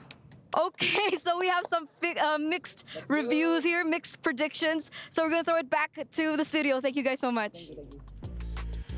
You know what? It's crazy that they actually zoomed out, because in my head I was like, wow, Eternal looks tall there. Oh, we were thinking the same thing. Right? Yeah, we thought Eternal looks tall, right? Crazy. That's crazy. Speaking of which, I want to ask our casters, Mirko, Nice, do you guys thought Eternal looked tall there? Because she looked to be tall. That's crazy. Crazy. Yeah, she did. Hey, we're happy to be here. I'm surprised also Eterna's out there withstanding all the weather out there, man. It's hot. I mean, she can handle it, right? She's not that tall. She's pretty far away from the sun. Frederick. Mirko. Wow. Joseph, tell him to not say that. Mirko, here's the wow. Like I don't think you're allowed to say that. Marco, I think you won't get the makeup remover now. You gotta go for it. But again, thank you very much. Nice as well as Marco. If you guys didn't catch it, that's our casters for this series and the series coming up next. Speaking of coming up next, game number 2, boys. Team Spirit looking pretty good. Getting the Rizzler. Will the Rizzler be let go again? No, I'm gonna put my foot down. All right. Okay. Look at his foot. Yeah, it's actually like on the down. You know, my foot is down. Yeah, they gotta steal it. They gotta steal it. Put on Sanji with 2 eyes or ban it hard. That's it. That's my take. So, were you already satisfied with one Rizzler game for Kid Bomba? You're okay with that? You're set with that? Yeah, I think rather we now go for diversity. Okay. Lapu-Lapu. Okay. That's a Kid Bomba hero. That's a Kid Bomba hero. That's a Kid Bomba hero. Lapu-Lapu. Hey, when it comes to diversity, my wish list today, if not, it might not come from Kid Bomba himself, but my wish list today is Bane Jungle. That's one. Bane! That's always in my wish list. All right. What are you talking about? That's well, we have the same wish list now. From who? Yeah, so Doesn't matter who. Doesn't matter who. Doesn't matter Bane who. Jungle is great. Marl. No, okay. Hoda. Okay, Hoda, yes. Maybe not Marl. Marl. Oh, Marl. Okay, you know what? Yeah, my bad, my bad. okay. I was confused. But Bane Rome? you know what? We need Beloy on that. If Franco Beloy, and Bane together. if Beloyski says Bane Rome is legit, it's legit. Yep. You can't argue with the Beloy. For sure, for sure. My peers. Get a Bane That's a Bane voice line. Right now we're looking at the teams. They're about to get ready for the draft. And we're already looking at the teams, discussing it. Maybe they're like, maybe we should give them what they want. Bane, EXP. That's pretty normal in ranked games. Not in my rank games. That's like that's a nothing pick. You know what I mean? Okay. It's a nothing pick. All right. Yeah. Apart from that, I would wish for the Franco from Maro, if Maro. True. Just one for the road. One for the road. One for old time's sake. Yeah. Sake, yeah. Throwing back to as far as M4. Yeah, I think the most recent Maro Khalid Franco Robe. that I saw was MPLI from recent MPLI in Jakarta. So that's one there. I would also want to see Harley, but not in Rome actually. In jungle? Jungle perhaps. Yeah, honestly, jungle or is mid. fine. Jungle or mid. Zask is also one of my wish lists. We saw Zaska record twice so far in MSC, right? Was it during the wild card? One It in was the wild card, right? Yeah. one in groups. Oh yeah, that's right. That's right. Okay, I so remember the wild card scratch coming in from Bob, and he did well. Okay. He did very well. But now again for this matchup, I actually agree with you, gentlemen. It's like if I want to see anything interesting, it's definitely in the jungle, right? Because I feel like EXP is locked down, the goalie is definitely locked down. The mid, you have a few. You have a lot actually. You have a lot of good picks in mid. You even see fighters in mid. Oh, fighters in mid. Charizla mid. Charizla That mid. happened. Okay. Imagine Team Spirit actually gets the Charizla, but then it's like, you know what? I still want the Lapu. Someone else take this Charizla away from me. Yeah. That's pretty bombastic. That's pretty bombastic. That seems like a Coach Bren. Let me get the Trizla. Psych. Yep. Give it a Sunset Lover. And I wonder what Coach Lyric has to say about that. I think so. Tarzan is it? Oh, there's a switch up. All right. It's the Morrow Tarzan variant. Tarzan variant. Oh, Twisted Minds. Yep. Tarzan yet to be unlocked, I would say. DLC. I get it. But either way, right now again, I'd like Team Spirit's first pick, Twisted Mind second pick. I'd like to correct something I mentioned maybe 2 days ago. What did you say? It's Tarzan who is in doctorate school. It's Tarzan who has an MD. Oh, really? Not Troll. Dude, that's still impressive. Doesn't matter who it is. Wow. Wait. You mean like a MLBB player, like a doctor? That heals people, yes, like in real life. Wow. Like if I get sick. Yes. Wow. A lot of the players at Twisted Minds have great education. No, they do. I've heard. That's I've right. heard. Sanji. Sanal. If I'm not mistaken, Sanji with 2 eyes is an engineer. What? Well, if I just got a diploma. What? Why is that crazy? Why are you achievers? You got a degree? I play Mobile Legends, bro. All right, there He's you go. married to the game. I'm married to the game, bro. Here we go. You know who doesn't want to join this conversation? Who? Gideon. We're jumping straight into the draft here. Valentino first pick for Team Spirit. And again, just to recap, they bat out the Ling Angela as well as Moskov. Twisted Minds batting out a Chip, Louis, as well as Harif. Speaking of which, I wonder how's the education for our casters. Let's shift to a different. Why don't we just focus on the draft? Yeah. Like Roger, for example, is available right now. Do you want to pick up a Fanny? Turizla early. Because I think Team Spirit would pick up the Turizla in a heartbeat if it swings back. Minotaur Turizla? Oh yeah, but Minotaur is more of a TS pick. No, I mean like afterwards. After the pick coming in from Twisted Minds, you just pick up the Minotaur Turizla. Roger Terry, there you go. What I tell you? You told us Turizla. Yeah, you actually told us Turizla. Yeah, you actually did tell us. Right. We remember that. Thanks, Lyric. So you answer with Minotaur as well as Claude? apparently. But yeah, Minotaur is very natural. Claude is also very natural. Minotaur is also shorter than I thought. Yeah. You would assume he's huge. To be fair, Valentina is floating. Oh yeah, so additional height, additional verticality. Yeah, like 2 feet off the air. So. Yes, sir. Makes sense. So do you pick up the Cho if you're Twisted Minds, or do you pick up Arlet? Fanny. It's crazy, but or Mr. Tarzan? Who knows, right? If you want to switch it up. Hayabusa. You know what? We haven't seen the landslide in a minute. Oh man, are you kidding me? It is Tarzan. It is Tarzan. That's true. This is Tarzan. It's a good Wolf. It's a good pick. All right. And no, we have our wish list, but it's a good pick. I understand. Like, yeah, sure. First 6 heroes of the draft, meta heroes. Okay. I died a little knowing it's not a Bane, but yeah. Que sera. All right. But yeah, I do agree with you, Lafel. This is a very strong composition from Twisted Minds. Not that scared about the Valentina, obviously. Basha works especially well against the 2 heroes of Team Spirit because it doesn't give a big ultimate to Valentina. At the same time, you neuter the healing potential of this of this Minotaur. You can delay your Dominance Ice. It's fine. That's right. Yeah, very good pick. That relieves your economy. Farmis gonna be banned here from Team Spirit. Apart from the X-Borg, you maybe a ban the Alpha, actually. Actually, the Alpha sounds like a pretty legit ban. If not, you can ban on something like the Arlet, the Yuzong, like really respecting Kit Bomba's hero pool. Gentlemen, it's happening again. Mid lane's pretty tight. Yeah. Look at this. What else do you play in mid now if the Vexana gets banned out by Team Spirit? Farsa, Novario. But they're not the best. I would say Farsa is pretty good. I think that's worth the ban. I would prefer the Farsa, but what if Twisted Minds picks it up first? That's yep. It's a okay. You ban Farsa, I would say, much better. Or yeah, Vexana. Either or, right? Either or. Either or, then they pick up what's left, and then what? And then Twisted Mind was like, psych, Turizla mid. Okay, I'm reaching. But you know, it's like yeah, I we gotta understand. make this, look good. Vex or Farsa? What are you gonna leave out? I think Farsa.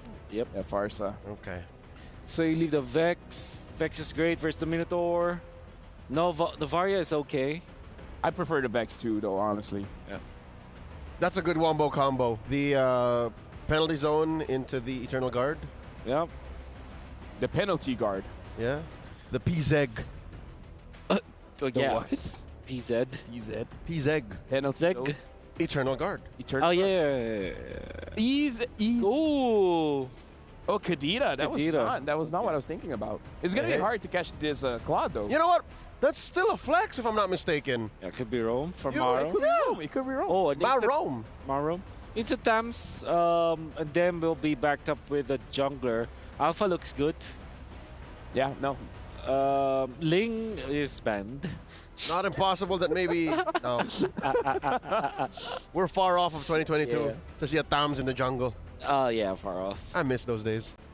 I wonder if they play Dyroth. Dyroth looks really good for the comps against Turizla as well as the Baksha. As the jungler, I mean. But yeah, Alpha probably is the pick here for Team Spirit. Julian. We talked about how Julian was supposed to be a hot pick, but most of the teams are not picking up. In the lineups that it really wants to be in, they always just find the ban. But here it just fits in perfectly, and can confirm now that is a mid Kadira. It's the Air and Sea. The Air and Sea combo. And with that being said, Naisu as well as Mirko. We've seen the drafts. The drafts look great. Everything is completed. All that's left to do is to let you guys do your work. So you know what? Here you go. Thanks so much, gentlemen on the desk. Air and sea. So what are we missing here, Miracle? Are we missing land? We're missing some earth, some fire. Technically, with the skins, we might get that, right? It depends on what skins they go for. Yeah. I really hope the Kadita uses the new Heart of the Sea skin. Heart of the Sea? Well, let's see if that's going to happen as we get loaded into the Land of Dawn once again. Game number 2 here. We already know Team Spirit got game 1 under control early on. And we'll see if Twisted Minds have something up the sleeves here or in their minds to bring it to a 1-to-1 again. They won't go forward to the knockout stage, but they might as well come out with a win as their last games here for the group stage. But now, looking at things fall into place, you know, I had the same sentiments, man, when that Baksha was locked in. I was like, come on, I was with Leo hoping to see the Bane come through. Yeah. I mean, I just want to tell the analysts and everybody watching back at home, we actually do have another perspective to the drafts. We have a very different look at the drafts, compared to the analysts, and we did see a very interesting pick get hovered over, so our disappointment was amplified by so much more. Troll already forced to flicker early on. Here we do see a heart as well there. Actually, the rough Breath of the Ocean was able to be used up onto Kid Bomba, forcing him back, but he still has that vengeance. Tarzan in enemy jungle. Marl gonna be able to invade, taking it away, picking up level 4 as well, now getting chased down. He doesn't have the enhanced sword as Sawo might be forced to sacrifice his life, but even then, Marl, now with the chain going at it, back and forth, Troll won't be able to get the kill down, but the Petrify locks him down with the wave, but no, Cuffin won't be able to secure the kill on Marl and Sunset Lover, who turns it around on Twisted Minds. I surely thought that was a kill there. I thought that was going to be picked up, but at least for both sides, they get the 1-for-1 so far. But a lot of early aggression here to start things off. And with that, it'll lead both teams in a comfortable position for the first turtle if they really want to compete. Because earlier, like we mentioned, Twisted Minds, they weren't able to really compete for the objectives in the previous game. They did have a little, change here. We do have Tarzan in the jungle this time around with a Baksha. And although, we were hoping for something else, we saw a glimpse of it. Oh, man. This could still work out pretty well. Tarzan is not even level 4 yet here, Not yet. So the fact that Marl was able to invade, stealing away a camp and securing his own, he's 2 levels ahead, forcing Tarzan to go to the purple buff. And now for Marl, looks like they're already setting up Team Spirit for the next turtle. Marl will be going for it straight up here with the enhanced scythe as well, using that skill rotation as Kid Bomba tries his own Sanji away with help with Sunset Lover. Pops in some damage, Sanji forced back instantly, now with the enhanced scythe and a good disengage from Sawo. They'll be able to get the turtle for free. Bomba jumps forward.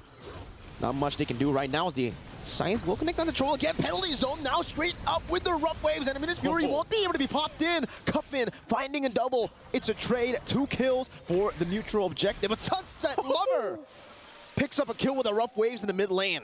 I was going to say, that was really great for Twisted Minds, but, it was good that for Team Spirit, they got an answer back at least through it. So, they clap back, but they still get the objective. So Team Spirit, as long as they keep that up, we were talking about the lead as well in the jungle that they had. But honestly, Tarzan, I don't feel like that's going to worry. He's not going to be too worried about it. His job is really to be that front line, that tank. He rotates really quickly around the map. They can utilize the fact that they have Troll here on this Kaja pick.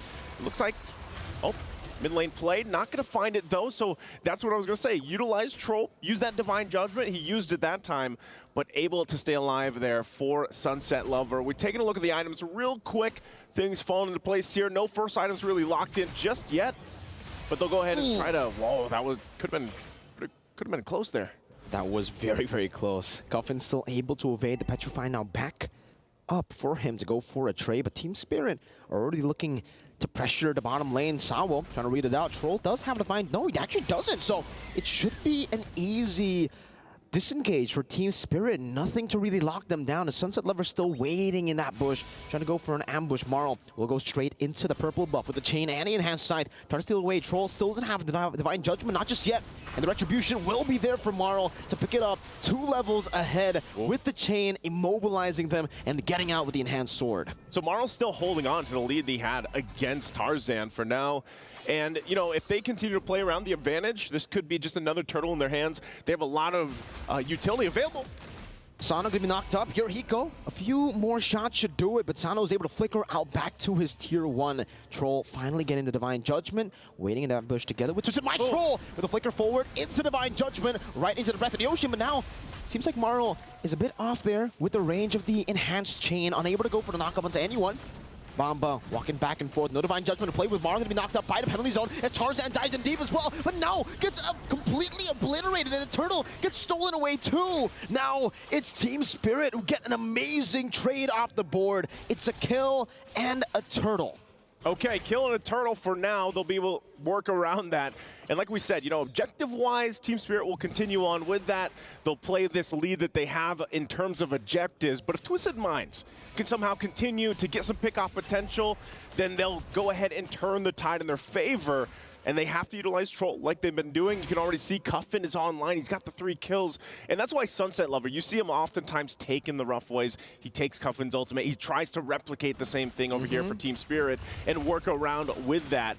But ultimately, Twisted Minds is going to be okay as long as they just keep farming up, getting the gold where they need to. And once again, my question with the Roger gold lane pick, looks like Sano's going to be forced out of lane. Oh. With the chain, Sano still able to escape. There's no burst here. Marl decided to go for the knockup instead of the immobilization to go for some more damage. Tarzan, shield unity towards Marl. He pops the chain down just in case Coven wants to go in, and he utilizes that sword to escape. It's a purple buff, secure for Tarzan. Okay, so they get that. Tarzan's going to actually get that buff. He's fine. And meanwhile, once again, it's pretty much just both teams kind of feeling the areas out. They want to go ahead and start looking towards these tier 1s. Sanji? Up top, going to be 2v1 into the Sunset Lover rough waves that he stole away from Cuff in the mid lane. Seems Team Spirit, they have the neutral objective lead, and they're going to be equalizing there as well. Enhanced chain up against Tarzani forces out that puissance from Tarzan. Yep, quite tanky still, you know, even if he is technically behind and able to work around this. But, you know, that's the thing is, because of the pick-off potential for Twisted Minds here, Mirko, they can work around that. They can use that to build up.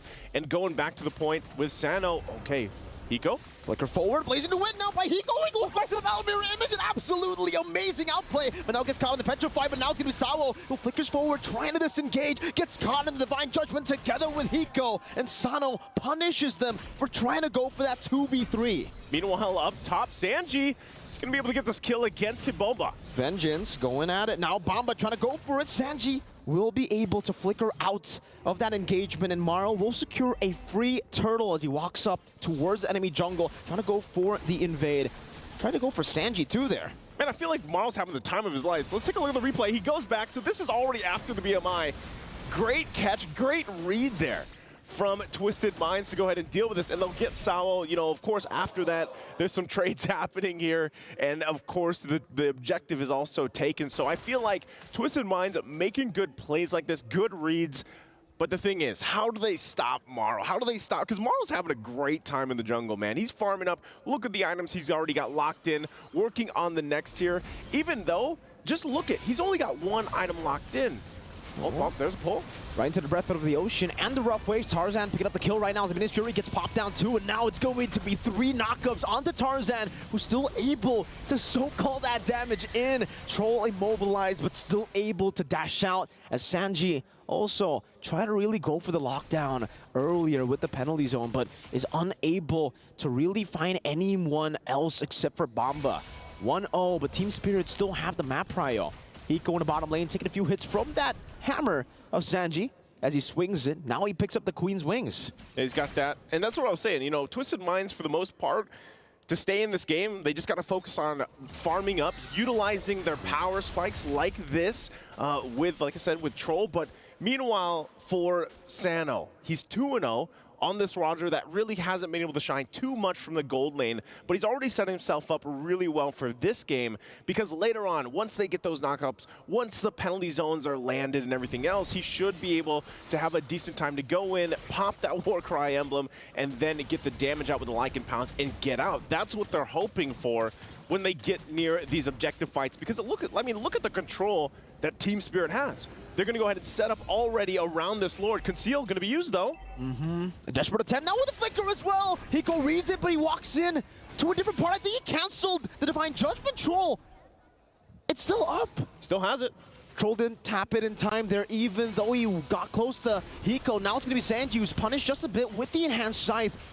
Half of his HP taken away, but he does still have the sustain right now as Kid Bomba will be the target, but it's going to be misplaced. Breath of the Ocean, Vengeance down for Kid Bomba, baiting a whole lot of resources. 3 people knocked up together with a blazing duet. Now Hiko still able to space out away from the penalty zone, and that's going to be Marl jumping in with the enhanced sword, doing a lot of damage together with Sunset Lover. Still caught in the midst of it all. Sanji swinging the hammer down as the enhanced sword will be used up again. Sunset Lover steals away the rough waves, trying to escape. Sano go for the chase down into towards Marl, but he gets the sword again. Marl, the escape artist. What an escape!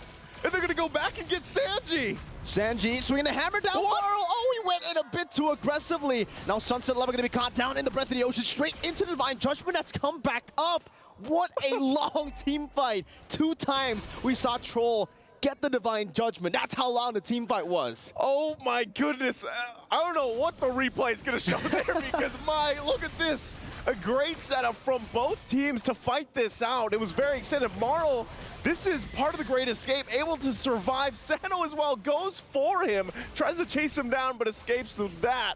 But it all leads us to this Lord. Now by both teams want to go ahead and secure this first big objective in terms of the Lords for now. Twisted Minds, if they somehow are able to get this, it'll give them that advantage they've been looking for. Sano still, like I said, having a great game on this Roger that does find some difficulty on really approaching some of these fights from the gold lane perspective. But it looks like no team wants to commit to this just yet. Tarzan might go ahead and dance this one off. They can rely on Troll to start a fight. The Flicker is available just about, so they'll be able to make a play around it. And with that, Cuffin too, he has the Petrify. Interestingly enough, Conceal going to be used. They're going to force them back. Great escape, even by Bomba in that bush. Now walking back up, trying to bait out that Divine Judgment away from Troll. He knows if he takes the brunt of the engages from Twisted Minds, it's going to be great for his team, and he does bait out the Divine Judgment, but he gets caught in the Breath of the Ocean, pops in Vengeance just in time, and will be able to sustain and soak in all the damage. 3 ultimates. I mean, we don't count Sano's ult, right? That's back up in like 5 seconds, but 2 big ultimates now, Cuffin, Troll, and that will definitely give Team Spirit the free Lord. 11 minutes in, it's not enhanced, so for Twisted Minds, they can still defend. Hey, that Team Spirit knew what they wanted. Right? They got the ultimates out. They tried to bait out that Divine Judgment, which eventually they did get. Kid Bomba able to survive through it with the Vengeance on this Thamus. And with that, they'll go ahead, take the Lord. They take a couple turrets off that. So Twisted Minds, you know, they'll find themselves on the defense here. I will still say, though, they could actually have a good defense if they're able to control the setup potential from Team Spirit. Part of that, once again, is if Troll can get that Divine Judgment off this time, because Kid Bomba is not the target that they want to find. If they can get Marl, if they can get Hiko somehow, but they got to work through the Purify as well. So Twisted Minds has to pull something amazing off to make this work. Troll's going to take a couple of shots and get forced out from this. They're trying to hold down the tier 2.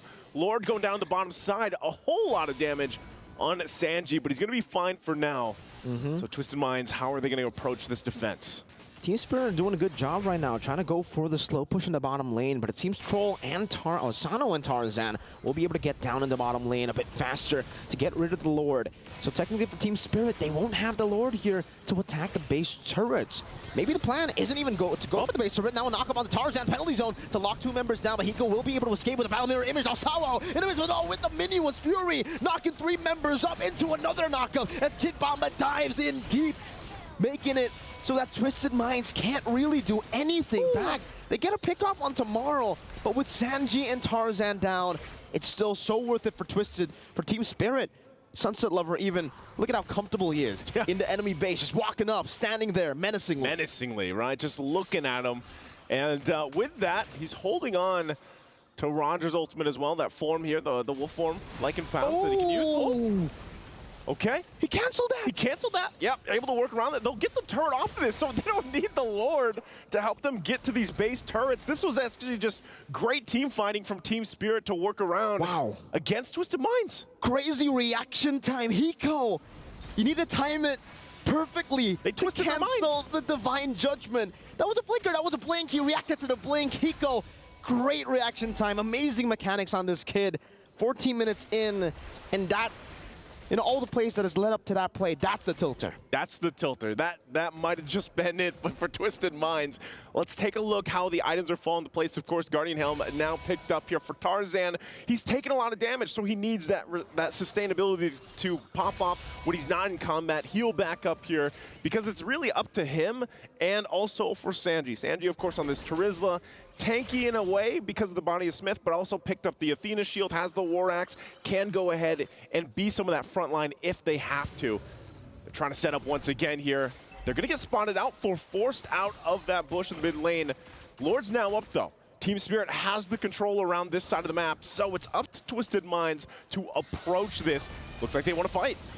Enhanced chain. Oh, forced out the Poison's now on the back line. Troll trying to go over to the Divine Judgment, but gets knocked up, and it's amazing from Team Spirit to disengage. Baiting out a conceal, baiting out a big ultimate from Tarzan, and Bomba is just screening them, trying to read out all the movements. Tarzan not even able to go for the shield unity. Troll again, dashing forward, trying to go for the Divine Judgment, but he can't go onto Bomba. He's bought so much time. Marl deleted the Lord. This time, it'll be a bit different. It's an enhanced one for Team Spirit, and they're going to be looking to take at least all of the base turrets down. Definitely so. I'm still surprised at how fast Julian can scale up like this and take down the Lord like that. And on that, you know, we saw some great escapes earlier. Now he's got the Winter's Crown.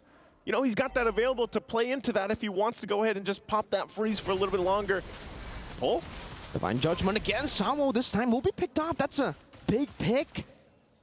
And now, with no Minion's Fury, with one member down, Twisted Minds should still be able to defend this siege. Sano, though, already very, very low earlier. Sunset Lover stealing like it form. Tomorrow, trying to go for the enhanced chain. Unfortunately, unable to go onto Sano. Troll, no Divine Judgment, so Kid Bomba will be able to posture up aggressively. Great management from Twisted Minds, clearing up the mid lane, then the top side, and letting the bottom lane flow in, isolating the Lord, and now defending to see another few minutes of this game. I think that's great, man. They used Troll just to take out Sao, and because Sao was not there to potentially set up with a Minoan Fury, Twisted Mind buy themselves some more time into the game. That single decision really helped them keep them into this game, keep it together. They buy themselves time to farm up the items that they need. And again, Sano has done a good job at playing this Roger, being able to find his own entry point. Sometimes you might see him going 1v1 with Sunset Lover, but for the most part, he's really patient on the entries. And that's what they got to do. If they want to get to a point where, all right, Lord's coming up in a minute and a half, we want to be able to contest it. Troll now has the immortality, mind you, so he can actually go ahead and utilize that flicker. If they can get a key target and work against the couple immortalities you see there from Team Spirit, this could give Twisted Minds the advantage they need approaching the objective here. It's all about finding the key targets, but it's been a bit tough to do that in these skirmishes. With Bomba, Sawo always in the front lines, they really have a lot of tools to actually disengage or to actually soak in the damage. For Sawo, you know, it's a disengage. You get the knockup down, you kind of stop that pick-off from happening. For Kid Bomba, he's just like, yeah, I'll take it. It's okay, you know, just vengeance. Divine Judgment, no problem. I got that vengeance. And look at him. He's posturing up, walking up to everybody. This is the Bomba mentality that we all fell in love with back in M5. That's why Leo created that fan base, man. The Bombanatics. Bombanatics. I thought they upgraded now. Didn't it upgrade? Isn't there a new term? I don't know. I still heard him say Bombanatics, but maybe it could be like... No, I think he's waiting for it to sign off, but you know, Bombanatics will go with that for now because Kid Bomba so far, that's what he's doing on this Thamus. Look at him. Oh, he's just going to jump in? Yeah, he doesn't care. Now onto Cuffin, forcing the oddity back. And Cuffin can only just respect it because, again, if they all in onto Bomba, if they use their resources onto Bomba, they lose. At least earlier, you know, it was just the vengeance. Now it's a vengeance and an immortality. You know what they're missing, man? What? Just Minds, instead of the Baksha, they should have went with the Akai. Oh, the Akai. Yep. And then gone with the skin. That might have been the answer. I can't. Oh, that's true. You know, if the Kung Fu Panda did go up against General Kai, maybe it'll be a bit different. But knowing how that early game played out, even with the Baksha, I think it will be a little bit too scary to go for the Akai. Very slow clear speed. Tarzan was already out farm, but this time level 15. So Troll, that's the Divine Judgment, gets caught up in Sunset Lover. An amazing read, right into the Minus Fury. Sawo knocks 4 members up in the back line, and Bomba's just standing there, swinging the spears, or whatever you want to call that weapon. Sanji zoned away, now getting caught in the enhanced chain, forced to flicker out. Sano gets baited in by the Winter Truncheon, and Sunset Lover buys the immortality. And now 2 members down. They don't even need to go for the Lord. Hiko with the Battle Mirror image forward. Blazing Duet, not quite in range there, but Might be still, it. they'll be able to go for the clear into the wave. Sanji trying to go for the defense right now with the help of Sano. That's a penalty zone into the back line, trying to zone them away with the Breath of the Ocean as well, but Cuffin has no rough waves. The vengeance is there, and nobody is able to deal with them. Only the Immortality is taken down by Twisted Minds. Team Spirit, it's a 2-0 in their final game of MSC. And Team Spirit will go ahead and rally up for the last game, getting a sweep against Twisted Minds. And man, what a game for them. What a series that we got to see from Team Spirit. A little reminiscent of what we've seen in the past. And it's unfortunate that they weren't able to just bring this into the knockout stage, because man, it is so fun to watch these guys play, especially when they're on their A game. They're a phenomenal team, man. It's unfortunate that we don't get to see him, you know, qualify to the knockout stages, but GG, well played to both Team Spirit and Twisted Minds. Even though they weren't able to qualify to the knockout stages, they showed us exactly what they were made of, right? Even here, in a match where technically it doesn't matter, they popped off, they performed, they showed the world that they're still here to play, to win. Definitely are. Let's go ahead and throw it over on stage to hear from our hosts.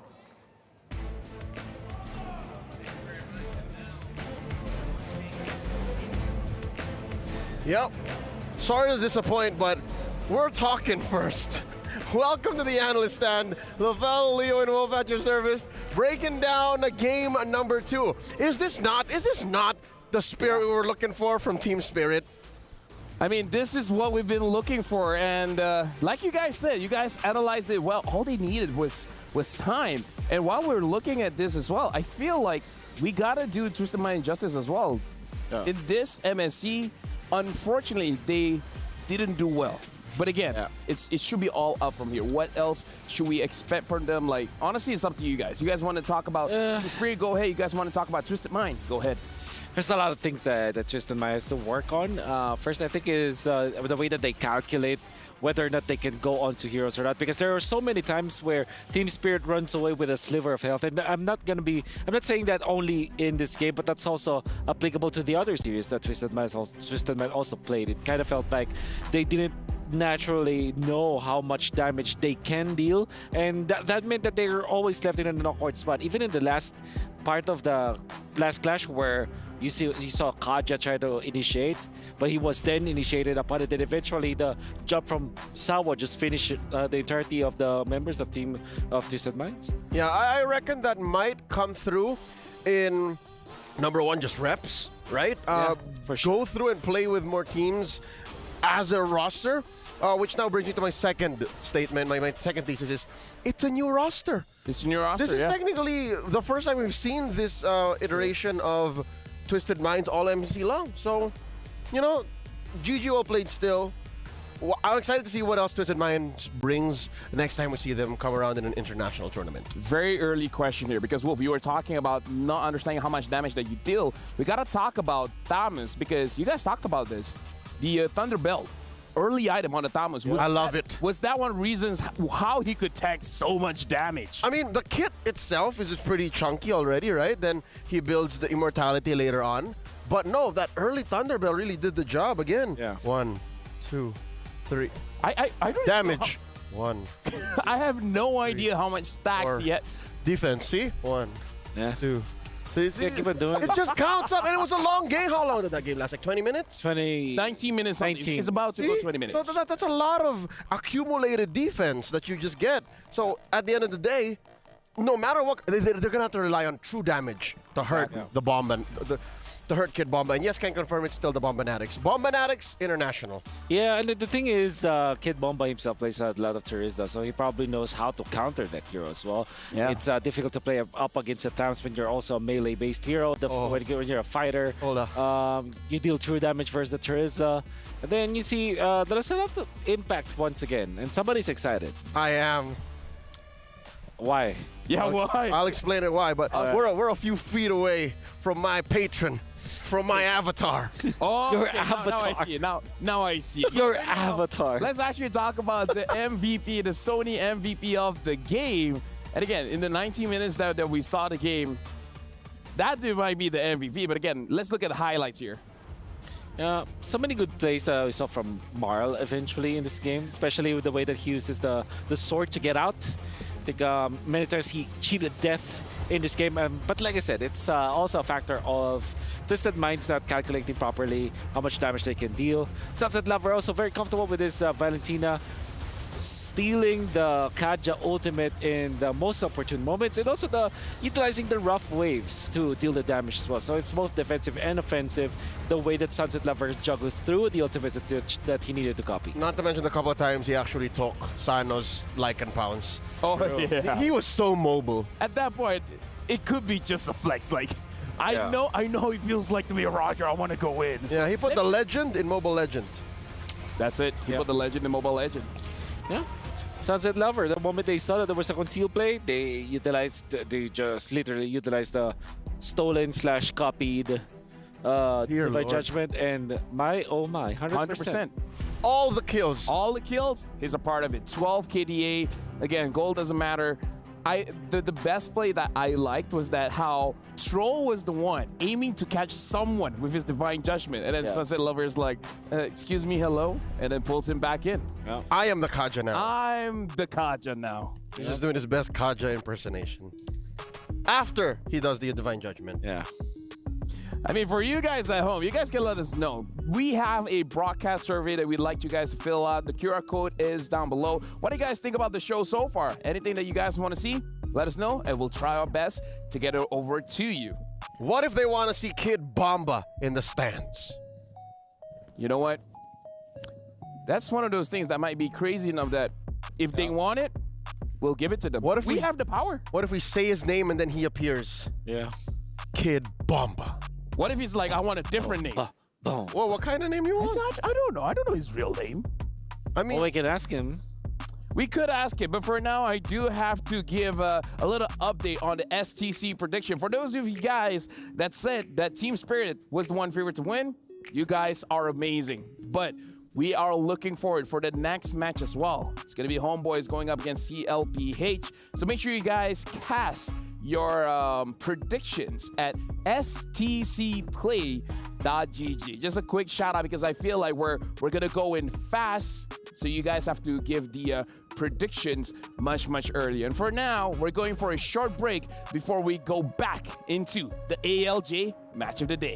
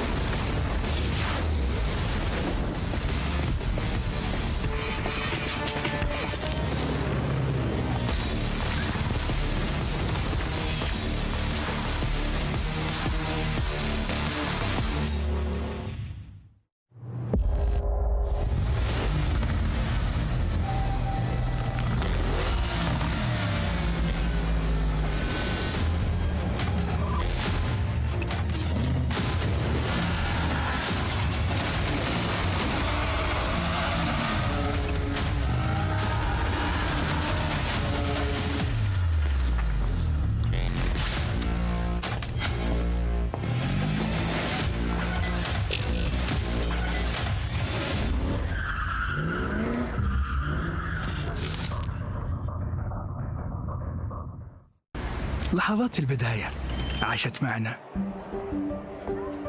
كنا نحسبها وقت للتسلية بس. نحسبها بس ذكريات. عبود أعطي أختك اليد يا ولد. ابتكرنا فيها ابتكارات، وإذا بغينا قلبناها خرافات. كنا نحسبها بس لمة وصحبة وسهرات. انتبه نوب ترى نوب. لكن كنا نشوف عالم ما حد يشوفه. لا تشغل وقته بشيء يفيده. الله عليك على الهيدسوت. عالم كبر وعاش فينا. عالم الحماس فيه يوصلك كل مرة لحلم أصعب، بس ما يصعب عليك. بارد معك وين ما تروح. content.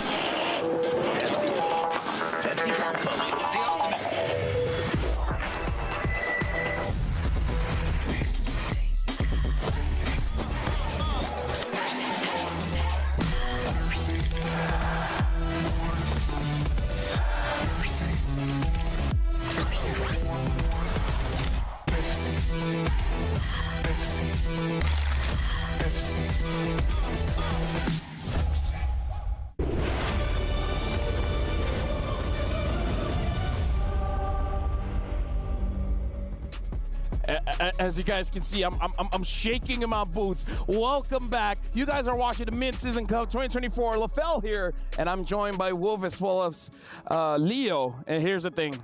This is the ALJ match of the day, the final match of the day. And I'm shaking in my boots here because I don't know whether I'm excited or scared. You're trembling. I'm trembling. You're trembling. I gotta ask you this time around, what is your STC prediction for this one?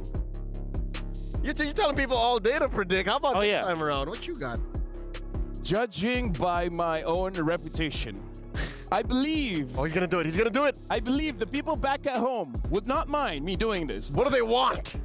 What the Malaysians want to hear is that my choice, my prediction, TLPH, baby, Team Liquid PH. Let's Tell him go. the score. Tell him the score. The score 2-0. Easy 2-0 TLPH all the way. Right. I feel so weird that we're always agreeing. When it's this stand, we're always in agreement. Yeah, because yesterday was the day of disagreement. Fortunately, that expires quickly. Yeah. You just change one. Oh, it gets tiring. Tomorrow will be the day of uncertainty. It's like, what do you think? I don't know. What else? How's the draft? Could be good, could be bad. Yeah. 50-50. Could be 2-0, could be 1-1. As Mirko would say, pretty mid. Pretty mid. Yeah.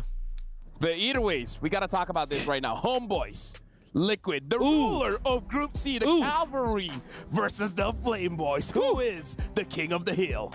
Yeah. Well, you did answer the question. You know what? Our stand is all TLPH. I was just surprised about this graphic, and I think this really sets up the tone. Yeah. Okay, here's the thing. For all of the viewers out there, we know that both teams have already made it to the knockouts, right? Actually, I feel like it's pretty chill. I need to let people know. For those of you who don't know who I am, whichever team I go for, the opposite happens. So in case it doesn't make sense, you know, I'm trying to apply the caster curse here, even though I'm not a caster. Sorry for cutting you off. Moving on. Oh yeah, maybe our curse won't apply because we're not casters. Oh no! Maybe because we're not casting. You may have just doomed Homeboys. Homeboys, bro. You outplayed yourself. Congratulations. You outplayed yourself. Can't believe he did it. Yeah. Oh my God. I mean. You outplayed yourself. Yeah, but yeah. I think. Here's the thing, right? Yes. This series matters so much because even when both teams have already made it to the knockouts, this will define who will go to number one and number two. So this could well be a best of 3 if it will be a tie, you know, because I believe that has to be decided, right? Right. Yeah. And the thing is, or maybe they'll just rely on game time because it's just a two-way tie. Yeah. Two-way tie goes that way. But what I'm saying is. Getting into top 1 means that you will face the top 2 of the other groups, which makes it so that second place is actually very difficult since it's single elimination. You might be facing up against the juggernauts of the other groups. Personally, for me, I would say winning this feels more personal than how do I say this? Tactical? Like, tactically, you want to be number 1 so that you have a better spot during the knockout stage. But I feel like this is one of those games where it's like, I'm pretty sure, even if I'm coming from the Philippines or I'm coming from Malaysia, doubters are everywhere. Haters are everywhere. So winning this one would shut up a majority of them. This is a show of force. Show of force. It's less of where you land, it's how you got there. Okay, I agree with him, though. Okay. I like that that's how you see it. I understand. That's how you see it.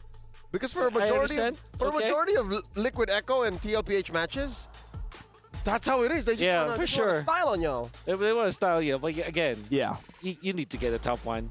Okay. Let's be real. Before we move on, we got to talk about Sao here because from Team Spirit, Sao said, I love Udil so much. When we met, he's so fancy. He's just a good guy.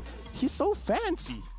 You know what? I will. Udil is a fancy guy. You know, I will agree with Sao. I will echo because last night I saw him and we had a short conversation. Y'all know spicy Udil. That's Udil you see often on broadcast, MPLID, MPLMY. But when I saw him after dinner, he was just so nice. He was just, I'm not used to it. No, honestly, at this point, we got to throw it over to the stage. Dominated the group will now fight against each other to see who will come out on top of Group C. And now, presenting first, the baddest boys all the way from Malaysia. After a sweeping win against Twisted Minds, they are now on a 6-game win streak. Ladies and gentlemen, make some noise. It's Homeboys!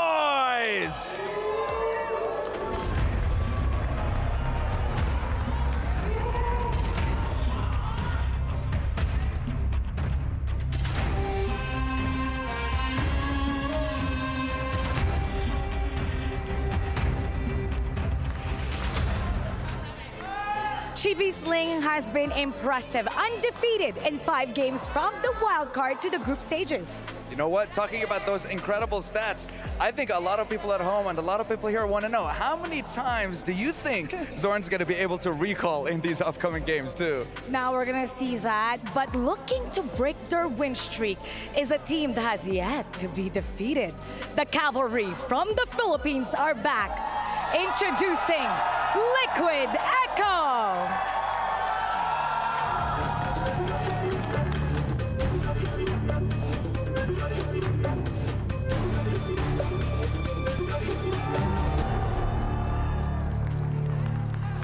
Team Liquid Echo, the last time they met Homeboys in an international tournament, they managed to take them down 2-1. Is it going to be the same case here? That's what I want to know. Well, we're also wondering, can Chibi lead Homeboys against Carl and Liquid Echo? Now, this is going to be the fight to the top of Team C. Well, I think the players are ready and the stage is set. So let's take it on over, back to the panel. Thank you very much, Sandstorm, as well as Mara. And gentlemen, Sandstorm had a good question. And the question is, how much can Zorn TP in this game? Right? Because now it's against CLPH. This might be a game where he might be a little bit limited. To be fair, when you're talking about Zorn and an amount of recalling, you can never really put a number on it. You can you can give it an over and under. So for this whole series, best of 2, 300. It's a good start. Them's amateur numbers. 300 is the rookie numbers. I'm thinking like 700 per minute, maybe. Yeah, 752. That's the basement. 752 is the basement per game. Per game. Per game. Yeah. You know what? I think if there's any other occasion that you should be recalling so much, this should be it. Play in Echo's game. You know, in Liquid Echo's game. They like the TP. You like the TP. Everybody loves seeing you both TP.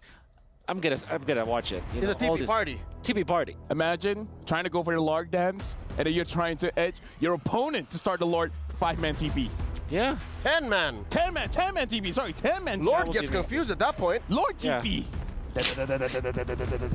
At that point, Lord's like, okay, you know what? I'll hit myself. I'll chunk my own HP down. But now we're jumping straight into the draft. Homeboys, blue side, first pick, TLPH, red side, second pick. And we're jumping in. This is going to be very interesting. I don't know about you guys. Yeah, very interesting and very fast as well. Homeboys have to be prepared about this blitz draft. But what we do know is that they really like the Cho as well as the Farsa and TLPH. Knowing that they're on the red side, they're on the red side, they might... I would have said they meant Louis, but it was Homeboys themselves that planned it out. Coach, nobody is on point. All right. He's El Jefe. El Jefe. He's El Jefe? Yeah, Jeff. It's actually Jeff. Okay. That makes more sense now. But anyways, I feel like TLPH should ban out the chip sooner or later. Something that they do have to be careful of, I kind of feel like, is actually going to be Udil. Because I feel like Zorn, even without a show, he could do more or less what he wants to do. But Udil on the Farsa is deadly. So personally for me, if TLPH they want to go for a Valentina, maybe they got to consider the Farsa matchup. Yeah. I really like the way that Udil plays the Farsa, but I doubt it will be let go for TLPH, especially because Homeboys themselves ban out the Louis very early. So it kind of frees up one slot here in the red side. So you ban Chip, Eventually, you ban the Farsa. I think.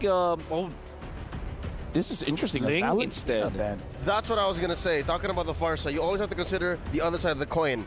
The one who steals thine ult. The Valentina. Is this the first Valentina ban we've seen in a while? All day at least. All day. It's been a while. It's been a long while for sure. And Homeboys banning out the Yuzong. So this is targeted ban. This is not like a meta ban. It's targeted bans. Okay, so Roger Moskov is open. I wonder if Faramis is the priority now for Homeboys. But that definitely is a hero you don't want to give to Team Liquid Echo. So that is actually a scary spot to be in.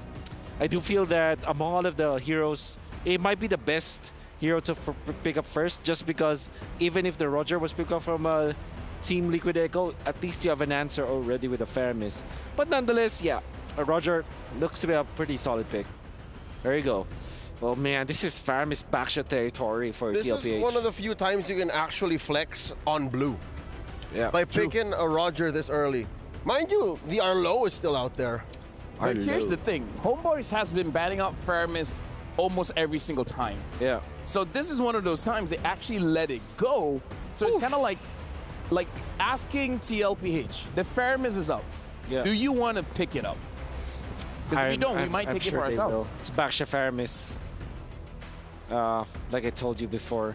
If not, it could be Arlot and the Edith, which also TLPH really likes to flex. And/or. And/or, yeah. But yeah, the Faramis just such a good pick. It's a great answer.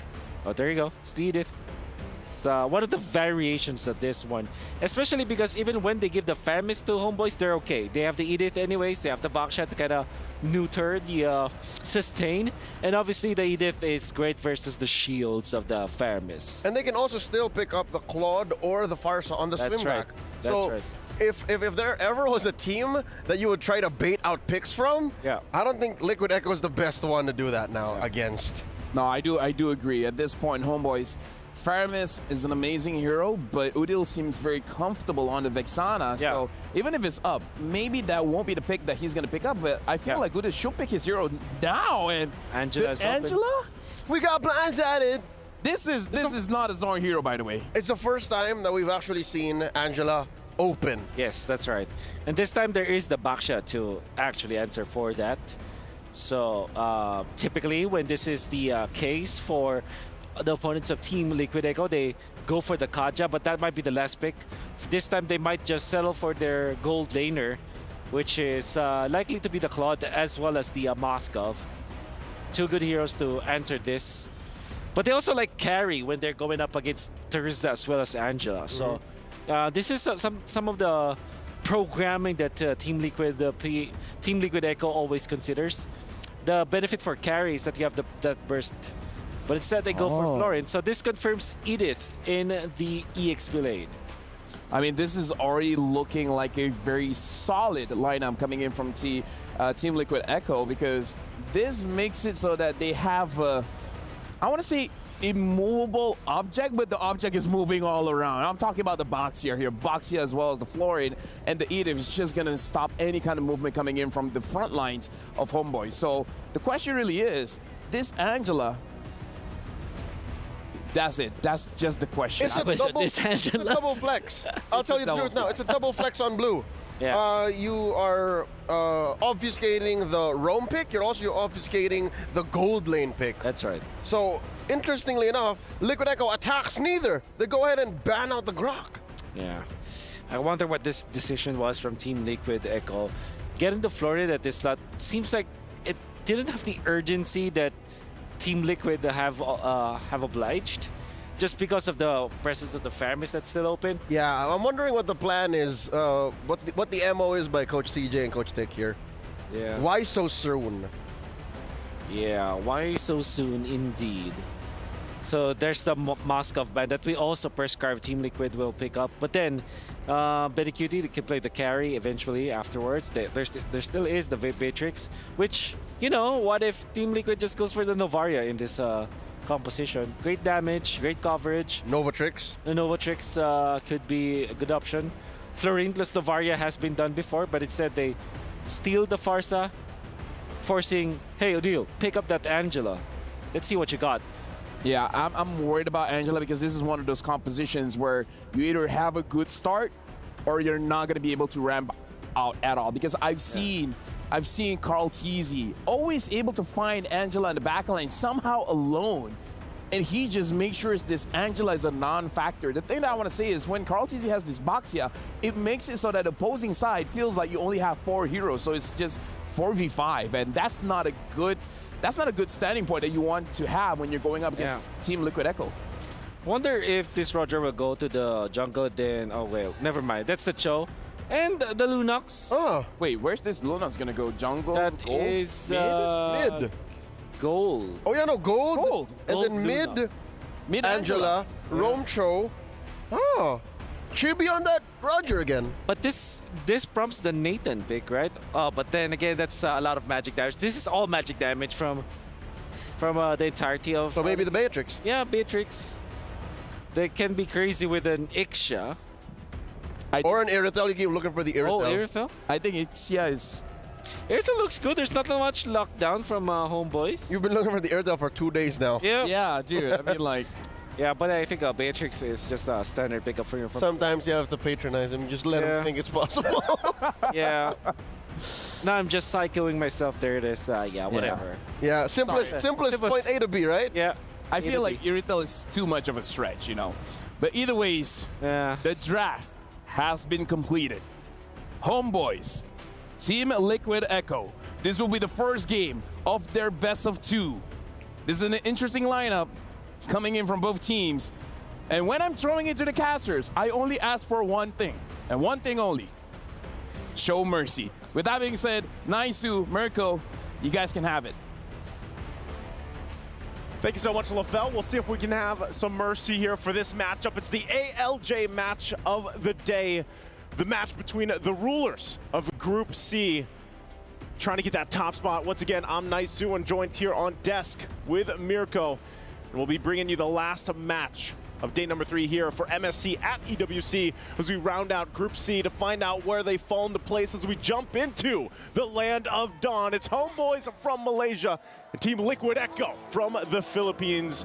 Will be the Homeboys or the Cavalry to start out game number 1. Looking at everything fall into place, of course, emblem-wise as well.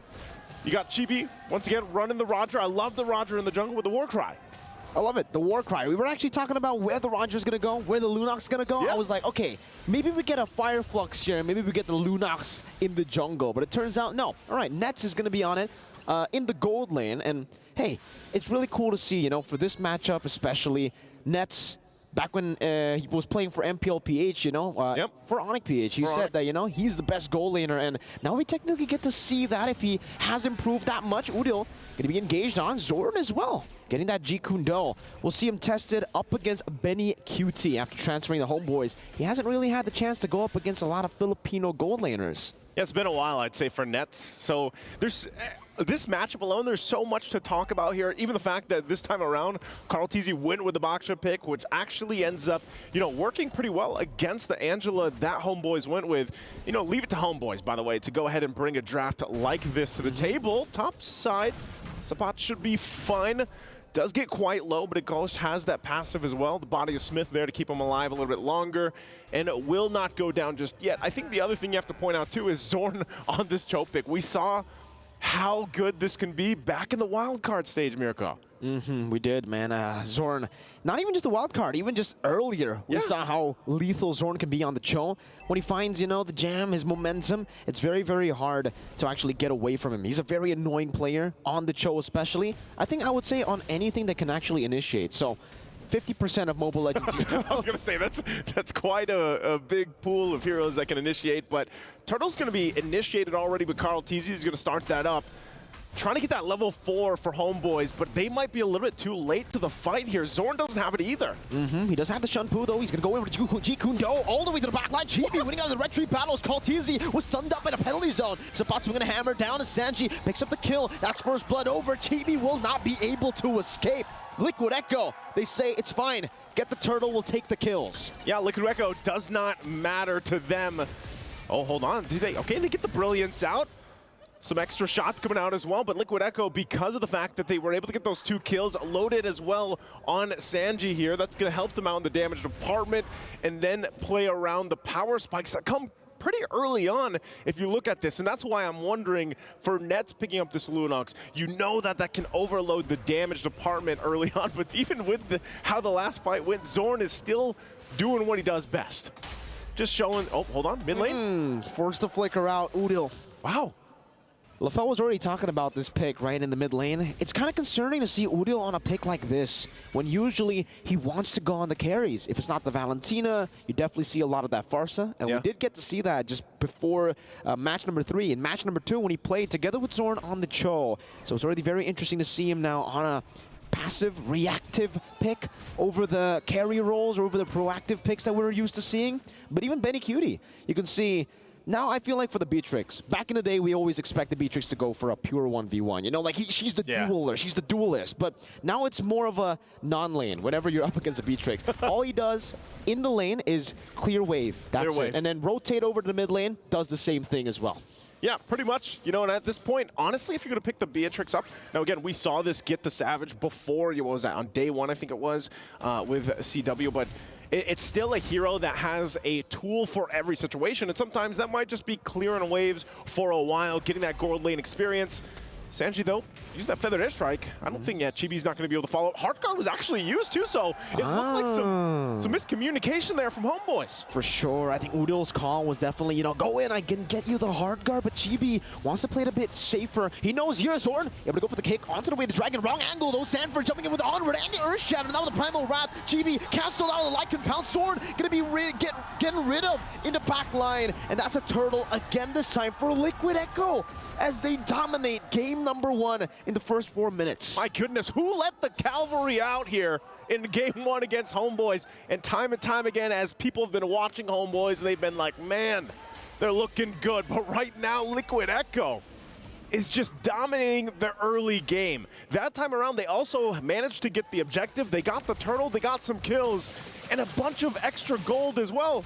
Look at this, Benny Cutie just picks up the BOD this early on. BOD in the 5th minute of the game. We were talking about how much of a menace he is, just clearing out these waves. Zorn, again, up top, really trying to be annoying here for Sanford, trying to delay him into the lane, and that actually does work out very, very well for Homeboys. Sapat is able to get so many hits on the turret, so at least it'll be a trade. Bottom lane tier 1 for the top lane tier 1 as Udil claims that Flask of the Oasis. Now Zorn gonna go for the way the Dragon again onto Carl Teasy, not able to find it just yet, but now finds himself in the proper angle to go for it. The way the Dragon onto Sanford, though, no one's there to follow it up. It's actually gonna be TLPH who rotate faster. Benny Cutie rotating and getting the kill on Zorn, punishing the guy who was meant to go for pickups. Yeah, I think again you're playing the Cho. Oh my goodness! What is that damn? That's big damn! Benny, my goodness! Have some mercy, LaFell said to the casters, but maybe he should have said it to Liquid Echo. 7-0, 6 minutes in. What? All he has is the BOD and that Fury Hammer.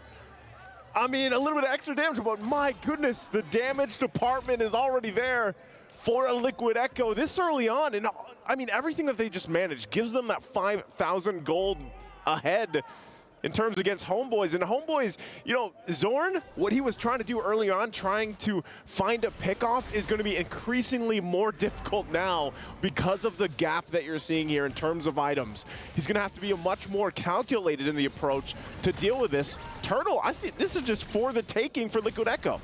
The first turtle, Homeboys was able to contest it. They were able to get a really good steal.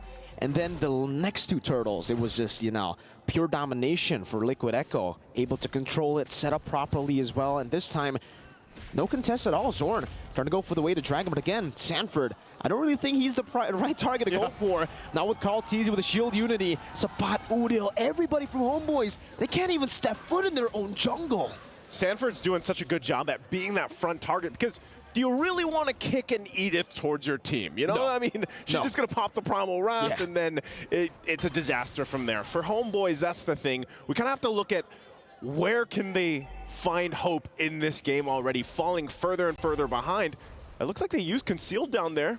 but it's only Carl Teasy. He goes for Sanford. They're going to go on to Sanford now with the Chaos as well. Sanford just walks up with the onward, has the Primal Wrap, flickers back again. 2v5 in the bottom lane. Sanford sustaining in, but will finally be taken out by Zorn. Now with Sanji rotating as well. That's a Feather Airstrike to deal some damage. Chibi getting rid of Carl Teasy, but now Benny Cutie, the big damn carry is here. The raid boss looking to go for the cleanup. The Bennett's Rage not in range. Zorn with the G Kundo. Great disengage, and Homeboys will be able to capitalize on that 2v5. There you go, Homeboys. That's what. No, the shot's gonna land, but it's not enough to get the kill. But Homeboys, they get it. At least they get back in the game. I was asking the question, where's the hope for them? And it looks like they're still going. Way the Dragon into the Chaos. JP still able to flicker out now with the Bloom and the Feathered Airstrike chunking them down. Sanford looking for a re-engage. Zorn recalls in front of them, and Benny gets the shotgun out. Don't be recalling in front of me, man. Oh, anytime you see that, you have to be careful. We already saw the preview of the damage that Benny Cutie's holding on to. If somehow Homeboys can get to Benny Cutie, that'd be great pickup for them. But already, now the Lord is up. I would say, you know, with what happened for Homeboys in that whole exchange, I'm not sure if it's enough to actually go toe-to-toe contest when it comes to the Lord here against Liquid Echo, but so far, at least they find a little bit of hope. The Nets is a big part of that. He hasn't gone down. He's been able to farm up. Zorn's going to take some damage, though. Chain CC. Zorn, baits out the Feathered Airstrike, too. Very early on Sanji. And now he'll be forced to recall. He doesn't have a lot of mana, but it does seem like he's actually going to choose to stay around the Lord pit. Angela in the bottom lane trying to go for that macro advantage with wave clear. With the global presence, Sapat has the penalty zone. Can go for the chain CC onto Carl Teasy, but Carl Teasy goes over shield unity. Chibi walking in, and he wins it! Now with the Rectory Battle 1, Sapat jumps in deep into the back line. Sanford gonna be able to still chunk in so much damage in the front, soaking it in, but ultimately will have to disengage. They can't go for more. Homeboys, great steal. Zorn, Way the Dragon, bringing Benny Cutie back into the wild. Oh, Lycan pounce. But the Feather Airstrike isn't able to take him down just yet now. And Homeboys, again, another amazing pick. This is a massive swing now for Homeboys. They've evened out the gold. They got big shutdowns as well, plus the objective. What more could Homeboys ask for here? And with that, you're seeing the items being locked in as well. Glowing One also picked up from Udil, wants to help with that sustainability coming out there. They have the floor in for Liquid Echo. They should be able to make quick work of this Lord. Nothing too crazy should happen off this, but what that's done for Homeboys is giving them a fighting chance to now get space to work with on the map. Great space to utilize now, but Carl Teasy, good Shunpu by Zorn with the TPs. I think the Wood Sandstorm, you know, he asked the question. Now, we definitely got to get someone in production or maybe the analyst to count how many TPs he's doing, because Zorn is already finding his jam now in the 10th minute of the game. It took him a while. Usually we see him TP very early on. Yep. Now Zorn is getting it in the 10th minute. But let's talk a little bit about the scaling of both these teams, right? Because for Homeboys, with the Lunox, with the Roger, they actually have some proper scaling to play with. They do, and that's why I was mentioning it earlier with Nets. You know, for the most part, as he... mid lane. Shield Unity into the Poison. Chibi still able to evade from the Feathered Airstrike as Zorn pops into Conceal. Still no full initiation. Zorn wants to go for it. Jumps in with the G Kundo. Shunpu's back out as Sanford pops into Earth Shatter. Both teams playing it slow, resetting. He's doing such a good job at... Even if it's just baiting out the Feathered Airstrike, that's what Homeboys need. So Zorn now, like you mentioned, getting to the point in the game where he's able to kind of relax a little bit, get these, you know, these ultimates down if he can, maybe a couple battle spells as well, and that's part of it. Going back to Nets here, looking at the items, he's getting there. He's already got the Genius Wand, Divine Glaive, Enchanted Talisman. He's got his 3 locked in, and that actually works really well, even in conjunction with having an Angela there to help you out. So we'll have to see, again, the damage potential from this Lunox picks later on. Oh, they jump in. Onward, Earth Shatter. Try to time the Shunpu, not that time. Zorn, unfortunate for him. He gets sniped down by the Renner's Apathy. Liquid Echo now utilizing that advantage. Try to go for the siege in the mid lane. Nets trying to go for the clear, not able to do so. Sapat will just give it away as they send Udil up top. Sapat. He's gonna get cut off? It's gonna be cut off. I think he was trying to get through the wall, but the purple buff spawned. So it cut his escape off, forced to flicker out there. And at least, you know, he's alive, but he had to utilize the flicker, so that's not available for him now. And so with that, he doesn't have this possible engage tool to go ahead and fight off into this Lord, but Chibi's going to start it up. Actually really front-sided this. Sapat now part of the fight too, the rest of them as well. Zorn going in with Conceal. Trying to bait out that Purify from Sanji, but it stays with it. JP gonna be scratched down by Chibi just a bit, forcing to flicker out as CLOSE uses the Tortoise support Sans, losing all of his mana. Feather Airstrike by Sanji to poke them down, slowly but surely. The Lord reset it. Zorn again, now inside, Way the Dragon, used up by Zorn, and he's forced to flicker. Raider Shatter by Sanford, right into Benny QT, who follows it through. One-man advantage for Liquid Echo.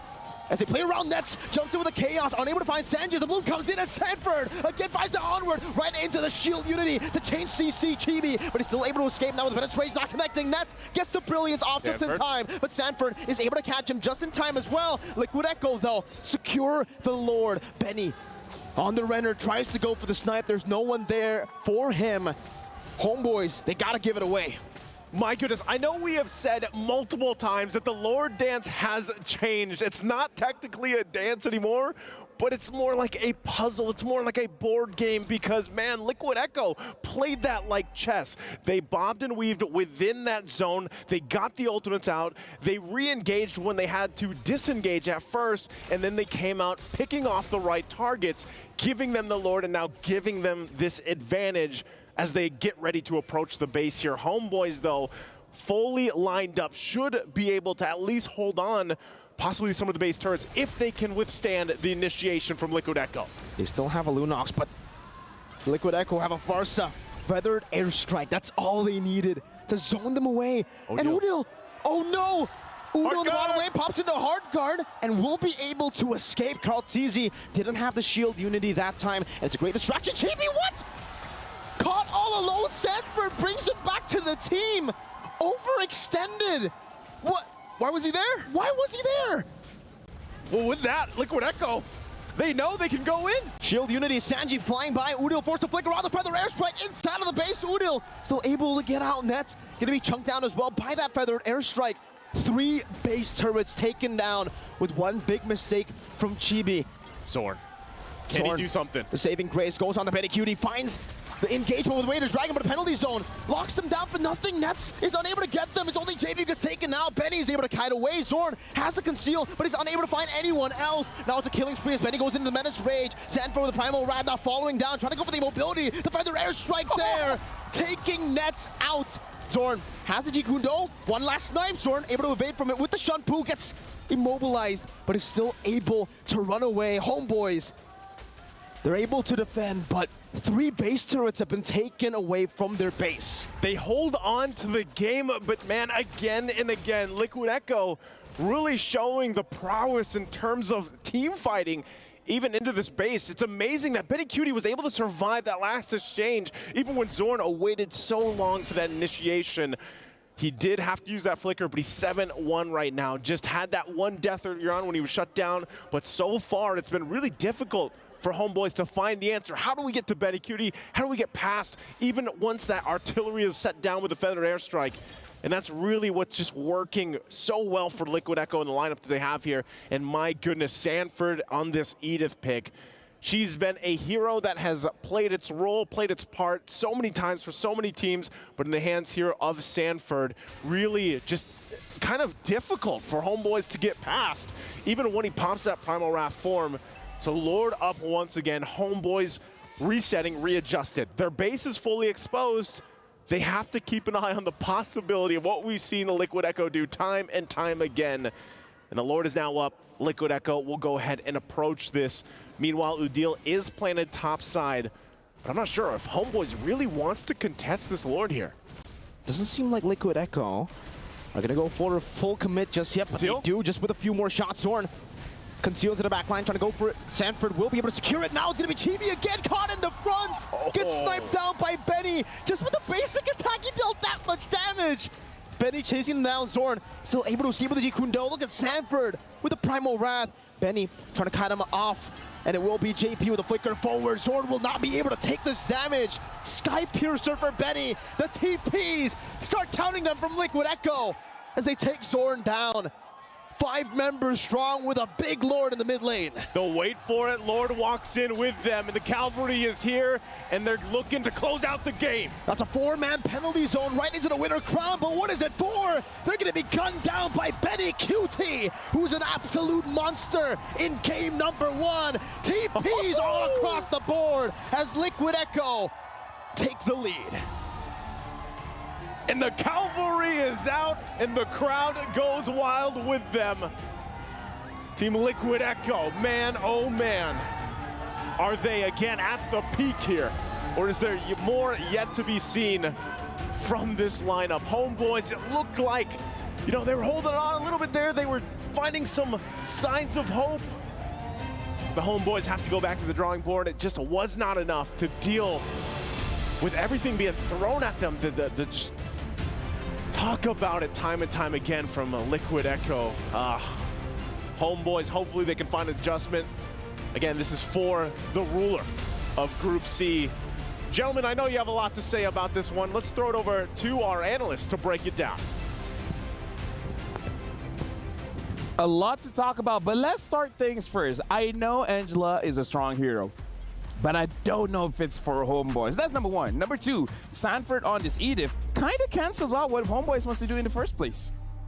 Sanford just outperforms himself. I think he showed us how strong the Edith is. And I do have to agree with your first statement. It kind of feels like it's not a Homeboys hero, let alone an Odile hero. But at the same time, they have to adapt to this. This is a good hero in the metagame that seems like the Team Liquid Echo have exposed. I still can't get over Sanford's Edith. Yeah. I very vocally just spoke to myself again, that's not fair. Yeah, yeah. The amount of CC coming from this hero that's neither an ult nor a long cooldown skill is just out of this world. As well as how he times Primal Wrath. It's criminal. Again, I think this is a perfect time to use that word. We throw it around willy-nilly, but now I feel like Homeboys, if you ask them about Sanford's Edith, they would say, in Bahasa, it's criminal. Satu Jinaya. That's in Bahasa. I don't believe you. But here's the thing. The thing about Homeboys is that they're slippery. This Edith prevents them from being slippery. And I feel like they thought this Angela will make them more slippery, but then it becomes the problem because I saw the damage numbers just now, and Sanchez at top, and then it's like, you have to wait for the 3rd or 4th highest damage, and then you see someone from Homeboys. And I feel like that's a big issue. Homeboys is slippery, and they do damage, but without either of those, it's not Homeboys. Yeah, one thing that Homeboys may not have acclimated themselves into is the idea for Team Liquid Echo, wherein if they see someone, if they see a low-hanging fruit, they're gonna pick it. They are gonna be committing to that. The word that they use in the Philippines is bigyan, which kind of means like you commit to it, like you hurt that guy. Grab him, grab him, get him. You know, get him. So that's literally what happened in the latter portions of the game, where Zorn showed himself, Odile showed himself. There was a time where even Chibi showed himself. No hesitation whatsoever from the side of TLPH. They will go onto that hero and commit to that all the damage that they have. Yeah, because we see in the fights where Sapat, Zorn, they try to go for Benny Cutie, and to their credit, they were able to catch Benny Cutie, but then Benny Cutie has friends. Everyone's around him is there to protect him. So it's something that I feel like Homeboys has to be careful of.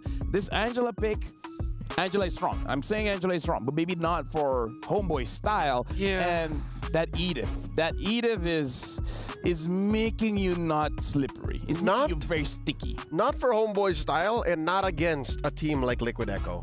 And also there's this factor of the Florid, which we saw kind of revealed the Sanford here already, which we kind of doubted. But then if you look at it in a theoretical manner, like the idea behind it, it's the Roger counter. Because Roger wants to eliminate people as soon as possible. But if there's the Florid, there's no way you can stop that. Because of the Bloom passive, Bloom in general, which you kind of eliminate that anti-heal factor, right? For 2 seconds, you're not able to eliminate people, and then you're left in an awkward spot wherein you cannot dive. That's probably why Chibi is not that confident jumping in, because he knows that once the bloom is up, he's gonna be put in a spot where he can be gone upon because he cannot eliminate people constantly. The way I see Roger in the current metagame, or when he's really doing work, snowballing out of control, is as a parkour artist. You want to have momentum. You want to jump from point to point, target to target. But what Florin is a huge speed bump. Here's the thing. We're going to talk about it a little bit more, but we got to look at our Sony MVP of the game. And honestly, in this game, the MVP is going over to Benny QD. While we're looking at the highlights, I do have to say, shout out to our analysts. I think you guys got it. This Florin prevents Roger from doing what Roger wants to do. And the same thing as well, again, I just want to say it again, is the Edith. Crowd control and then your opponent keeps on healing.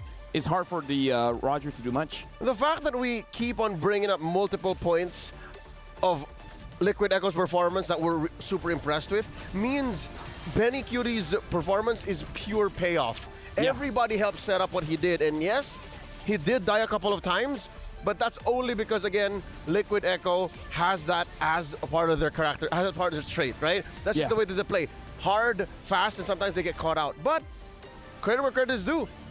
HB did what they could with a losing situation. The thing that I have to say about Benny QD is that I feel like he's 2 minutes faster. Anytime when you say, oh, this is the original timing for this kind of item build, I kind of feel like he's 2 minutes ahead. Even KDA. Even a KDA 11, KDA here, GPM 7.5 and 3, 65% of the kills. Benny QD, give him an ultra late game marksman, and for him, it's just like a mid game marksman. And that's the thing with TLPH is that they create chaos on the opposite side of the map, and you're way too focused on it for what, 5 minutes, 8 minutes, and then you're surprised. Oh, Benny QD is left in the kitchen. He's already getting everything, eating everything, and now he's bulky. You know what? This personally for me, folks, I'm gonna need time to brief here. So, Wheezy, I need your help. We're throwing over to you. So, come on, who are you interviewing, man? From great to GOAT, all the way out from Malaysia, RSG, we have Repo in the building. How you doing? Yeah, I'm doing good right now. You're doing good. Pro player, here to enjoy Saudi Arabia. Enjoying the Saudi Arabia, then the heat or here, the sun. Wow, so heat, so. Yeah, it's definitely very hot. Speaking of hot, I heard you're dominating in the XP lane and you got some fancy moves to show us. Yes, of course, because I have many EXP lane, but yeah, I'm dominating the Malaysian, but I didn't get here to play, yeah. Well, I'll tell you what, I'm an XP laner main myself, and I need some finishing moves to be able to showcase to the world when I get a victory. You got one you could teach me? Yeah, sure, I get one, but this is Malaysian style that everybody know. Ooh, what's the name? Udil style. Udil style, I like it. Okay, so I will show you here. All right, so like this. Oh my goodness, fancy. Yeah. All right, one more time. I'm gonna try it out. Okay, sure. Like this. Bang, bang, bang. All right, let me give it a shot. All right. So. Nice. Yeah, nice. Malaysian style. I'm gonna use that next time I jumped into ranked. Well, thank you so much for spending some time with us today. Enjoy MSC 2024. What team are you going for? Homeboys and SRG. Ooh. Those two teams. Well, Homeboys made it already. SRG's next. Yeah, so I hopefully SRG will make it. All right, well, there you go. Malaysia, shout out your favorite teams, guys, and welcome back to MSC 2024. Here's the thing, Wheezy, if you want to see more, if Odin wins this one, he is going to be doing bang, bang, bang. That's you know, honestly, everyone can do it. It's honestly fun to do. But speaking of fun to do, we're going to see Wolf having fun with his Illustrator. Show us, Wolf. Oh, yeah. I'm having a lot of fun because I'm also having a lot of fun identifying and understanding how Team Liquid Echo operates. And Melio knows this. The way that they get information is by, I don't know, mathematically, you know, the process of elimination, basically. Yep. So I'm going to play this in a while, but I want you to look at the bushes that they're checking. And the fact that they know where the Angela is, that the bottom lane, as you can see, is pushed out, so they have vision in there. And they're just going to be casually checking all of those bushes, right? So it's going to be a little bit in slow-mo. JP as well as Benny, they've checked this new bush. JP is going to use one of his spells to check that bush, and Benny is going to check this weird lizard bush. So now they identified, okay, nobody is gonna backstab them. At any certain point, immediately they burst the Lord. Now Sepad knows that, oh, they're bursting the Lord. Immediately the conceal from Sword as well as GB, the reaction was there. This was a forced reaction coming from TLPH, and now they've cut off the entry points. At the same time, was able to get the Lord. This is how TLPH forces their enemies to make the mistake so that eventually they will have the advantage. Lord Dance at its finest. If anything, this is a evolved form of the echolocation form of shot calling. Team Liquid PH, now formerly Echo, used to do this. They would release mic check shot calls, and they would say, not here, not here, not here. And here you'll see it. It happens in a split second. Yeah. That they do it all at the same time, and they make the call and say, okay, we're bursting the Lord. And I think just as quickly as they checked the bushes, they were able to say, okay, if it comes from here, we turn and then we go. Yeah. Because it was almost just instantaneously. They stepped on the clutch and said, we're turning. It's go time. Yeah. Honestly, thank you very much, gentlemen. So it looks like the way that Echo plays is that if it's not A, B, or C, then it's most probably D. Exactly. Now, for this match to go on, afterwards, trust me, guys, this is difficult on me. Homeboys still look good, though. Homeboys still look good, but TLPH is definitely on top. We got to see if Homeboys can make this into a 1-1, or will Team Liquid Echo close out? We're going over to the stage. All right. And at this point, again, you talk about 1-1. That's his daughter. Oh, yeah. What? Yeah. Benny Cutie's daughter. Oh, really? It's named 1-1. Oh, wow. Okay, legit, I didn't know that. Yeah, it's legit. It was, well, to be completely technically correct, it's a nickname. But there is, in the name of the daughter, is definitely 1-1. And he calls her 1-1. Calls her 1-1. In Malaysia, our ex-professional player, his son's name is Harith. Well, I'm pretty sure that's real. That is real. Yeah. Yeah, I've seen several birth certificates going around online. Does that mean that your daughter will be named Lolita? Lafel? Let it be known that I'm actually pointing at Lafel because he probably don't see us. And Lafel is reacting in a very unpleasant manner as of now. Lolita. Lolita. Here's the thing, gentlemen. I might say yes. My wife might say no. At the end of the day, we all know who gets to make the decision. Yes. All right, so Yes, now we're sir. jumping into the draft here. Team Liquid Echo, first pick, Homeboys. Second pick, instantly ban out the Ling, as well as the Pheromones for Team Liquid Echo. Homeboys not wanting to let go of the Luyi, as well as the Yuzong. I foresee a lot of openings here, given that Liquid Echo is a kind of team that if the box is open, they'll just pick it up first pick. Yeah. We are in that realm. So this has got to be the chip ban. Thank you for banning the Angela. Oh, yeah. It's like a TLPH. It's like, yeah, we'll give you a favor. Oh no! Chip is open. Valentina is open. Box is open. Chippy. Is this the time? Chippy. Is this Chapa. If it won't be Team Liquid, I'm sure Homeboys will take it, right? This is a huge risk. I think this is a breakthrough. Over there. There it is. There goes Chip. First pick Chip. It's the Chip. Okay. So you go Harith Arlet, I guess? I'm going to set you gentlemen up. Okay. Zorn is okay with 2 picks to counter the Chip. Number 1 we've seen before is the, what's the Curse Blood hero again? Carmilla. The other one is Bellaric. Oh. Right? A little bit spicy. I'm not sure if he's going to bring out this one, but yes. The Harith and Valentina has been picked up. The Arlo. The Arlo is also a nice way to You just counter. swipe them off. I like the Valentina too. Terrify also works in that way if you reserve it. So now it's up to Udil to reserve that Terrify in best situations. Roger, Basha, sure, why not? Echo is just like, okay, let's get the best heroes to meta game right now. It's a shopping spree. It's always, why does Team Liquid Echo always gets these good heroes, man? Yeah, because there are, because if you're gonna be looking, like it's Florid and Usual, who bans that, right? Yeah, who bans that, exactly. HB got shook, man. Gotta say, HB got shook.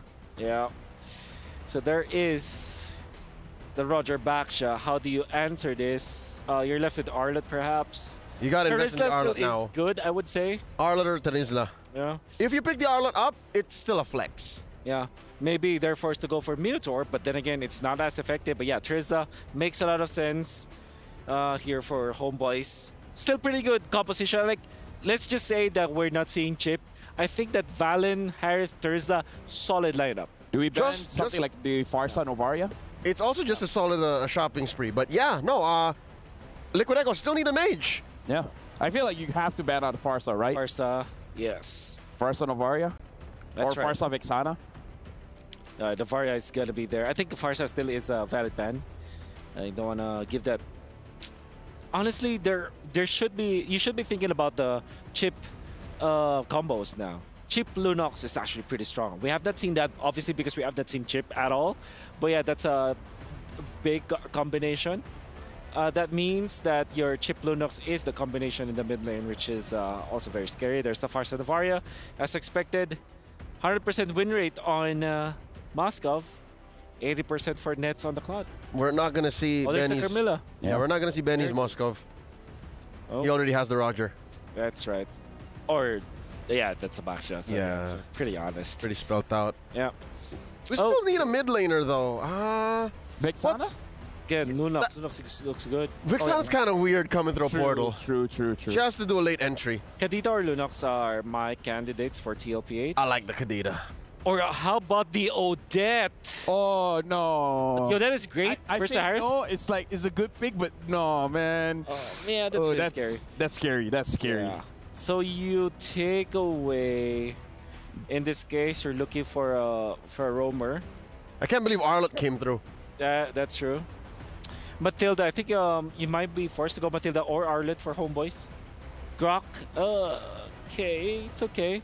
Wild charge works, I'm thinking, what's the jungler gonna be here? Is the portal a structure?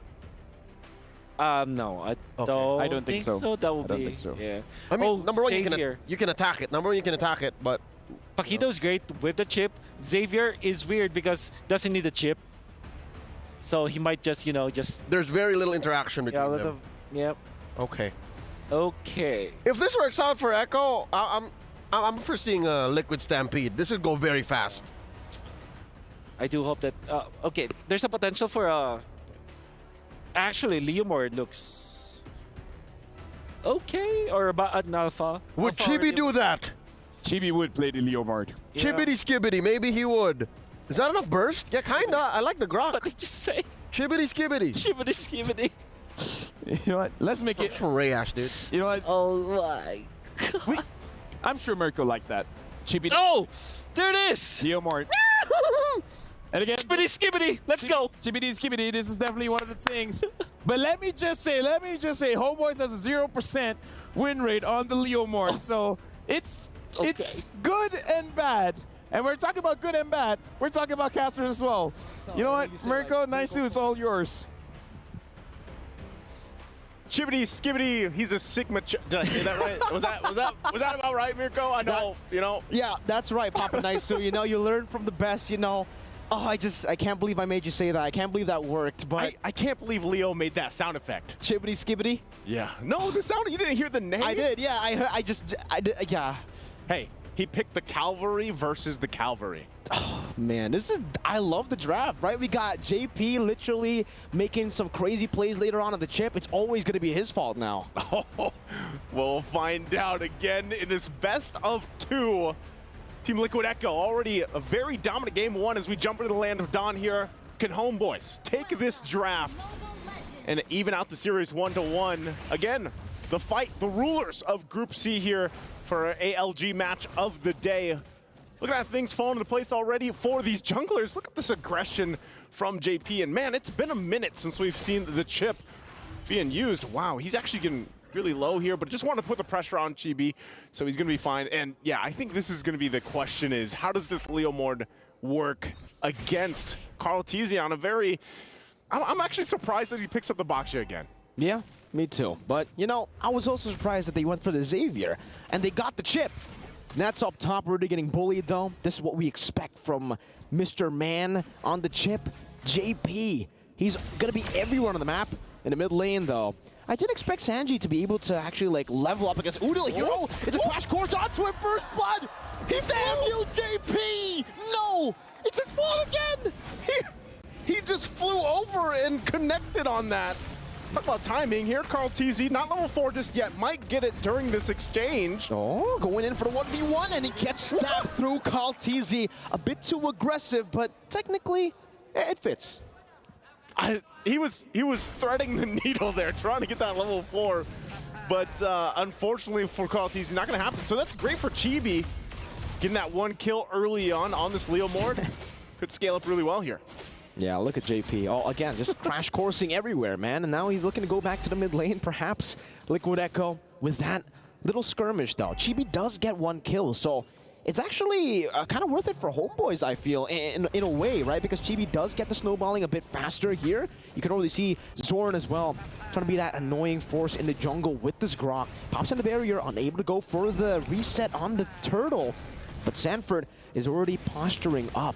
Seems for Supply, he does have the penalty zone. They can go for it. JP going to be zoning Chibi away. Crash course into the back line, forcing Chibi to use the horsey horse. And there you go. Jumps into the back. Carl TZ. Oh, it's a mobilization with a Mystic Field. JP picks up a double. He gets 3 kills, and it's all on him. He might be going for a triple just there. 3-1. Is JP the carry here? The Mystic Field straight into the punch of Sanford. My goodness. Liquid Echo again, like they did in the previous game, starting off strong, starting off fast. And, you know, JP, to question, he just got the level 4. He now has the shortcut available. So what more is he going to bring to the table and bring to this fight? Wild Charge. Zorn with Wild Charge, but it's only on to Carl TZ as they get immobilized by the Mystic Field. Now Chibi joining the frame, missing the skill shot. Carl TZ gets caught by the Synchro Vision. And this time, JP won't be able to pop that shortcut in, so no Sanford to help them out. Great here, great pickup for Homeboys, actually to get a kill in the hands of Nets. You know, we saw the Lunox in the last game. It did not work out the way they wanted to, so hopefully this time around, prioritizing the Harith pick here, they have this. Nets can start to scale up pretty well. He's going to be big in utilizing the Harith in conjunction with the Grok pick into the Wild Charge, and then even the penalty zone to speak here. They both have Fury Hammers across the board alongside the Terizla and the Leo Mord picks. That's actually enough early damage to help with some of these skirmishes. They just have to play around once again the fact that JP has been on fire now that he's holding on to the shortcut. At any moment, the cavalry could literally come through the portal, and what seems to be a 1v1 is then a 1v4 or 5. You can see Udil holding on to the ultimate as well. So this could be pretty interesting, the fact that Homeboys does have a Valentina on their side. Turtle up, though, in just about 10 seconds here. Chibi patiently waiting. JP's right there in position. I don't know. Do they know? I think they know. Chibi knows, but does JP know that Chibi knows? Udo rotating as well. Has a shortcut. They catch him now. JP able to get the crash course down. Puts down the shortcut, but that's going to be Udo who puts it down. JP forced to go back. And now, you know, there's really not much that Homeboys was able to get there. Sanford, this is damage that with the knockout strike as well. Oh, the flicker, Sanford! Getting the kill on Udil. 1-2. And now he's gone. Chibi, shield unity, cancel it out. Still JP walking up with the crash course, and the Wild Charge connects into the back line. Chibi still able to secure the turtle, but now gets engaged on. The shortcut is there, but nobody's following it up. Benny! With the help of the Dawning Light, Benny again with the light can pounce under the tier 2. In the 4th minute of the game is the Liquid Stampede that we were talking about. Benny's still able to escape on the knockout strike. Nets gonna be knocked up. One last shot should do it, but he's still able to escape right now. JP and Sanji again. It's back up. Wait. Usually it takes a while for Xavier to get those low cooldowns, but he had 2 Dawning Lights in that whole exchange. My goodness, Liquid Echo again, a full force ahead. A new version of that express forward. Homeboys trying to catch their breath here because it just seems like everything is layered perfectly from Liquid Echo. And again, as they were setting that up, before that all broke out, it was on JP giving the information while Cartesi went for the turtle, and then it all broke out, utilizing the shortcut as well. Oh man, and that is going to be the Sky Piercer already locked in for Benny Cutie. Udil does get the Enchanted Talisman out. He's got to be able to scale up on this Valentina pick. Some of those Terrify mechanics would play a part as well. Still holding on to the shortcut, but here JP goes in again.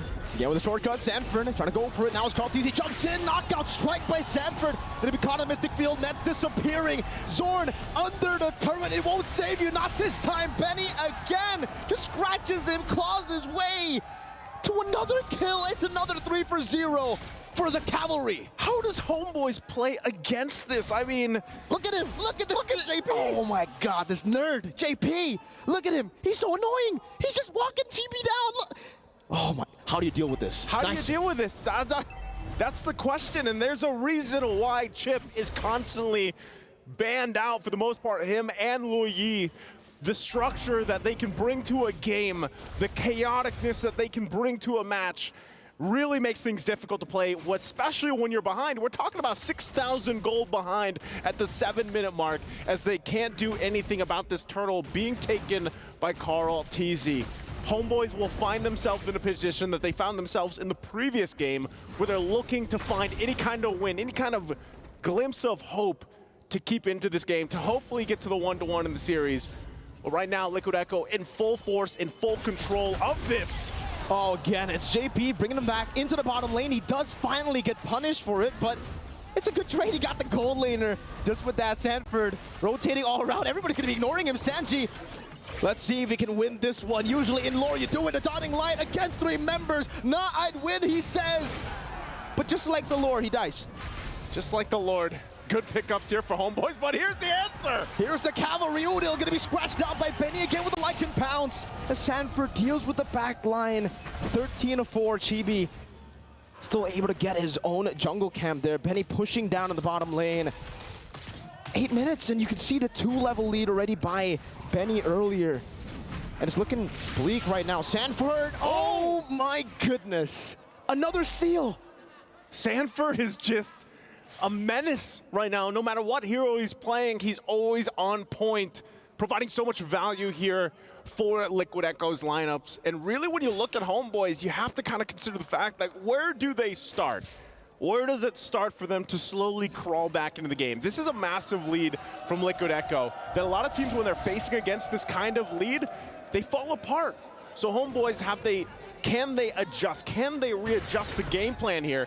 Because we're not even talking about the fact that this lineup from Liquid Echo scales big into the late game, especially with Xavier in their hands. This is a hero that just, once he has, I don't even know, a 5-second dawning light, nearly max cooldown reduction, it gets very difficult to play against here. And so when you're looking at Homeboys' lineup, it's got to be that penalty zone. It's got to be the wild charge to set things up and then layered into a Zaman force. Chibi should not be the one starting things out. 1v3, Sanford still able to escape with a shortcut as well. Now JP puts the shortcut. The Cavalry comes down with the flanks. And it's Benny who returns the favor. Nets is down, so is Udil. And next, it's going to be Sabat on the chopping block. Still a barrier. As Benny doesn't care, he dives out of the tier 2. So looking for it, gets shut down under the turret. Sanji, looking for the Mystic Field. Chibi still able to run away as JP pops the crash course down.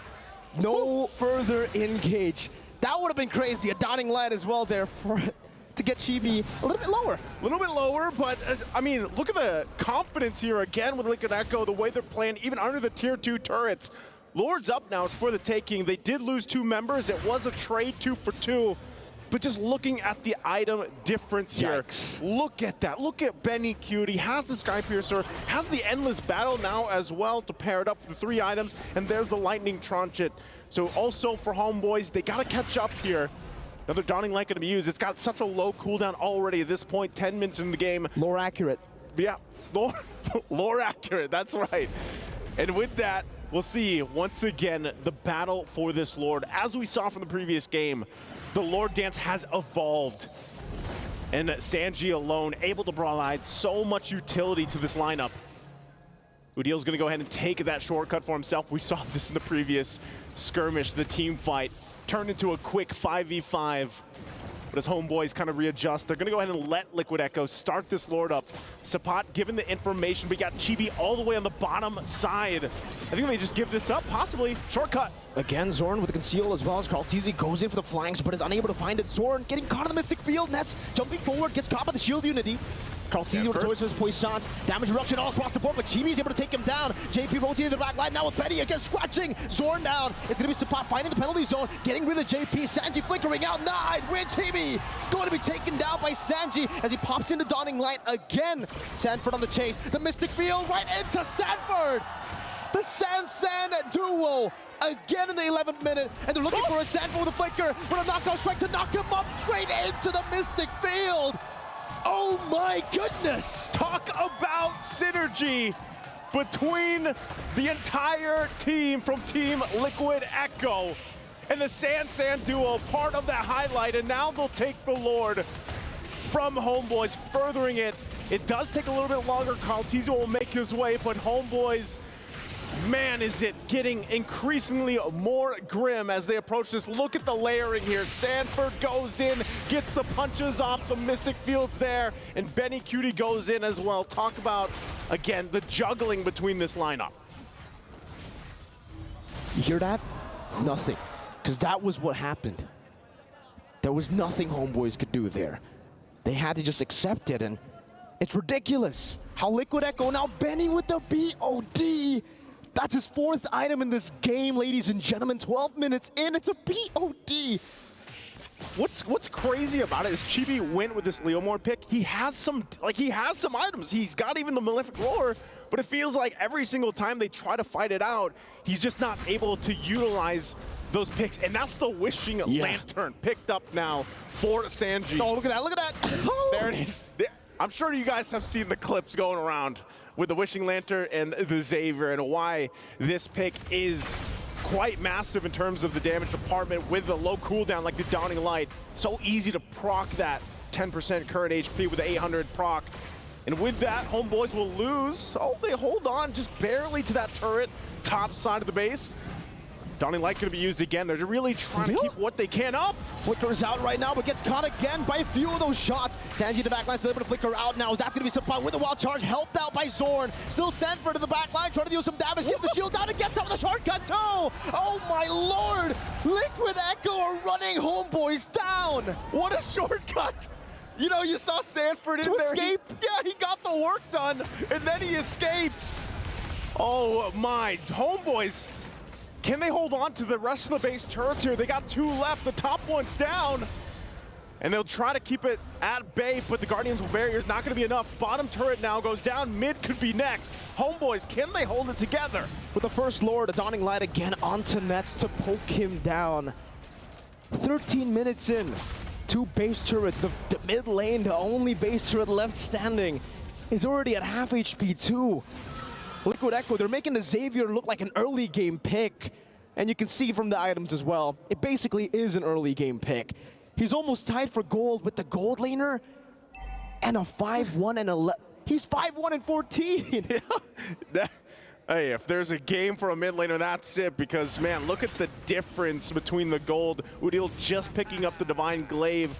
So even down that much gold, Udil should be able to at least provide some damage, but I feel like it's just getting to that point for Homeboys where, again, look at that. How often do you have to play against that? Oh, I mean, in the early game, we were already questioning the cooldown. Now, how about now? How about now? I guess we'll see. It's up again. Look at oh my god. That had to be 10 seconds or so. I think it might be, yeah, probably 10 seconds. In real time, right? Because I know my time difference works a little bit different, but... What would it be for the building time? Oh man, I don't know. It's okay, there you go. There it is you again. have it again. Someone, I think LaFell and Wolf could definitely, you know, and Leo could definitely count it down. You know, how long does it take for Sanji to get the Dawning Light at the 15th minute of the game? He's up again. He's going to just spam it across the board. Sanford with the flank. Trying to go for Udil. Oh, there it is. Zone of the power of nature. Now Chibi going to be caught again, and that's going to be Sanford going for the solo kill. Udil decimated in the back line. Benny Cutie getting rid of Chibi as JP does it again. Now with the Dawning Light taking Zorn low, it's up to Benny to finish him. While Sanji gets nets. Liquid Echo are styling on Homeboys. Sanford, Benny, Sanji, Carltini, and JP. The cavalry is here to take over at MSC. As they buy the winner crowns, they all go for the freeze. Winner crown, boo! And they are the rulers of Group C here. Team Liquid Echo, what a dominant performance. And a performance that all the teams for MSC here at EWC will be paying attention to. Because, man, again, they're at the peak. And also, Homeboys, they are going forward to the knockout stage. This was the ALJ match of the day. Good showing from Team Liquid Echo. Homeboys will have to, of course, take whatever they learned from this and bring it with them to the knockout stage while they wait for the rest of the teams. And again, for everybody wondering, you wanted to lock in that top spot of the group because you will face off against number 2 from the group you go against. And that's what they were fighting for here. As you can see, you know, smiles across the board. How can you not? What a performance here from Liquid Echo. The 5 winner crowns. They all sold their items to get the winner crowns. All for that iconic Gideon Q winner crown, fool. They had to do it with the Homeboys. You know, Homeboys were recalling a whole lot on them. They were. Liquid Echo, they find a new way to disrespect their opponents, and it's through the 5-man winner crown. Again, a great performance here, and that's going to do it for us on the caster desk. It's Mirko and Nice2. We're going to throw it over to the stage to go ahead and close out, of course, our day. And here are some of the breakdowns and what everyone else has to say about this. Guys, take it away. Taking over the stage from Liquid Echo, Benny Cutie, congratulations with that sweep. How does it feel dominating a team that claim that they are going to be Philippine Slayers on your way to the top of Team C, of Group C? Hindi ko po alam. Siguro kami ini-slay namin hindi lang isang region. Kasi na yung mga tapat namin. He says he's not sure, but you're going to slay not just one region, but whoever they face here on forward. Wow. That is a statement to make here at MSC. And I was going to ask you, there's a lot more challenges that wait for you in the knockout stages. Is there any specific player that you have in mind that you think if you take them down, if you defeat them, it'll make you the best gold laner of this tournament? Sa tingin ko, hindi yung kaling ko po, kundi yung team, yung Fanaticonic, yung gusto talaga namin matalo. Para makabawi. Para makabawi. He's saying he's not a specific player, but more of a team fanatic on it because they want revenge. We're waiting to see that. Now, to come in here, you're far away from home. You had to sacrifice time away from your baby, Wanwan, and your wife. Is there anything you want to say to them? And to everybody who came here to the Amazon Arena and everybody watching at home supporting Liquid Echo. Unang-una sa lahat, shoutout sa family ko, kay Wanwan Patises, kay Hello. And sa mga sa mga fans na pumupunta, parang sobrang salamat, nakaka-overwhelm. Hindi namin maramdaman na nasa Saudi kami, parang nasa Pilipinas pa rin talaga, as in. Thank you, thank you. He's saying shout outs to his family back home and he's thanking everybody who's here. He said he doesn't feel like he's far away from the Philippines with the amount of support that they're getting from their fellow countrymen. He's overwhelmed and he's thanking everybody. I love to see that, and I love the fact that he's feeling welcome and he's feeling at home. Ladies and gentlemen, make some noise for Benny QT and Liquid Echo! Pinas lang malakas. We're gonna go back to our studio with our panel. Break it down for us. Let me just say, I've been doing international tournaments for a while. Okay. Everywhere we go to, it feels like the Philippines, man. It feels like the Philippines. We're everywhere. We're everywhere. You guys are everywhere. But yeah, looking at the game here, oh, that was rough. Oh, that was rough. Here's the thing. Let me just put this one in there. Leomore still 0% for Chibi. And Malaysians, we win big, but we also lose big. Yeah, but there were times where they were able to punish like the bottom lane that we saw, but unfortunately, you give so much farm in the early stages because of what JP was doing. Yeah. And we saw a different tech. And by the way, Mirko was asking what is the cooldown. At full items, this is what 11 to 12. It was 11 between seconds. 11 to 12. 11 seconds. Yeah, so that's rough. You can see through the replay. I mean, most importantly, the chip now apparently can be used offensively and defensively. Like you can get out through the portal. I was asking the wrong questions to begin with. Like, can you bump into the portal with the Grox wild charge? No. It's can you start a fight and get out of the fight? Yeah. Apparently JP has the answer. Yes. Yes. I like that Homeboys took a risk here, but again, going up against TLPH, taking risks is very bold. Yeah. But at the same time, what else are you supposed to do to go up against TLPH? Again, TLPH, not just do they have a player who is a force of nature, Benny, Cutie, the Typhoon, but they themselves are also a force of nature. Yeah. They just understand their own game and the way the meta evolves to the point where they can just force things. And here, again, you started the whole breakdown off perfectly, the Leomord. I mentioned it earlier, I'm gonna say it again, it's a win more hero. You gotta make sure you win everywhere else before you reap the benefits of a Leomord. Who knew that Xavier was an early game hero? Who knew? Well, I think everybody turns into a early game hero because of Chip. One thing that you don't realize is that there's additional damage that mates deal with the with the ultimate, which kind of is like a passive focusing mark, you know? It's unnecessary. And it's overkill. Like it's part of the kit. I get it, but I agree. You're folding the map in half. Yeah. I don't think you. It's here. There's no patch mid MSC, so that's why the hero is banned almost always. I mean, here's the thing: is the chip strong? Yes. What do we do with the chip? We buff it. Yeah. I mean, and what do we as players do? We ban it. We ban it. I mean, the hero is strong, usually gets a nerf. This is one of those weird situations where a strong hero got a buff. So, I mean, at this point, it's a no-brainer, right? Yeah.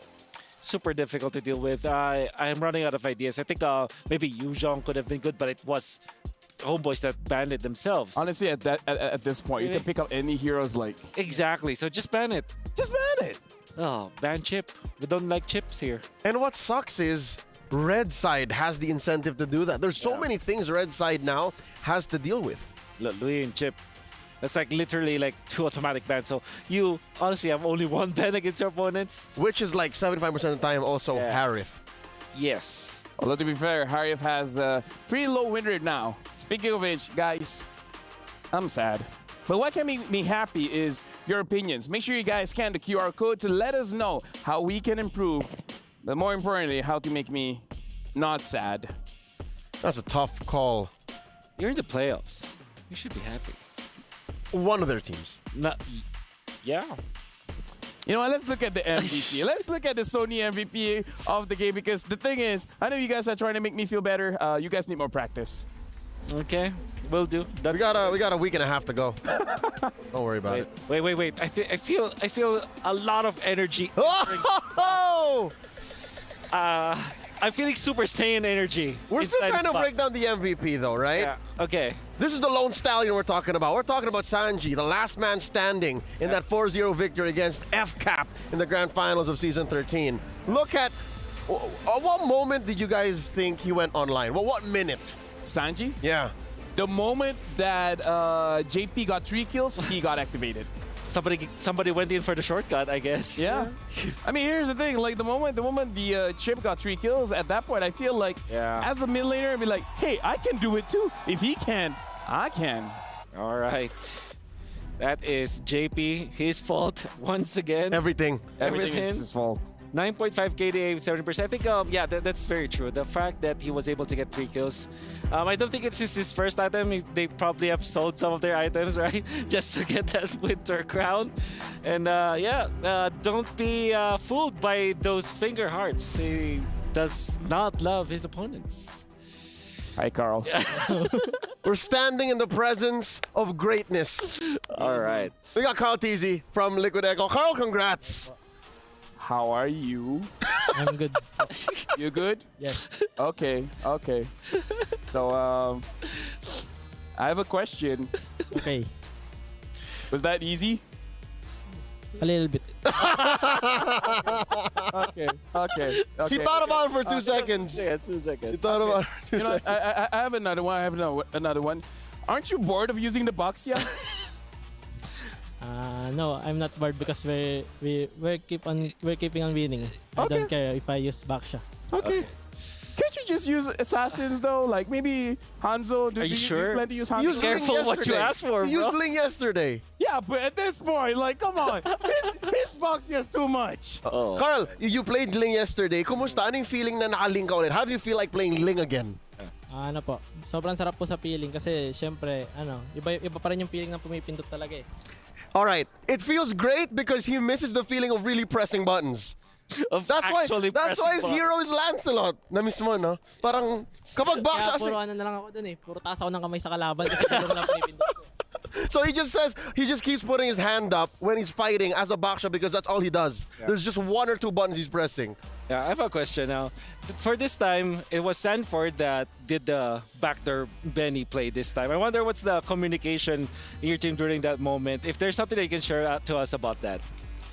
Sanford is calling for Benny when he flowed the lane. But Okay. Benny said Vexana because Vexana is out of position. Oh. But Sanford said, wag pa win. Oh. Don't let him come home. Just finish it. Yeah. I'll take matters in my own hands. All right. By the way, very simple question. You know, this is a very simple question. Are you happy when you make other people sad? Yes. You know what? It's a good thing it's not happening to homeboys, but do you guys know what's up? What's up? Right now, we're gonna let Carl Teasy actually watch the hydraulic press, pressing the losing team's keys. So we're gonna have your reaction looking at the losing team's Twisted Mind as well as Team Spirit's keys. Guys, crushed. Let's look at the clip here. So let's, Carl, how do you feel watching other teams' keys getting crushed like this? I feel really good. Okay, you know what? I'm gonna. This is very early to ask, but when you guys win, be the champions of MSC, you get to choose 3 crush keys to be part of your trophy. Do you guys know which 3 teams you guys want to take the keys from? If we ever win, I think Fnatic, Onyx, ID, Bren, and SRG. Okay. You know what?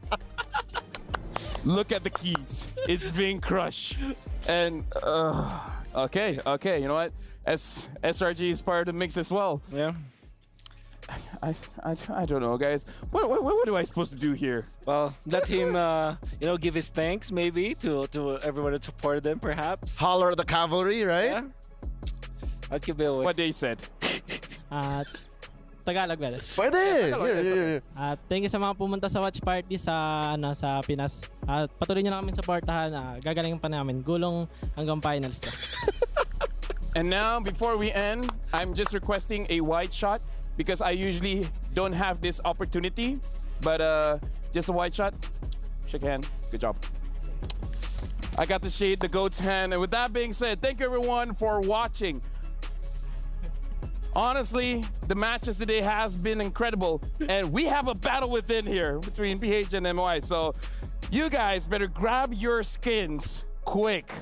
We got 2 skins available. It's the Amon skin as well as the Hanabi skin, the battle within. Make sure you guys get it as quickly as possible. Speaking of which, Jusin is out as well, the new mage hero, and it's all for buy it with battle points. I'm pretty sure you guys have a lot of battle points.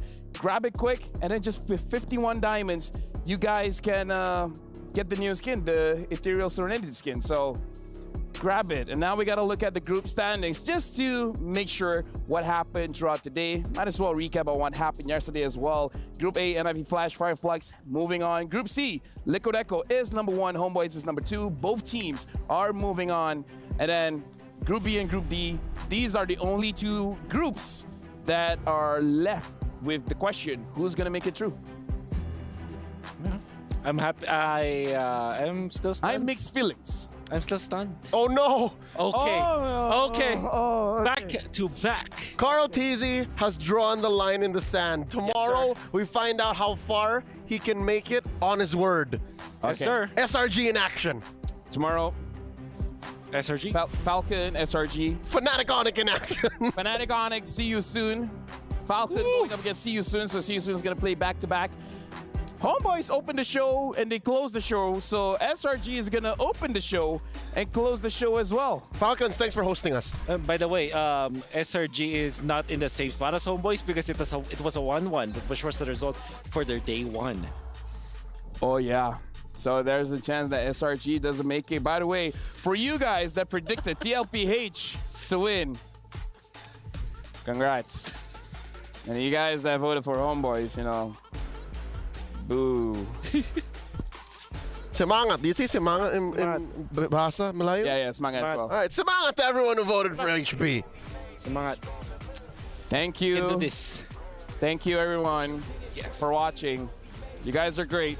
Mine is Afel. This is Leo. This is Wolf. Thank you for watching for today.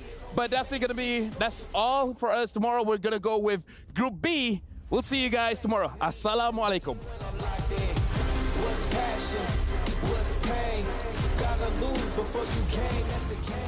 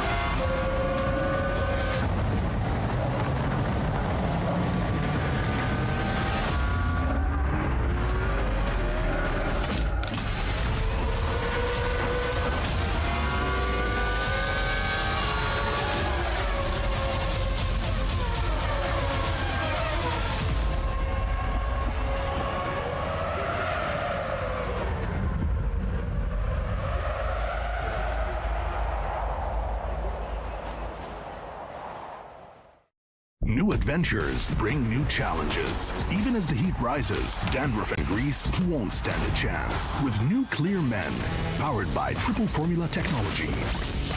To eliminate dandruff, itch, and grease, gives you 8 hours of freshness and 100% dandruff-free hair. New Clear Men, 0% dandruff, 100% confidence.